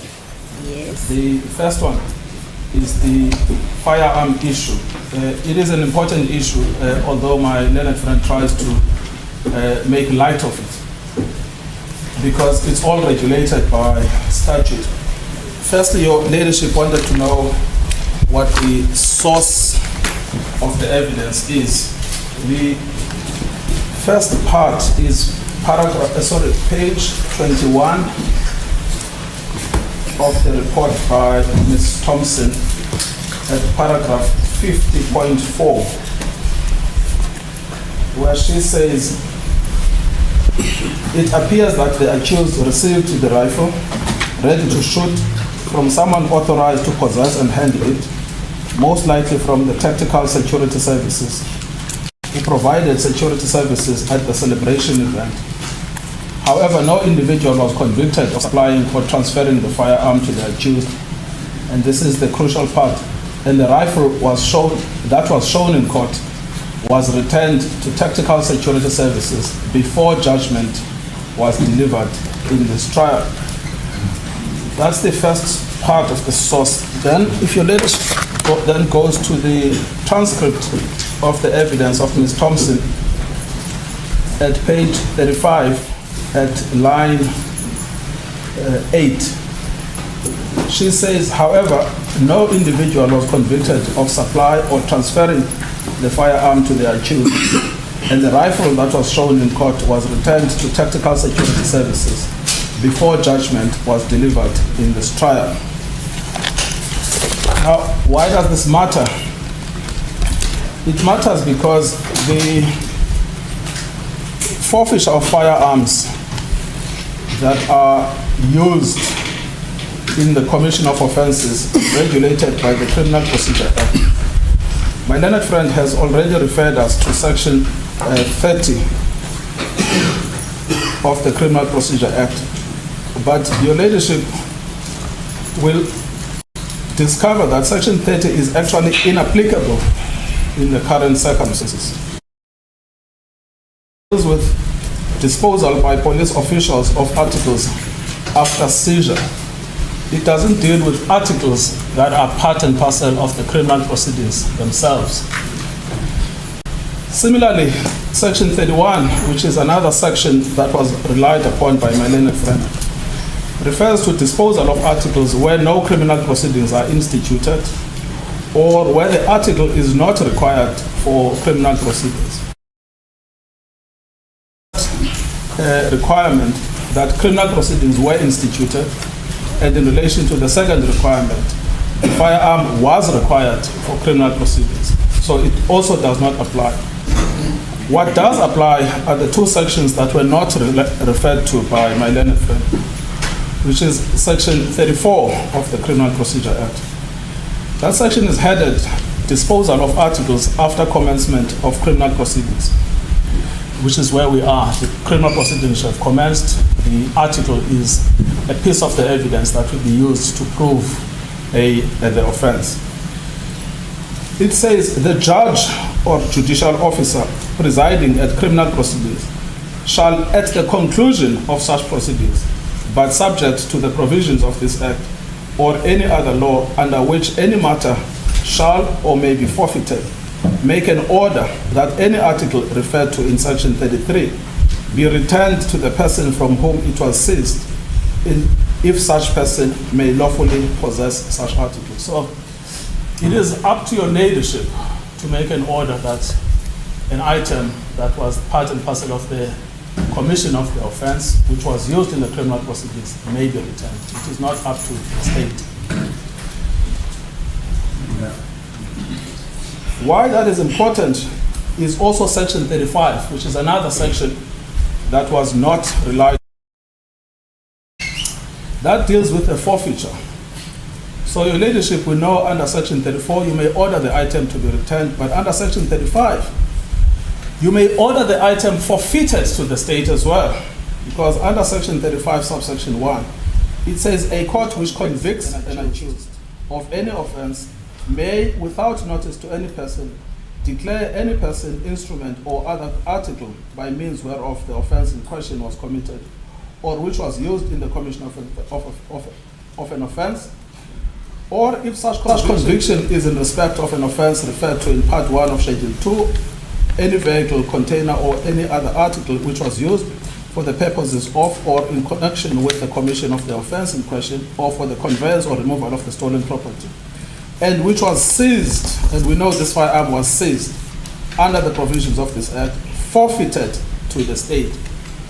So what happened here is that the prosecutors on their own showing agreed with one of the accused persons to take the firearm before judgment was given. That raises profound questions of the propriety of the conduct of the prosecutors. They themselves admit that they sent an email, although they put a different slant to that email. The slant they put is that they said, if you may come and collect the firearm. Whereas the provision, section 34, says the judge or the magistrate, whoever is presiding, may make that order. But it raises profound questions, my lady, with the greatest of respect. The first is, how does must come and collect the firearm. But it also raises another question, which is how did the state take this matter as serious if they were already making arrangements prior to judgment about the return of the firearm? They say that there were emails that were exchanged, but those emails have not been produced, and that is in the context where a witness has given evidence. It is correct, as my learned friend points out, that the witness says, my source of the evidence, you see that in paragraph 5.1 of the report, my source is Mr. Malema. But if they have this email chain, you would expect that on the day the witness gives evidence, they'll put it to her, but they don't. And then they try to get that evidence introduced in argument, which your ladyship can just dismiss without more. So we submit, therefore, your ladyship, that there is a potential irregularity which flows from the non-compliance with Section 34 of the Criminal Procedure Act and the non-compliance potentially with Section 35 of the Criminal Procedure Act. But we say it also raises really profound questions about how this knowledge occurred prior to the delivery of the judgment. We leave it there, we take it no further, but we say it does raise deeper questions that require interrogation. But it does show that even on the state's showing, they did not regard the offense to be serious. Why do you return the instrument of the commission of the offense prior to the delivery of the judgment? Why? So that's in relation to question 1, which is the return of the firearm. We say it's relevant to sentencing because it shows that the state did not treat this as serious, but it's also relevant to a larger question about the impropriety of the conduct of the state. The second question I want to address then is to look closely at why does the state say Mr. Malema should go to jail? This is clearer because the main heads of argument are actually quite confusing about why they say that he should go to jail. It's clarified in the supplementary heads because there they identify 4 reasons, and I want to address each and every one of them now. The first one is this idea of premeditation, that the offense in question was premeditated. But it seems that they actually misread the evidence because the planning that Mr. Malema talks about, if you look at the supplementary heads of argument, your leadership will find this at paragraph 7 of the state's heads of argument. In the italicized portion, which has inverted commas at the bottom of the page, where Mr. Malema is quoted as having said everything was perfect and calculated and designed to be the way it was done. He is not talking about planning the commission of an offense. He's talking about planning the celebration, the celebratory event, even on what they have quoted here. So that's why it's important never to read words out of context. What they have done is that they have planted words in their heads of argument, and then they have imputed a meaning that those words were never designed to achieve.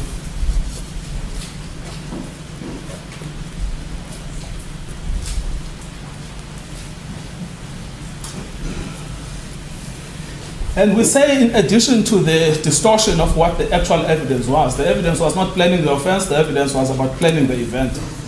That actually cases of planning and premeditation of offenses usually show an element of a design. How are we going to rob a shop? How are we going to rob a bank? What they don't show is the spontaneity of a firearm being given to a person, one shot, which is on the evidence, and your leadership you'll see from our heads of argument. Right? The second conviction is about 1 bullet. It's 1 bullet, not the 22 bullets, 1 bullet. So ordinary cases of premeditation do not have that element, because what you find is that a group of criminals sit and they plot how to execute an offense. This is not where someone gets a firearm, they shoot, they return the firearm, and that's the end of the story. So it's even inconsistent with a classic instance of premeditation. And bearing in mind, my lady, that the state says, if you look closely at what they say in paragraph 7, the most significant aggravating feature. In other words, they hinge their case on the premeditation. But if the basis of the premeditation is a misconstrual of the evidence, your ladyship can discard that without more. So that's item 2. So we say your ladyship can safely discard that because they've misconstrued the facts. And in any event, they overlook the fact that we're talking about one bullet. The second reason why they say Mr. Malema should go to prison is because they say it was 2 firearms. But we don't understand. They say 2 firearms, 22 live rounds, and 20,000 people within a community. We don't understand why they say that. If your ladyship goes to our heads of argument, we start off by summarizing what the actual findings were, not what the state wishes the findings were, but what the court said the findings were. And the important one is 1.2. Unlawful possession of ammunition in contravention of Section 90 of the Firearms Control Act, to wit. Now those words, to wit, usually mean in that. In other words, their point is to constrain the factual basis of the finding, not to expand it. 8.223 Remington bullet. 1 bullet without holding a license, permit, dealer's license, manufacturer's license, gunsmith license, import or export, or in transit license or other authorization. 1.3 unlawful discharge. But that's the unlawful discharge of the 1 bullet that he was in possession of, referred to in the second conviction.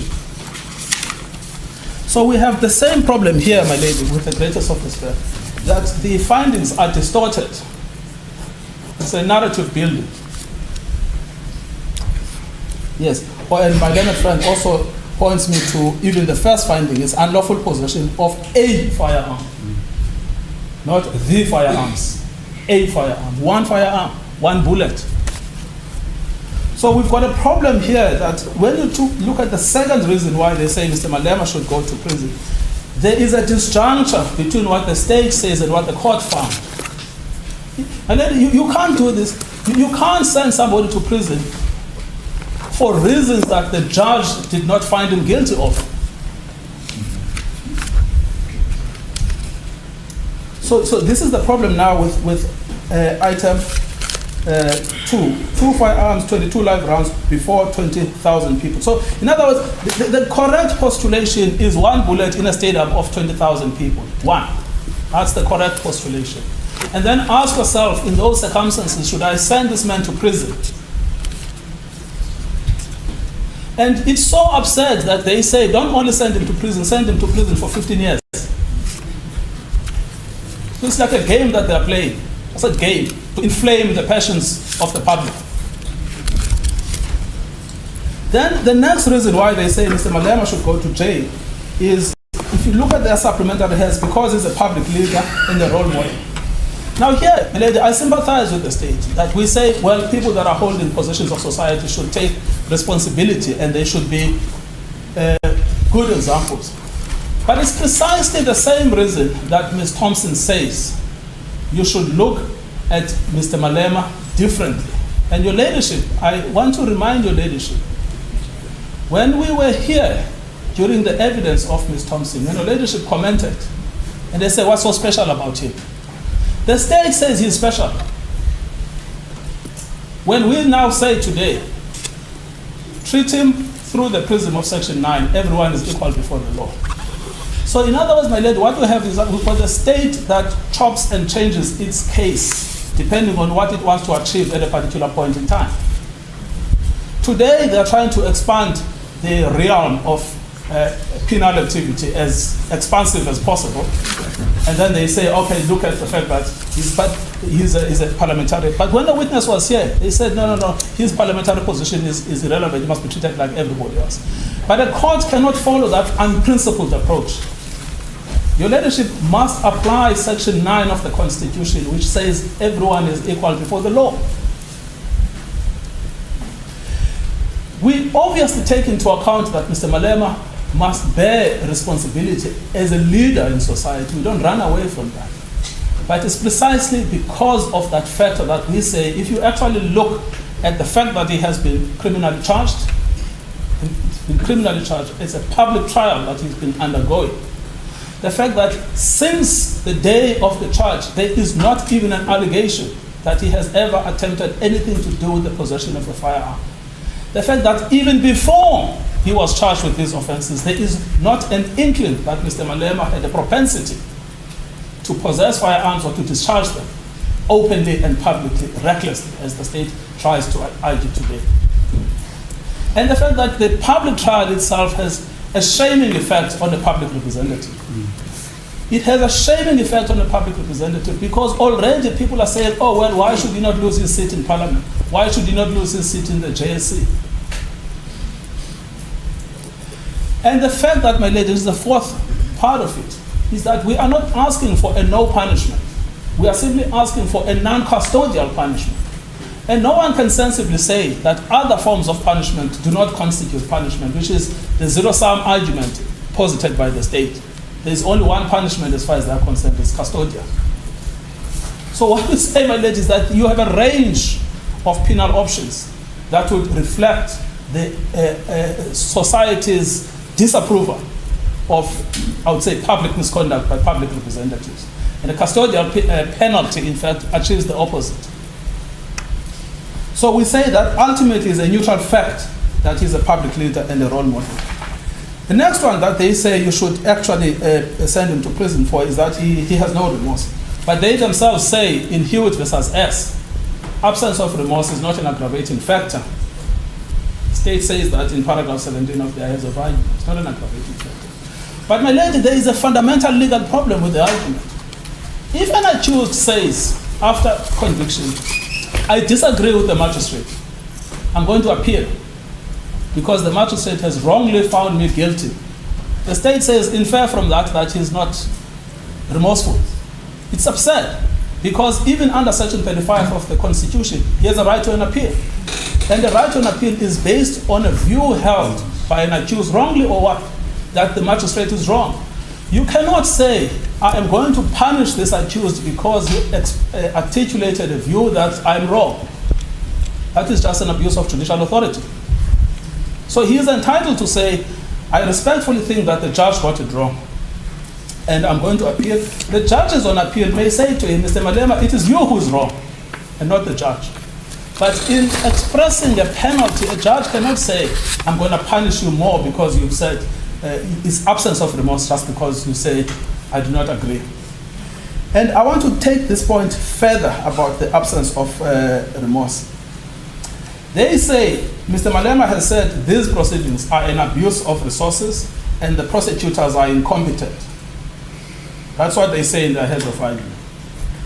But my lady, if the prosecutor takes personal an accusation that they are incompetent, you know what happens? They violate Section 179 of the Constitution, which says that they must prosecute without fear, without favor, without prejudice. In other words, they must be prepared to accept the accusations and the criticisms from accused persons. They must not say, this accused person said that we are incompetent and therefore he must be punished more. Because that is not how the law works. The law works on a dispassionate basis. Whether someone has a loud mouth or that doesn't have a loud mouth, they must still be treated in accordance with the law. So we say that there is a deeper problem with this idea that because he said they were incompetent, therefore he must be punished, because it's not retributive, which is fine for sentencing, but it's vindictive, which is in conflict with the Constitution. So we say your leadership cannot give an order that would be in violation of Section 179 of the Constitution.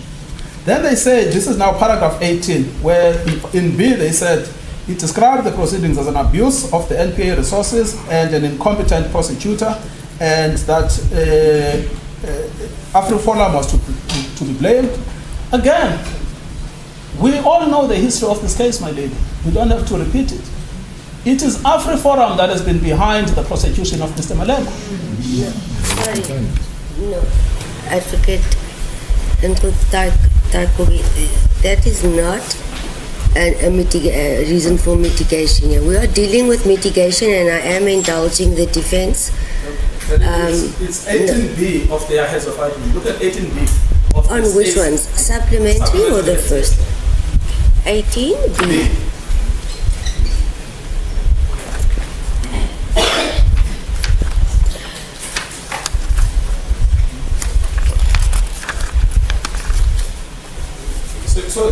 say Mr. Malema complains of a political vendetta by AfriForum. That's the point I'm addressing. The leadership doesn't want me to refer to AfriForum, that's fine. No. Sorry, Advocate Nkukaitobi, I'm just quickly reading what you are referring me to. Before saying that I don't want you to say it, let me just read the paragraph. Thank you, Madam.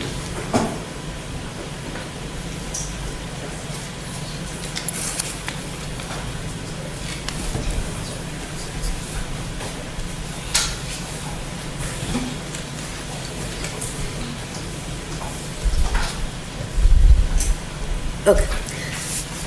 Advocate Nkukaitobi, I've got that. I hear you. This is what the narrative of your client's evidence was during his evidence in chief and cross-examination, which the state is quoting here, according to my understanding. But you may proceed. I'm noting what you are saying. My lady, it is the state that says that Mr. Malema lacks remorse because he has blamed AfriForum. I'm simply explaining. And the Holy Spirit included. Yes, I'm not dealing with the Holy Spirit, I'm dealing with AfriForum. Please leave. I've spoken, so I was very clear that there'll be no choice. So I don't know how we are going to approach this. It's distracting to counsel for the accused, it's distracting to the state and to the court. And I do not need your approval of yes and no, because I'm independent. I don't mind yes or no at all. So do you leave or what? Because I'm not going to tolerate it. So there's a whoever wants to comment, please leave. Looks like Whoever is commenting now, please leave. And from now on, I will leave that in the hands of SAPS.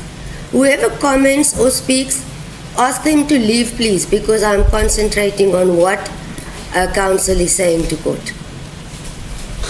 Sorry for that. Let me just make one sentence on AfriForum, because I think that's what is increasing the temperature inside.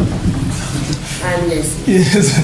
My lady, Mr. Malema is entitled to regard AfriForum as a political adversary and to criticize it for an unfair prosecution because he believes that they are behind his prosecution. What you cannot do, you cannot take that political statement by Mr. Malema and take it to account in sentencing. I hear you fully. Yes, thank you, my lady. Then they are also complaining that he has complained of racism. Why is the state complaining that Mr. Malema is complaining of racism when he's a victim of racism? Makes no sense to me at all. Okay, I'm not going to respond, but I'm listening, yes? No, I'm not asking your leadership to respond. It's a rhetorical question. Is why would the NPA complain that Mr. Malema is saying this prosecution is part of a racist campaign against him? Why would they have an issue with that? And why would your leadership be required to put that in your judgment in sentencing?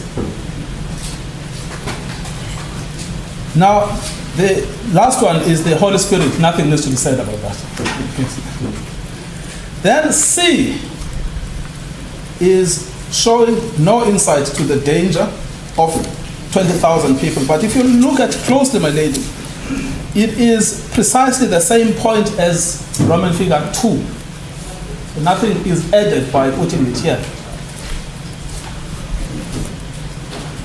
Then D, he has sought throughout to conflate the rule of law with political persecution, undermining public confidence in the administration of justice. Now, it's unclear what are the facts on which they rely here.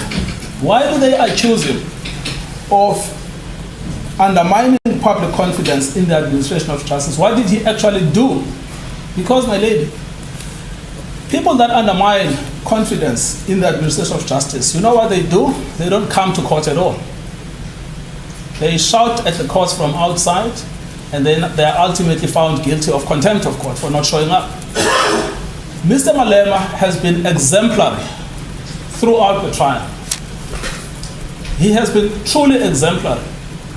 If he's told come on the 9th to the 20th, he's here on the 9th to the 20th. Come at 8:30, he's here at 8:30. He has never once missed a beat. When he had to give evidence, obviously his personality came through, as you heard from the witness, who said he does have a combative style of speaking. But having a combative style of speaking should not be conflated with disrespect of the judicial process. So we would submit to your ladyship that you cannot take this factor into account. There's just no evidence that Mr. Malema ever acted in a manner that shows disrespect to the proper administration of justice. This is particularly so where the prosecutors are not confident enough to pinpoint the specific evidence on which they rely for saying he has undermined the administration of justice. And then, my lady, here's the point I was making earlier, paragraph 19. Critically, the probation officer, Ms. Thompson, herself acknowledged that the accused continues to assert his innocence. So this is the point, my lady. After conviction, the accused says, I'm innocent. Now the state says, take that into account against the accused. He will say he's innocent until the constitutional court says you are guilty, at which point he will then accept that perhaps I'm the only one who believes I'm innocent and everyone else thinks I'm guilty. But the mere fact that at this stage he is asserting his innocence is not a factor that counts against him. And if you did that, you then violate Section 35 of the Constitution that gives him the right to appeal.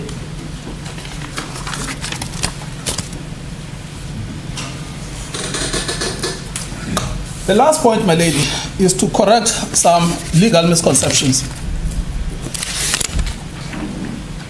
Your ladyship has been given this case, Janssen versus the state, by Fansail DJP. My lady, this case is unhelpful to you. This case is about someone with previous convictions. It is a case where minimum sentencing legislation applies. And it is a case, if you look at paragraph 2 of the judgment, where it says the appellant produced a firearm, Robbenheimer ran away and he heard the sounds of gunshots. The appellant was known to him as being a member of a gang called the Fat Cats. This is a case of gangsters. It's not a case of a politician in a temporary lapse shoots a firearm to the sky. This is a case of proper gangsters. There is absolutely no basis why the prosecutor says you should read this judgment. It will help you, because it will not help you. Then, my lady, you have a collection of cases, and again, this is another misconception. We've cited, and I will ask your ladyship when you retire to have regard to these judgments. In paragraph 31 of our heads of argument, we've done precisely what the state says we didn't do, which is to separate cases of possession from cases of discharge, and to look at the patterns of sentencing for possession versus the patterns of sentencing for discharge. What we find at paragraph 31, and this is all set out very usefully in the judgment of Plaskett J, S versus Matikane, where he refers to, I think at that point, all sentences that he was aware of on possession. So, my lady, you see, S versus Malema, the sentence, that it was an automatic firearm, not semi-automatic, automatic. The sentence was, there was a direct imprisonment, accord. On appeal, it was altered to 2,000 hours of periodic imprisonment. S versus Zondi, where there was a conviction and a direct imprisonment, but converted to a fine of 2,000 rands or 18 months imprisonment. And then the last one that would be relevant for our purposes is S versus Limo, which is the last of those cases. Initially 18 months, and then ultimately converted to 6 months, fully suspended. Those are possession cases, possession. And then we then deal with discharge cases, which we start dealing with at paragraph 35. S versus Fayun, S versus Pistorius, Munsami and another, and the Bada versus S, paragraph 41. Yes. 4 judgments. What the pattern appears to be, my lady, is that almost invariably, in discharge cases where there's no harm, no direct imprisonment is ever ordered. Pure discharge. No direct imprisonment is ever ordered. All of the cases we found, discharge the firearm in the sky. I mean, the Pretoria's case was actually a paradigmic one, because it's actually in an enclosed room. It's like here in the courtroom. The place is full of people, and then Oscar shoots the firearm. It's not his firearm, someone else shoots it to the roof. And then they say 3 years fully suspended. Don't go to prison for it. So the pattern on discharges where no harm is an issue is non-custodial as a default position. For possession, the pattern is mixed. I accept what my learned friend says, that there are cases you will find of 7 years. But virtually every case we've looked at that they have cited always involves, like this one we've looked at, gangsters or some sort of other offense that is, the possession is part and parcel thereof. Not one case involves an instance which is what we describe as a fleeting possession. Somebody comes in, take this firearm, shoot it, excite the crowd, bring it back to me. Never found a case like that. So it is not correct for my learned friend to ultimately come to the conclusion that the pattern of sentencing and possession cases reflects custodial sentences of between 7 and 15 years. That's just not part and parcel of the law. So, my lady, what you have, you really have a wide canvas. A wide canvas that starts from wholly suspended, mixed suspended plus fine, or fines. Then it stretches all the way to 15 years. That's the true state of the law. And we have shown in this case the unique facts that were pleaded by Ms. Thompson. My learned friend can complain about Ms. Thompson's bias, etc., but the fact of the matter is there's only one witness on sentencing, one witness. The state could have controverted that by bringing their own witness. They never did so. So, my lady, we come back then to the beginning. We ask for a non-custodial sentence, but the nature of that non-custodial sentence is in your ladyship discretion. What we simply say is that it will be contrary to the law, not because we like Mr. Malema or anything. It will be contrary to the law to send him to prison. Thank you, my lady. Thank you, Advocate Nkokatobi. Thank you. There's no provision for you to reply, Advocate Caesar. This is it. The defense, am I going to indulge him? It's not procedure. He wants to rise, so you may outvote him. Your Worship, there's no reason to. That's heads, supplementary heads, and today was for the arguments. And even after his arguments, he had an extra point to make. There's no need to. Okay. The extra point I disregard, but with the rest, we stick to procedure. Is it a new point? I have no idea. There was no need to address anything.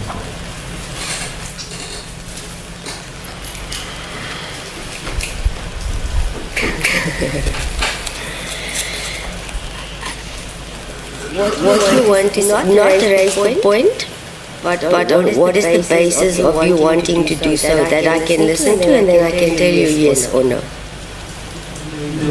just going to advise counsel to read section 30 and up to 34. No, that is a no. All right. Thank you, Advocate Caesar. All right. So that is us for the day.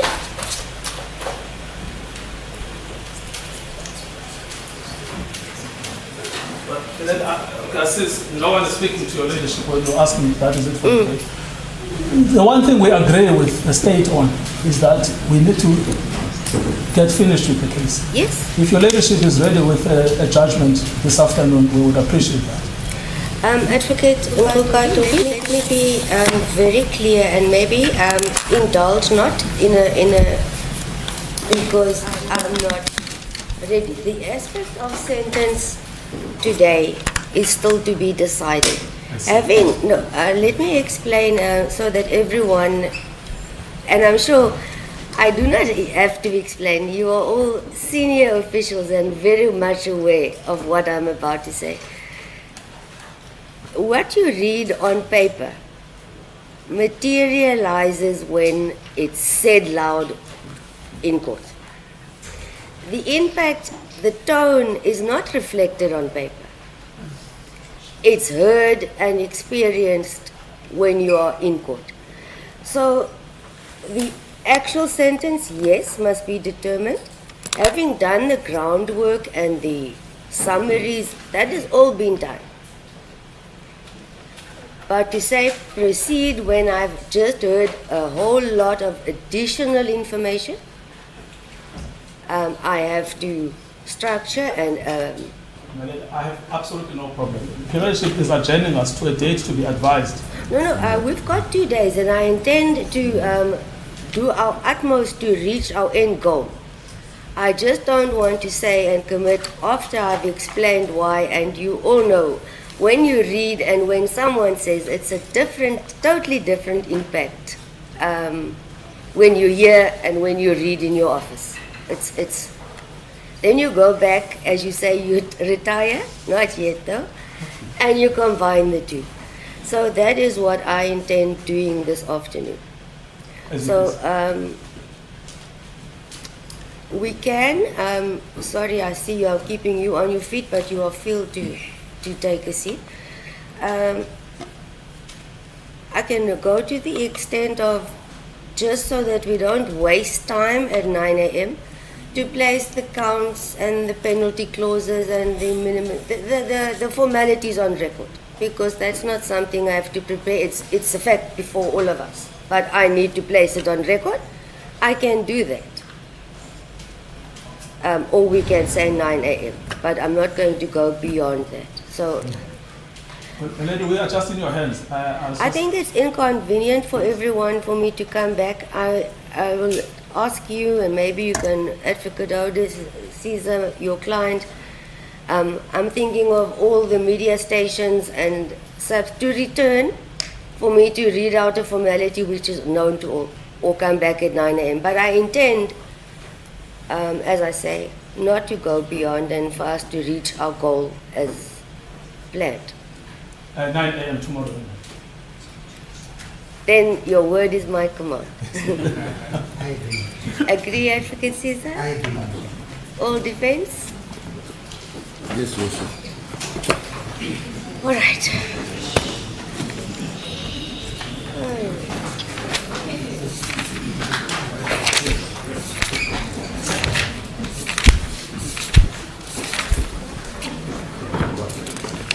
Yeah.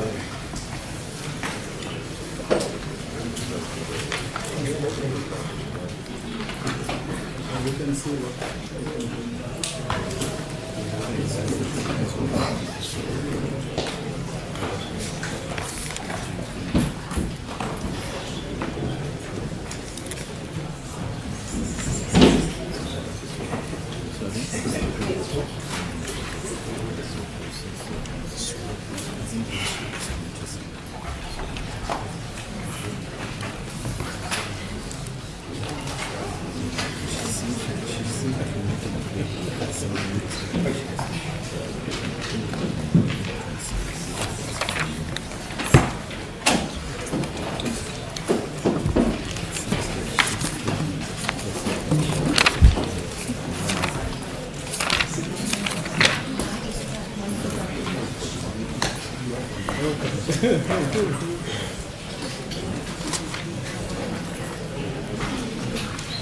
Wat dink julle gaan gebeur? Gaan hy druk gestop word of nie?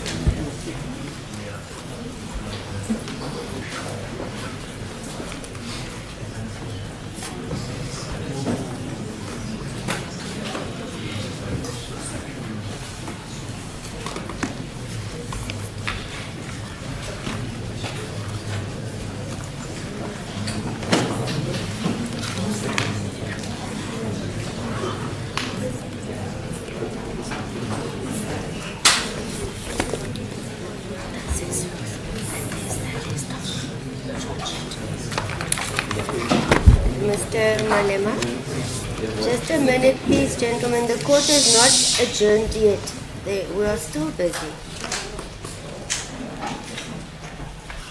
For the reasons I've mentioned then, and for the court to proceed or commence with sentence, and hoping that we will reach the finality of this matter tomorrow for anything that may follow. Tomorrow, I would assume it's the same venue, but I'm also directed by the management. I assume it's the same, 8:30, for us to start at 9 a.m. I'm sure the same venue, which is High Court venue. Okay. Thank you. Court will adjourn.